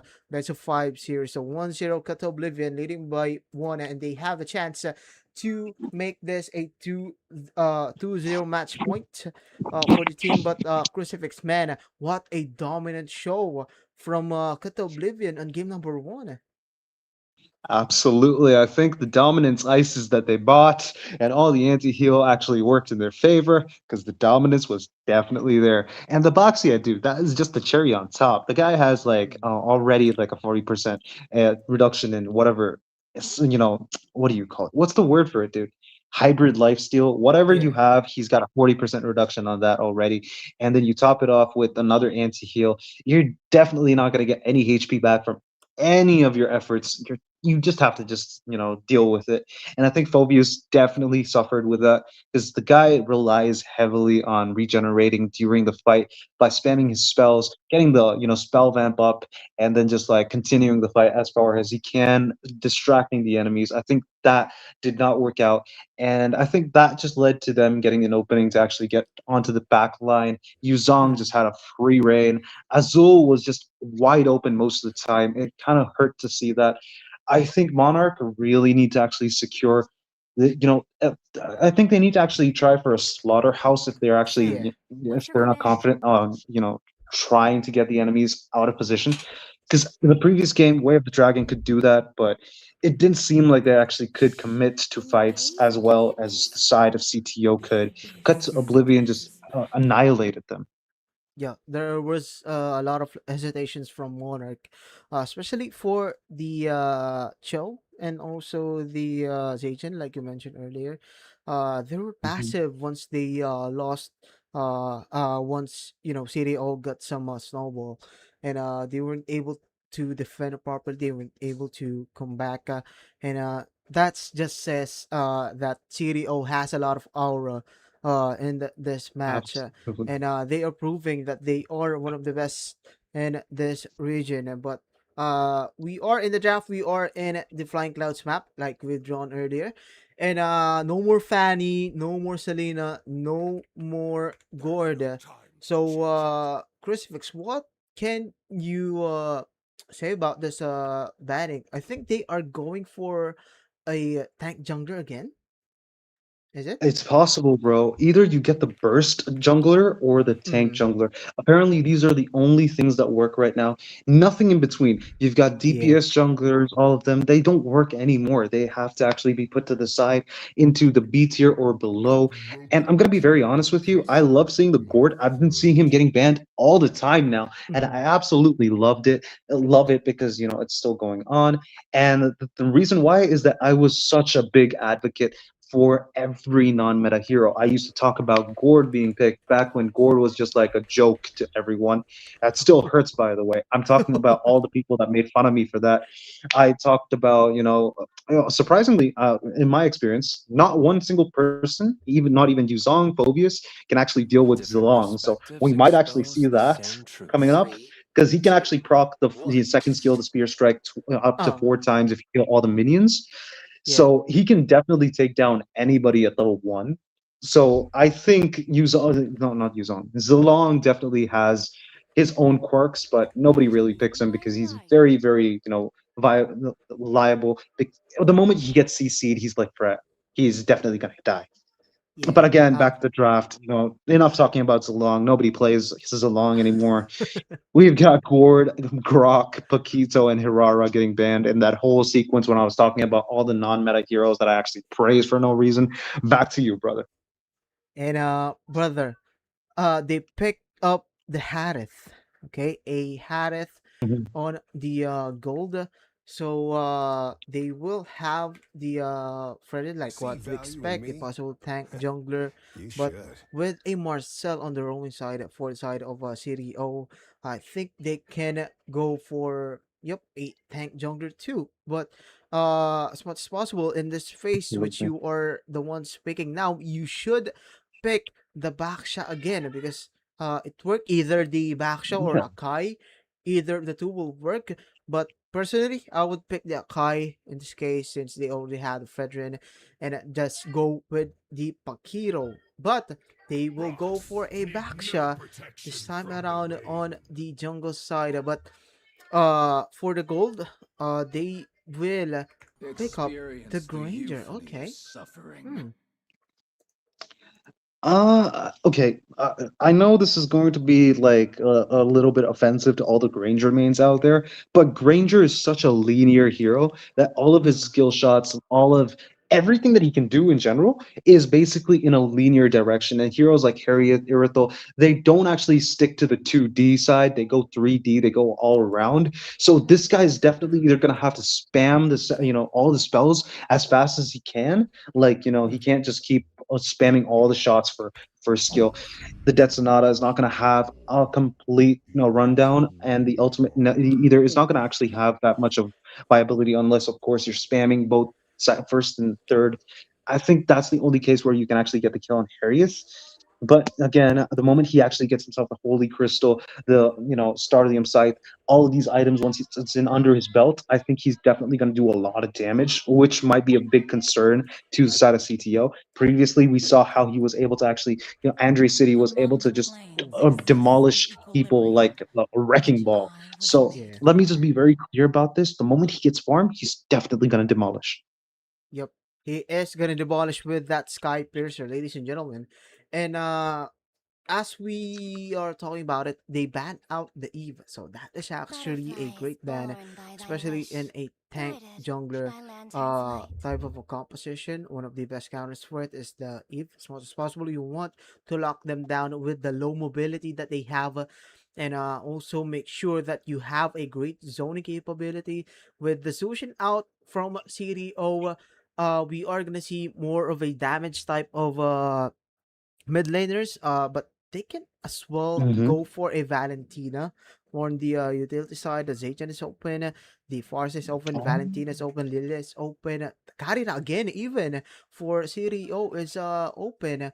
But what will Monarch ban here? Instead, they will ban out the Farsa. Payback All time. right, my dude, no more Farsa. So either they pick up or either CTO pick up the Valentina or it will be stolen by Monarch. But Crucifix, what can you suggest that both of these teams pick here in the mid? I think there. I'm. This is one of my observations. Actually, I don't think nobody's actually playing the Valier, because the Valier is one of the best counters to tanky junglers, and he's able to actually push people away. He's got the anti CC spell. The ultimate is basically a free purify, and if he ever wants to, he can just run another purify just in case. I would never recommend that, by the way. Just Mhm. to run it with any other spell, flicker maybe, but like. If he wants to, he can just completely ignore Atlas, Fredrin. So the side of CTO, they've got that option, but I'm not seeing, a priority on the Valir. I'm seeing Farsa getting banned, the Yve getting banned, Zushin. They're all, other than Farsa, I think the others are pretty standard. But all in all, they've got like options like Lunux, who actually does HP based damage, so CTO Yeah. could go for that. They've got the Kimmy. You've got heroes like maybe even a Faramis that could actually use the ultimate to protect your teammates against a heavy ultimate like Marcel's or maybe even Atlas's. But they go for the Kimmy instead. The Nether Realm is not going to actually come to the Land of Dawn today, guys. Yep. The Faramis is gonna be shouted down. But like what you said, the Lunox can be a good option here at the experience damage, since it is that type of hero. So we are missing XP laner and also mid lane for the side of CDO. So for the XP lane side, I'll be the ones on it. Either a Freya Ruby is actually buffed, can be a good option here. No more using because, but instead they will opt in for a Novaria, and then no. This Oh, is a correction, a Freya. All right. Oh, oh, damn, dude. I mean, against that heavy crowd control, I don't think it's a good idea. And to top it all off, the side of Monarch, they get themselves the Phoveus. Freya's just definitely going to give that, Phoveus a free passive or two just in between a team fight, just by herself. I think the moment that Freya actually gets him the Demonic Force, he's just going to be more tankier.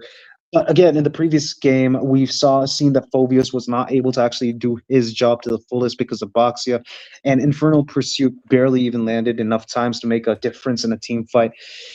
Freya, on the other hand, does have a lot of, what do you call it? Survivability? No, what's the word for healing up?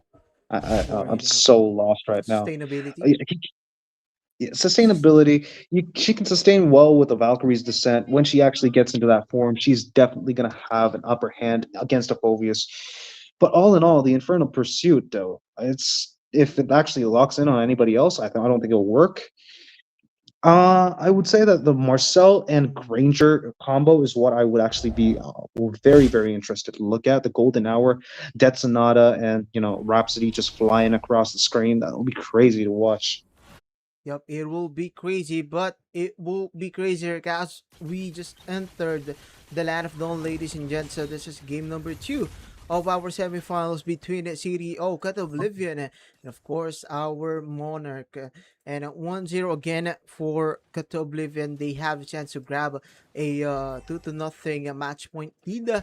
But with this type of composition, ladies and gents, anything can happen. And keep in mind that CDO just pulled off a Tiger in game number 1, and we didn't expect that they are the one who will be grabbing that W.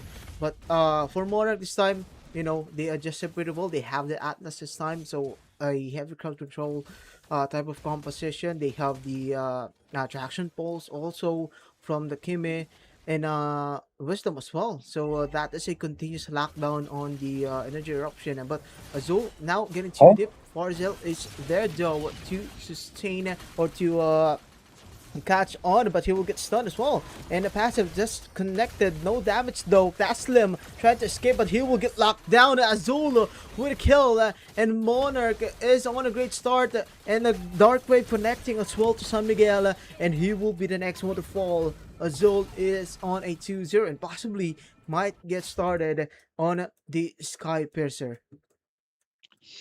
Right now, Monarch with that 1-2 kill lead, I think it'll be very, very, very difficult for them to actually contest the turtle. But all in all, I think Boxia still does have a lot of utility with Spirit Shield and everything.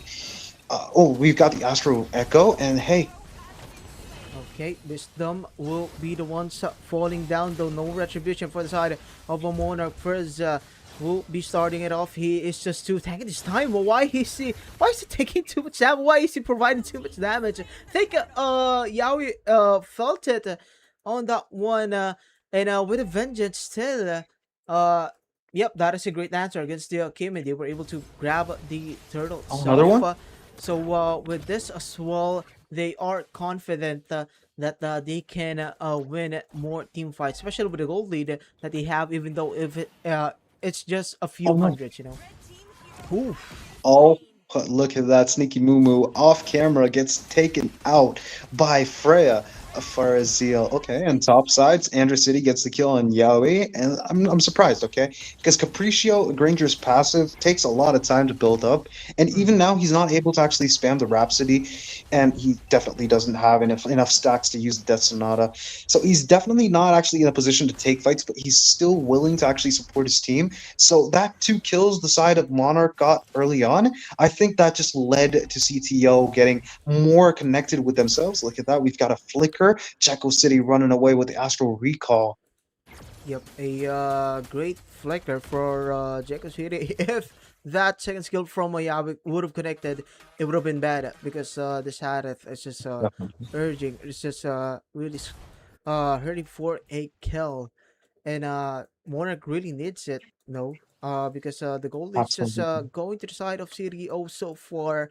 More than 1k is enough for them to be confident in team fights. But keep in mind, Yahweh has the fatal Huh? links available. No purifies for the side of our Cut to Oblivion Oh, Azul. Spiritual No, Unity. didn't see Taslim on top lane. Turtle Soup almost got picked up by Taslim, and the Zam Force was popped, and they will have a good chance to take this turtle, and they will settle down as well. Absolutely. And right now, with the way things are going, Monarch does have a good lineup.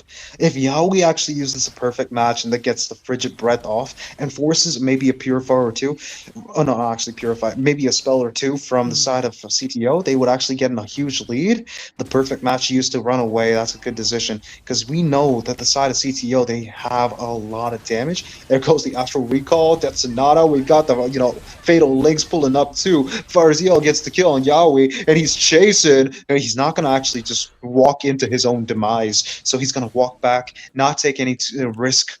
And I think that's a wrap for that turtle fight.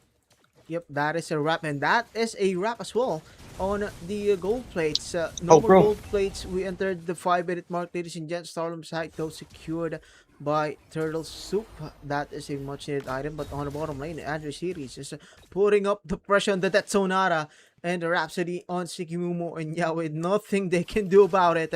It is just really too much. And keep in mind, San Miguel is really there to hold them down just in case Andre City gets picked by a crowd control skill. And it is going to be really crucial this time, especially with the golden hour in hand by San Miguel. We haven't seen the golden hour actually used, even though he's on level 6. Now Yahweh getting locked down, and the Astral Material will connect from Jekko City. And almost got killed is this Yahweh, and things will look to settle down in the Land of Dawn. Absolutely. And Sentinel, wait, what is that golden hour, bro? Okay, he stopped Azul from actually committing onto that fight, isolating both Wisdom and Azul. But look at that. Wisdom was able to use the Wisdom in his head and run away. And we've got a perfect match with the frigid breath, taking out one of the enemy's members. That's a traction pulse into a beautiful, beautiful team fight to the side of CTO. That turned around pretty quickly, but I'll just be that one guy and mention this. The side of CTO, they're definitely not looking like they're just going to give free blood to the side of Monarch anymore. And for now, at least, Kenzie, I think that the side of CTO, with Marcel San Miguel running array, he's absolutely not taking any damage because of Platinum Snap. He's making such aggressive plays, and he knows he can escape. So he's not worried about a single thing. And he's giving a lot of vision, a lot of utility to his team, making sure that the other side, Monarch, is oppressed at this point. Yeah, anyone would give everything, just to not worry about things. And CDO doesn't have to worry about anything, just end the game and be consistent, be careful as well, because Sneaky Mumu is trying to provide a sneaky play, but he will need to recall because he can't sustain that Rhapsody.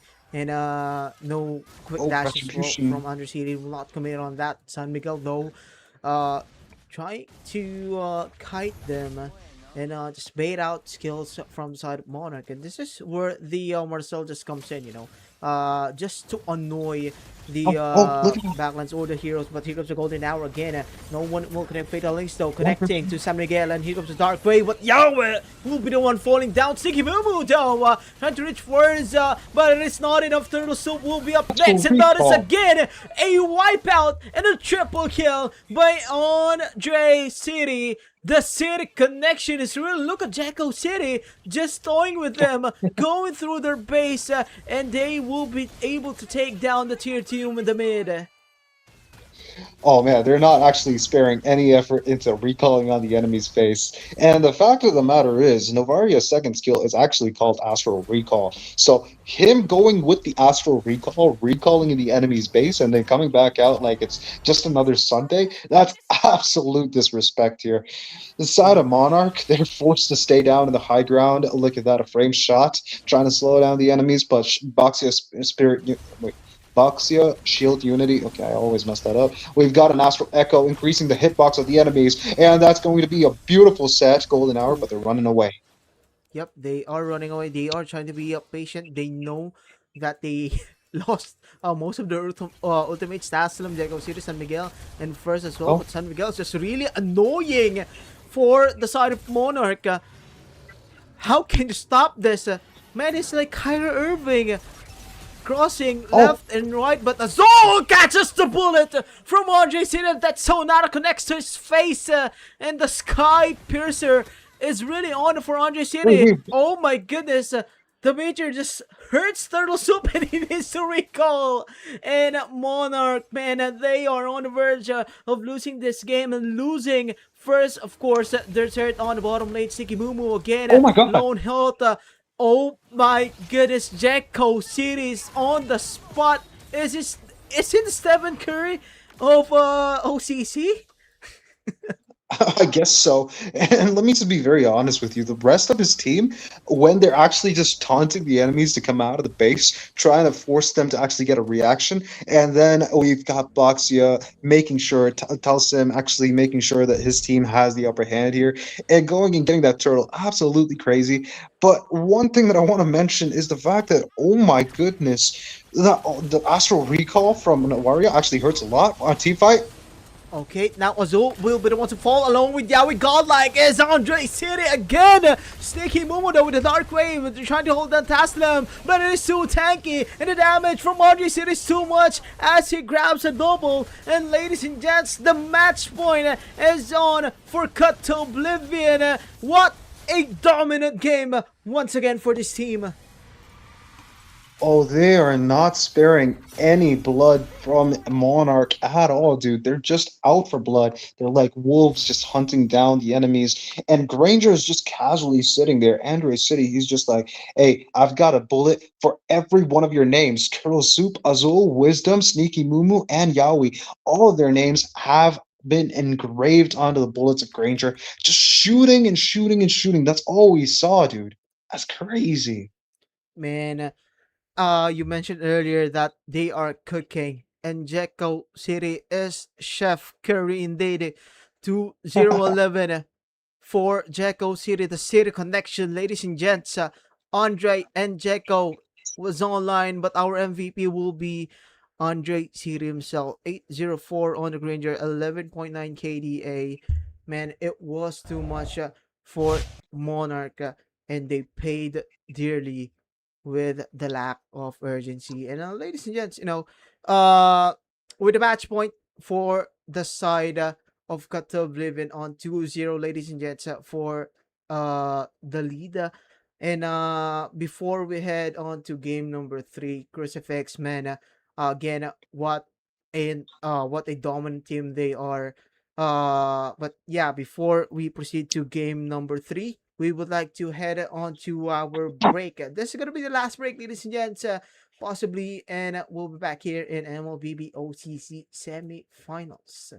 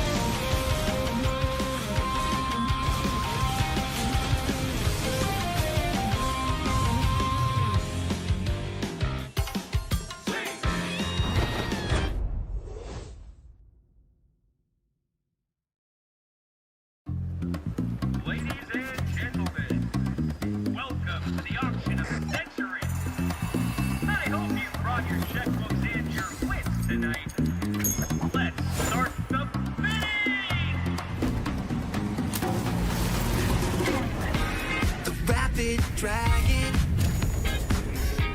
in agile fashion. We jump into action, dashing. Perspectives are clashing. Oh, oh, oh, we're taking on the fight.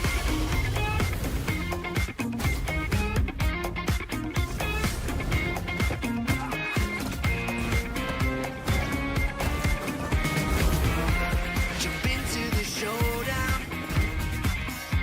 till justice is found. Transform into battle now. Judgment's gavel coming down. Fighting for the righteous justice. Fighting for the priceless truth. Blurring all the lines between the bad and the good. Yeah. Fighting for the justice no matter what we do. Three perspectives sharing one objective, yeah. Everybody's fighting for the truth.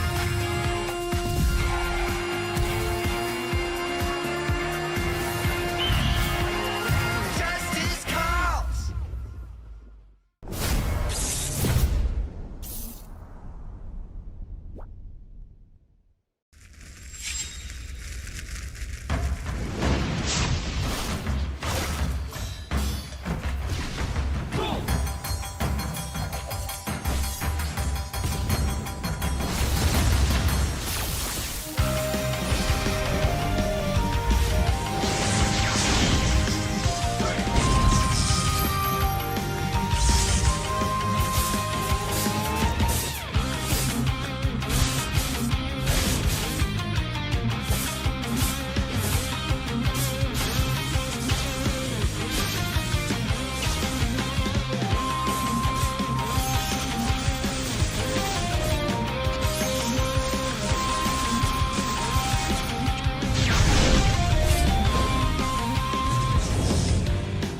ここは俺に任せてもらった四代目他目を超える忍びはお前しかいないと俺はそう信じた。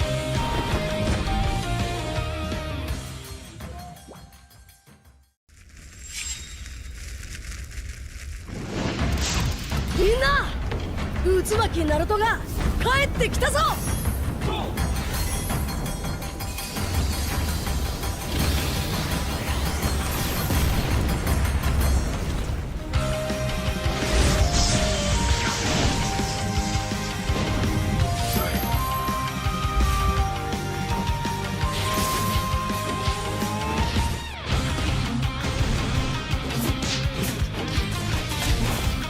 クラマ力を貸してくれ。よ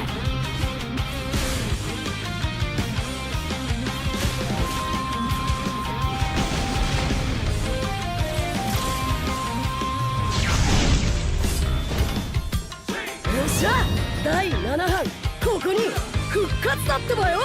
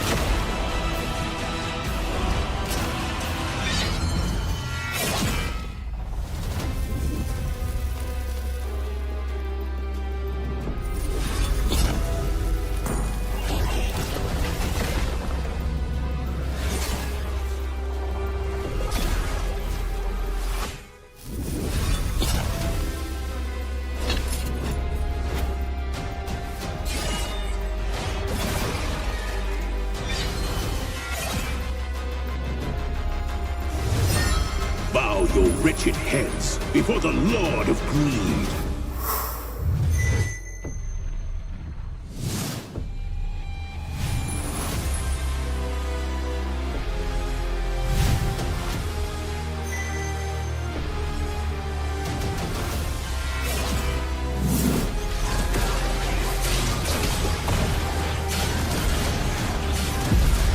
freed from your mortal coil.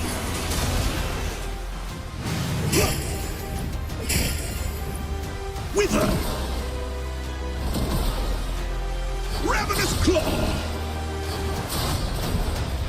My reign is eternal!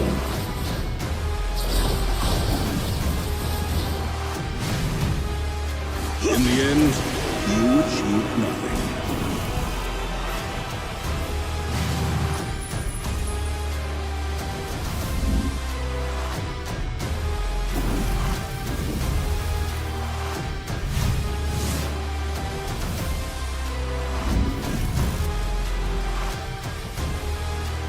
For defying the world, I was handed eternal reign. The feast shall wait.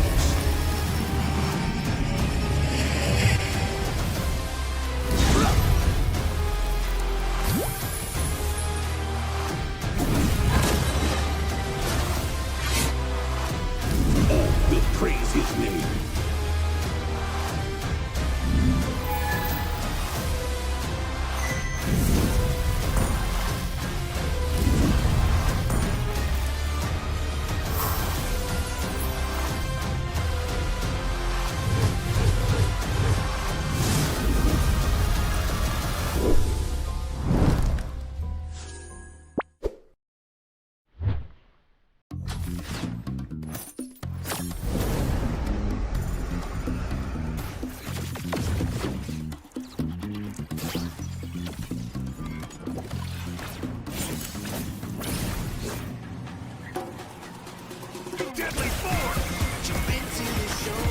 No one escapes the dragon's stride.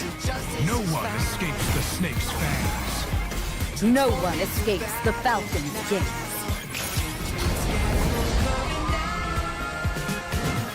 Fighting for the righteous justice, fighting for the priceless truth, blurring all the lines between the bad and the good. Fighting for the justice, no matter what we do. Three perspectives, sharing one objective. Everybody's fighting for the truth.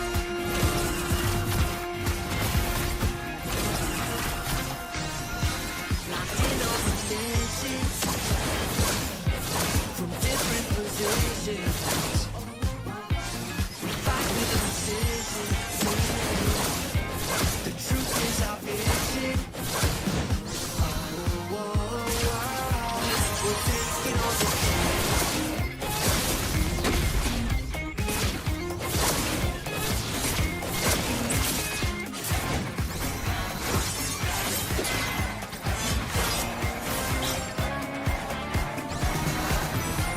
We're calling for justice on the battleground.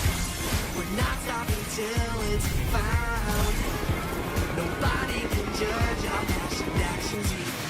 The gallows coming down. Fighting for the righteous justice, fighting for the priceless truth, blurring all the lines between the bad and the good. Fighting for the justice, no matter what we do. Three perspectives, sharing one objective.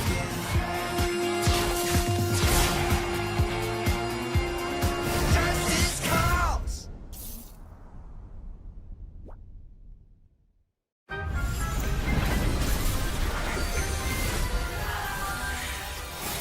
What shadows will I find lurking in your reflection?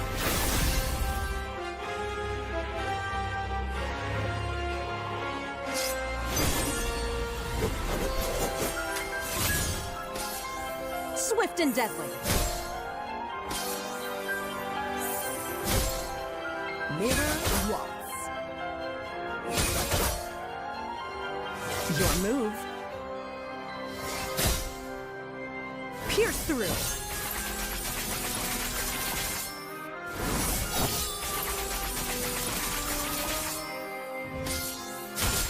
Shadow, guide my blades. Sharp as the truth. Care to dance?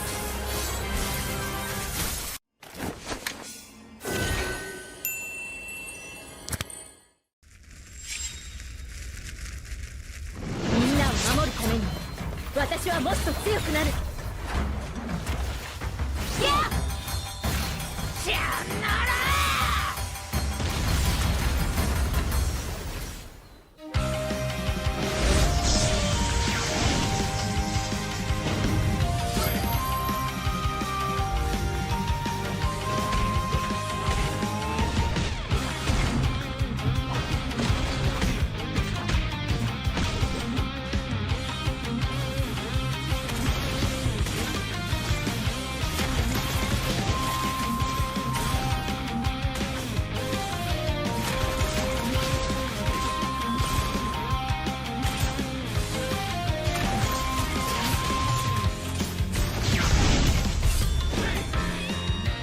今度は背中合わせでいくわよ。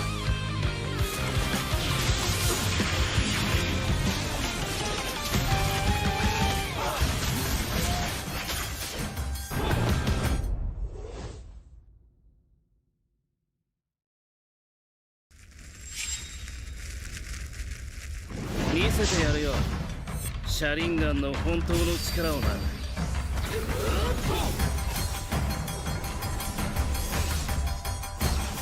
力が湧いてくる。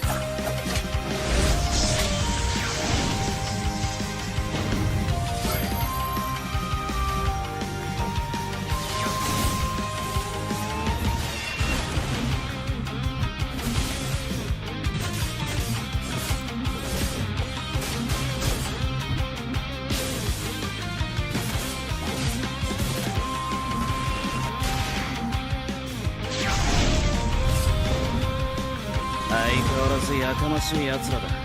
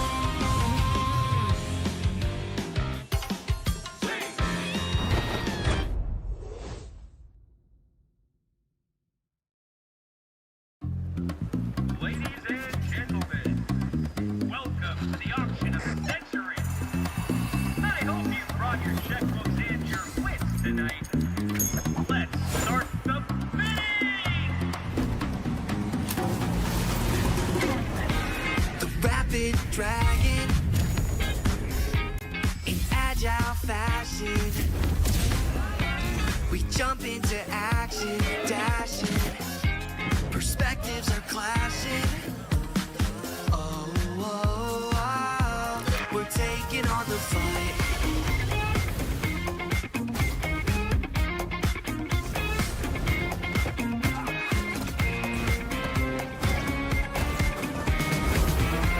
Jump into the showdown till justice is found. Transform into battle now. Judgment's gavel coming down. Fighting for the righteous justice. Fighting for the priceless truth. Blurring all the lines between the bad and the good. Yeah. Fighting for the justice no matter what we do.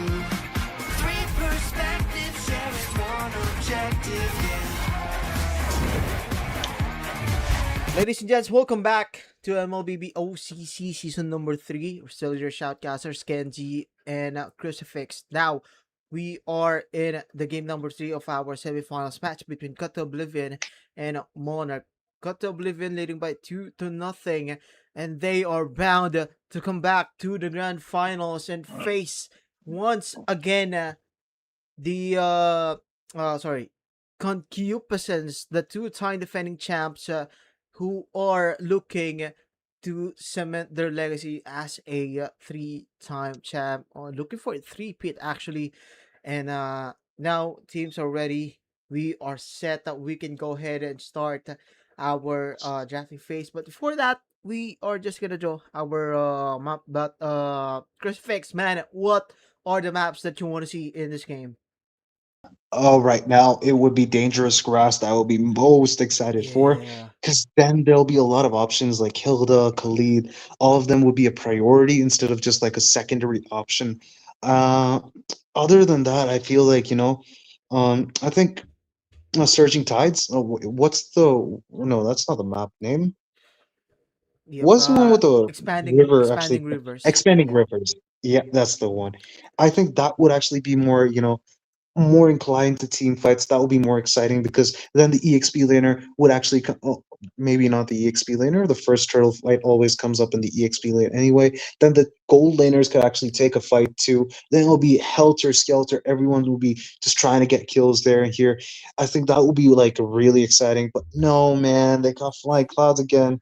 Means a lot of respawns would just lead to less punishment for the laners. Yeah, and more on teamfight centric, so the response will be quick, and yeah, can be an endless team fight. But going back into the draft, so Monarch will be the first pick. They banned out the Hirara, so much needed respect. Actually, they needed that. They needed to ban it out, but you Sir, don't what's your want command? to also drag it to the tank jungler type of composition. As much as possible, you want to try and stick to the assassin. So for me, if you are Monarch, I would have changed the compositions to assassin jungler or burst junglers. No. I kind of see that, but let me just be very honest with you. Burst junglers don't actually fare well against tanky junglers, because the moment they start invading, it's very difficult to burst the enemy jungler, and that will be very, very difficult to actually deal with. So if an enemy actually picks a tanky jungle, then the opposition should definitely go for a tanky jungle instead, unless of course they have an option to do some burn damage to their max HP, like Suyu or whatnot. I think that would actually work well against a tanky jungle, but that's only if they get the farm that they need. But we've got Boxia getting banned off. Hey, can you just run me through why Selena is such a priority ban and over here? Yeah, Like, I it's don't like understand the it. Novaria, but instead it's more of a pick of type of hero in this meta, and Mhm. someone is a I think it's a top global Jekyll City. Just I saw him use the Selena before, and man, the arrows are just on point. And imagine, like we saw earlier, his Novaria is just really on the spot and Okay. hitting up the meteors itself. But a Selena is a respect to Jekko City himself, and we are gonna Wow. see the Harith being banned, being picked actually by the side of City. Oh, okay. And he's got a 48% win rate. Hey, that's surprising. Because Harriet is an S tier jungler. I mean, not jungler, I mean, my gold laner. And he's definitely very difficult to actually catch out of position because he's always behind his team. And then once he puts the man forwards, he slows down the enemies in the area. So he's definitely more of a team fight kind of hero. And he works well with most teams, I'd say. So Harriet's getting banned, sorry, picked is no surprise. Yuzong, though, I would say that there are heroes that do Yuzong's job better, but CTO in the first match proved me wrong, and I'm going to be very excited to see this Yuzong in action because he's jumping into the back line. Even without his allies, he's definitely making waves, dude. Mhm. Yep. And oh my goodness. Again, the candidate is picked by Jekko No. City himself. This is this is not like good for Monarch, man. No bias, no we saw it in game number one that this Karita just really dominates in the win. But unless Monarch pulls something off like an Eve can be a good option for me. And of course, Hmm. the Valentina, if you want to copy the rough waves, go toe to toe with the Jekko City, with the but again, there are still lots of options that you can use. They ban out the Hilda, and also they ban out the Sushin for CDO, and for Monarch they will ban out the Hilda. But for Oh. Crucifix, Lilia can be a good option, but yep, it was just banned. Oh my. Yeah, Lilia is definitely a good option. I'll be very honest with you.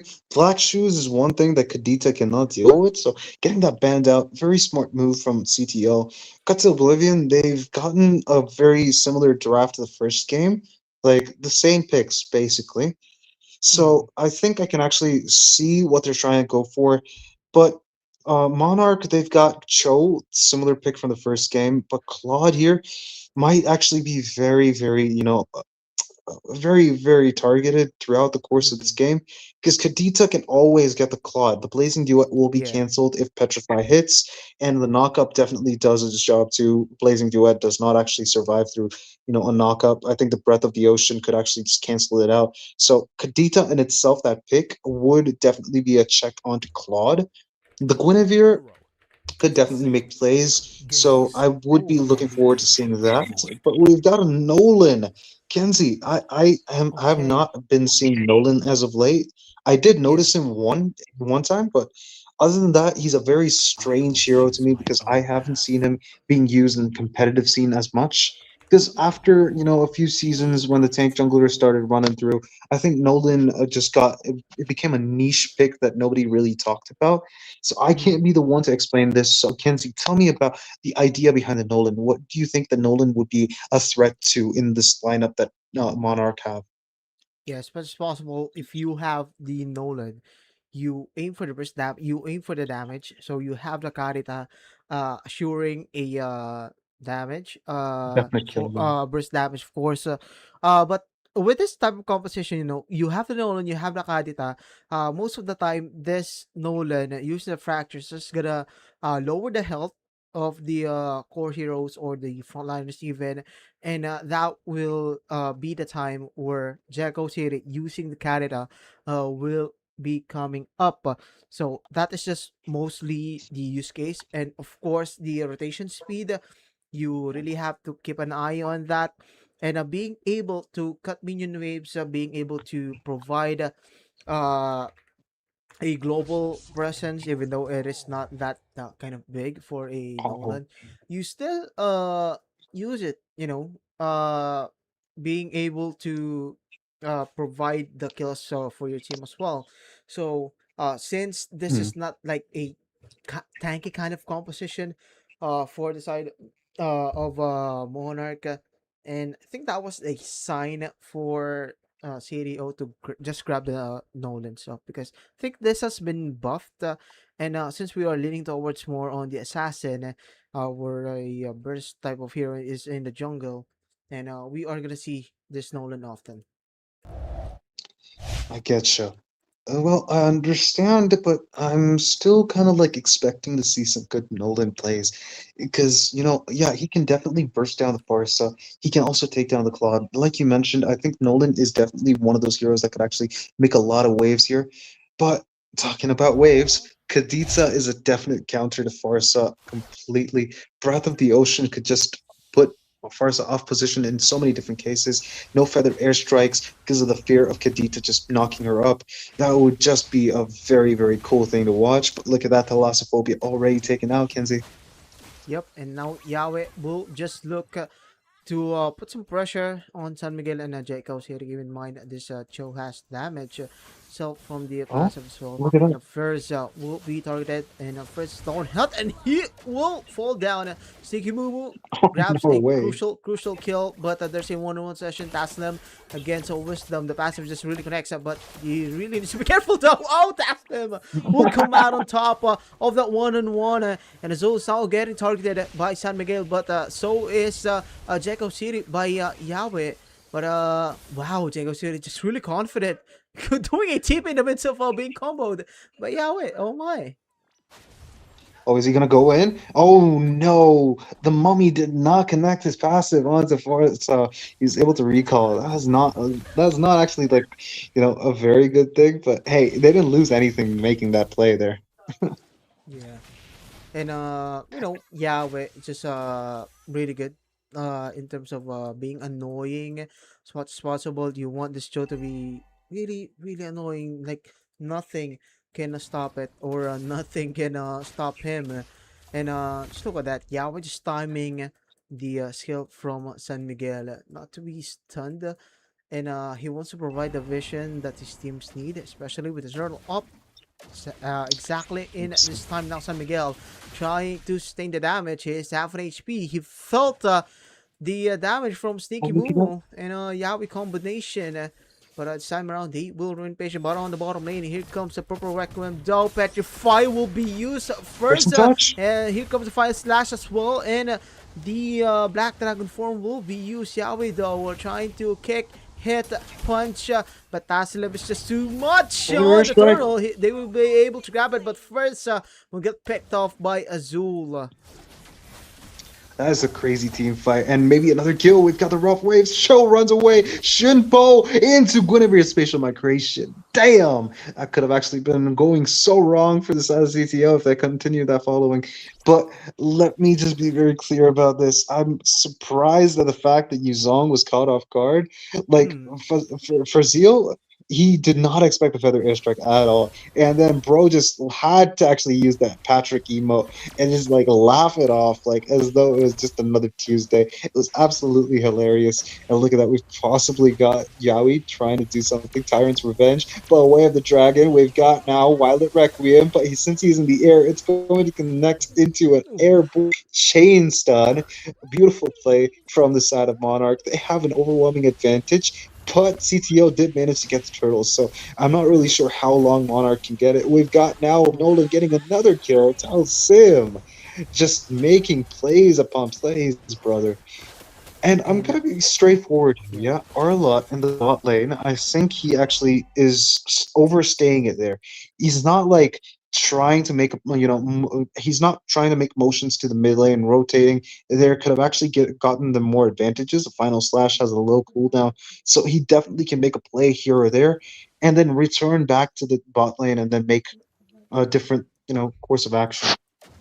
Yeah. He's just really potent, but this time, that is what you get by not taking the advice from our caster itself, Crucifix. And now Yahweh might connect with the rock waves coming in from Jekko City. Yahweh was safe on that play, but as the game progresses, Jekko City will be able to grab more items and possibly just burst down any hero that they want to. And ladies and gentlemen, on the top lane, Turtle Soup though is a half an HP below on HP. Now getting locked on is once again San Miguel, who's low on health.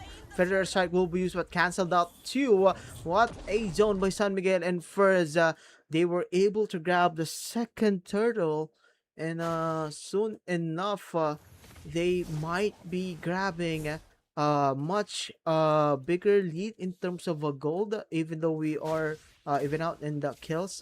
So they are leading by 1k, so that is still huge. Yahweh, oh, on the spot with the Shunpo, able to dodge it out, and this time Monarch though almost kicks Jekko City. Yahweh will disengage while Taslem is finding another victim.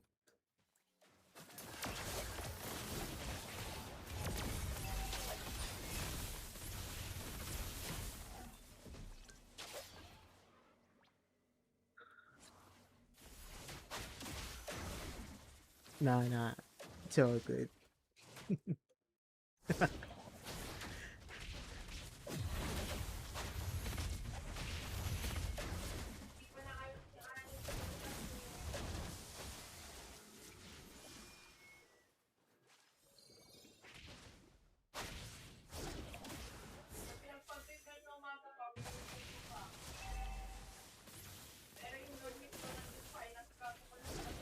Yeah, and sacred statue was activated just for fun. Turtle Soup is out of HP though. Jekko City's there, and with the help from Andre City, they were able to take it down. But now Wisdom Stone held two, going 1-on-1. But against Tassalim, he was able to win it. But first, JL was there to respond. But Sneaky Mumu though, so really confident. Now going 1-on-1 against Furz. Sneaky Mumu has more health, has more damage possibly against this Yuzhong. And Furz still half an HP, and he might need to be patient here. As from behind again, Jekko City with the rough waves, but now he will get kicked and punishment for from a Turtle Soup, and they will look to contest on this turtle.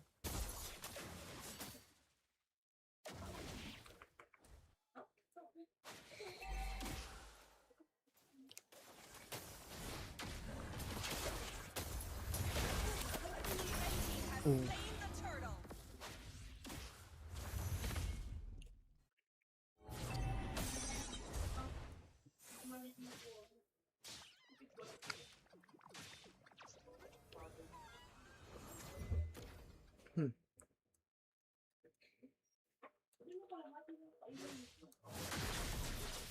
Yeah, I think he needs to rotate as well, like what we said. And another kick, Jekko City! Getting punished, getting popped up though on the Purple Requiem is San Miguel. Flickers out, and the bouncing ball is up as well. Yawi though is the one holding him down. Turtle Soup will be the one grabbing the kill. And this is not really not of a good sign for Serie O, but keep in mind they are leading in terms of gold still. They are leading in third takes in the mid. They were able to grab it. Andre Sire is getting chased down, and here comes the Black Dragon form. Azul trying to chase, trying to be chased by Furzil. And Wisdom gets petrified, gets roughed away, then killed by Wisdom. Yahweh trying to go in for another kick, but he will get stretched, and he was able to pull out his way. Andre City dodging the Feather side, but Blazing the White coming in with a little superstar enough. Sneaky Mumu though still alive, might need to clean up the mess. Here comes a fracture from Taslim, and Sneaky Mumu falls down. A 3-4-1 trade. CDO looking to sweep this series to head on to the grand finals. Blue team turret has been destroyed.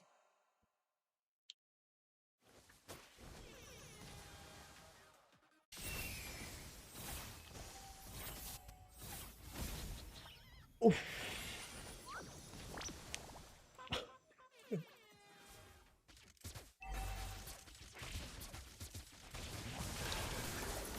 Oh.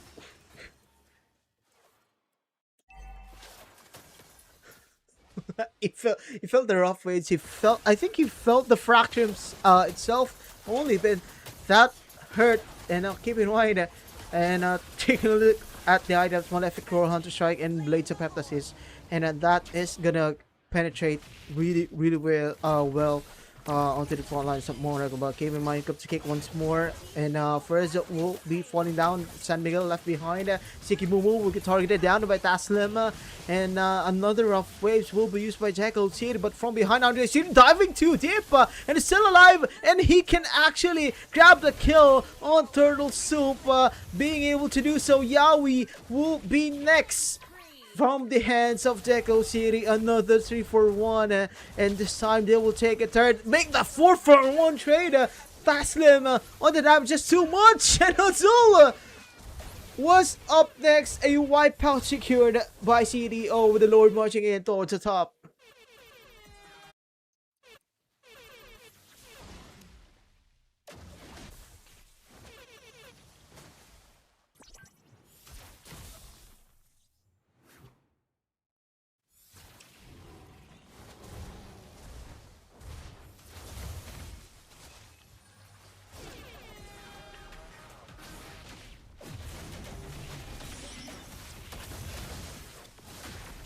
Yep, and we have a kill as well. Sneaky Mumu falling down as well, and Yahweh was able to dash out of the danger.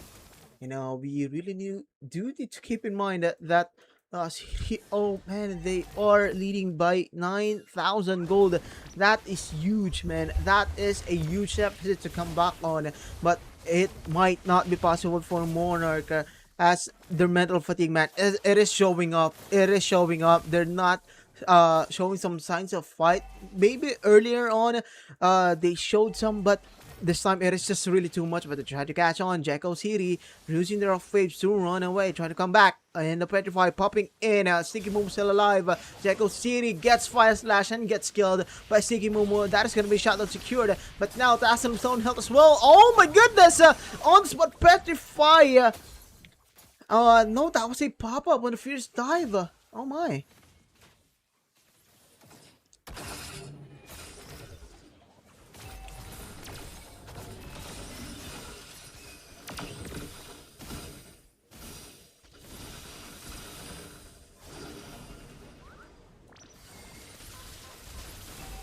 Yeah. Just having fun. Yep, they are just having fun. They are enjoying this because they want that grand finals. They want to force their attention to that. But if you're City, oh, you can't be too complacent, man. Anything can happen still. Anything can happen. Now the stretch from San Miguel almost catches one. And they will disengage another Petrify from the side! This time around, Sikimumu falling down. Yahweh though, still trying to front, but another fracture! A double kill by Taslim, and the base still getting locked down by CTO. They can end this as they end the Life of Wisdom, and they will face once again our concupiscence in the grand finals.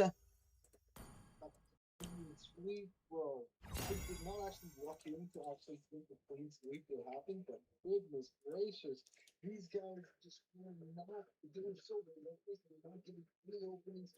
See the side of Monarchs actually got a victory. That is a 3-0 score in CTO. Oblivion. My goodness, I would actually follow these guys. Yep, they are the coolest, and they are calm, cool, collected. Might be a little, you know, confident, overconfident with the TPs, with the emotes, but man, come on, you can't blame them. They are just that good. And ladies and gents, again, that is gonna be a sweep by Cut to Oblivion. They will head on to the grand finals to face off once again Concupiscence, and possibly end the reign of terror here in MLBB OCC. But yeah, before we head on to Marco, ladies and gents, we would like to once again thank you so much for supporting MLBB OCC and OCC Australia. Of course, to our casters, Crucifix, Sasuke, and everyone who participated in this in this tournament. The team of OCC, Maker, Marco, of course, Margot, Kylie, Kylie, Kylie Bear, yeah, whatever you want to call me, to call you. But again, guys, it was one heck of a semifinal, especially in the match one. But again, there can only be one winner, two teams remaining, and it will be. CTO Cut to Oblivion and Concupiscence. But Crucifix, man, you do you wanna leave some message to the crowd or to the audience before we throw to Marco? Oh no. Oh no. Crucifix, are you there, my brother? Are you there? Yo. I was having a little issues with my Wi-Fi again. Back again. What's up? Yeah. Uh yeah, I was just asking if you would like to say something to our audiences before we throw it to Marco. I'd say that you guys are very, very cool because I haven't seen these kind of like drafting and this kind of decision making in my home region. So watching this is kind of refreshing and also kind of like enthusiastically enlightening. It makes me want to try and better heroes that might not be non-meta. Like yeah, I do play Argus and all that. Yeah, I definitely do have my soft spots, but I might actually just try Selena and some stuff that the Jekko City and everyone just showed me that have a lot of possibilities to work with. Like maybe Novaria. I might actually just go and play Novaria right now. Yeah, and hopefully one of our viewers, us too, can see you in the rank games. But ladies and gents, that will be it for us for this day. So we will have a 1 week break before we go to our grand finals. But again, it is gonna be a one heck of a grand finals. It is gonna answer a lot of questions. There will be a lot of clashes in the land of Dawn. And again, we have been Shoutcasters Kenzie and of course Crucifix, and we are gonna throw it to you, Marco. Guys, thanks, Kenzie. Thanks, Crucifix, for such a wonderful casting for tonight. Now, that was an incredible match. Cut to Oblivion. I mean, let's talk about the game one. They came in with one goal, set the pace early, and never look back. I mean, I remember that 6 minute mark. City of found a devastating team fight, wiping out Monarch and immediately taking complete control of the map. Monarch chose never had the opportunity to find the perfect way of the dragon, with CTO constantly denying any angle for an initiation. Now, just 2 minutes later, disaster struck again for Monarch as four members were taken down, allowing CTO to snowball even further. Their objective, the control rotations, and map pressure were simply too much to handle. A special mention goes to, once again, Andre City, or should I say Sniper City, who completely dominated the gold lane, building an incredible 8-0 advantage and becoming one of the biggest reasons why CTO controlled that game the first game. This was a commanding performance from the contenders. Now, going up to game two, once again, I felt like it was a replay of the opening game. The same pattern continued. CTO dictated the pace from the very beginning and controlling everything. And Monarch just couldn't find the breathing room they needed to stabilize. Every attempt to contest was answered by another aggressive rotation from CTO. And now we're coming up to the game three. This lineup, Monarch came out swinging within the first minute. Both teams traded a kill apiece, an eye for an eye. It was the perfect indication that neither side was willing to give an inch. But from there, CTO shifted into another gear. Jacko's Kadita, guys, it was phenomenal throughout the whole game. Every engage carried the threat of an instant pickoff, and Monarch struggled to react to the burst damage and crowd control. So CTO once again dominated the neutral objectives. Every turtle and every rotation seemed to go their way, leaving Monarch with a very few opportunities to contest. Now, the defining moment came at the 10-minute mark. CTO completely wiped out Monarch, secured the Lord, and extended their lead to that 9,000 gold. At that point, the game was all but over. Now, with a disciplined macro and a flawless team fighting and a complete control of the map, CTO has shown how veteran they are compared to that of the Monarch. Now, the Empire has toppled. CTO closed out the series in an emphatic fashion, a clean 3-0 sweep. The contenders have definitely arrived. Now, what a night of Mobile Legend we've witnessed here in OCC Season 3 semifinals. Congratulations once again to CTO for an outstanding performance and for securing the place in the grand finals. Now that sets up an incredible championship showdowns. Concupiscence versus Cut to Oblivion. The champions, the contenders. A rematch of two of the biggest names in OCC with the Season 3 trophy on the line. Now, will Concupiscence continue the dynasty and claim another title? Or will CTO finally complete their redemption story after falling just short in Season 2? We cannot wait to find out. To Monarch, thank you for an incredible tournament run. You fought your way to the semifinals and gave us some unforgettable moments throughout season 3. Congratulations on a fantastic campaign. A huge thank you also once again to every player, the moderators, the volunteers, the viewers who continues to make OCC possible. And thank you to our broadcast team, Kenzie, Sasuke, and Crucifix for bringing the action to life throughout the semifinals. And most importantly, guys, once again, to all our viewers who tuned in, supported the teams, and helped make this community what it is today. Now, we're not gonna take obviously any short breaks. We're not gonna take any break right now, but we're gonna definitely gonna take a break this weekend to prepare for the biggest stage of them all. So when we return, it'll be time for the grand finals. One final series, one championship, one team will rise above the rest. Until then, have a wonderful weekend, stay safe, and we'll see you for the finale. I've been your host, Marcosaurus Rex. Good night, everyone. This is OCC Season 3, Rise from Greatest Depths.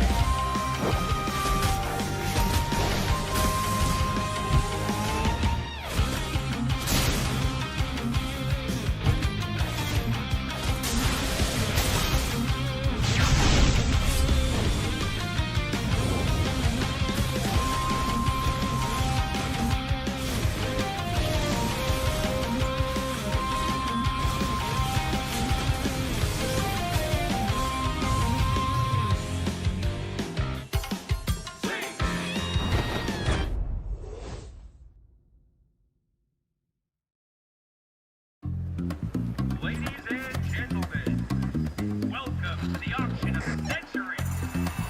I hope you brought your checkbooks and your wits tonight. Let's start the bidding! The rapid dragon in agile fashion. We jump into action.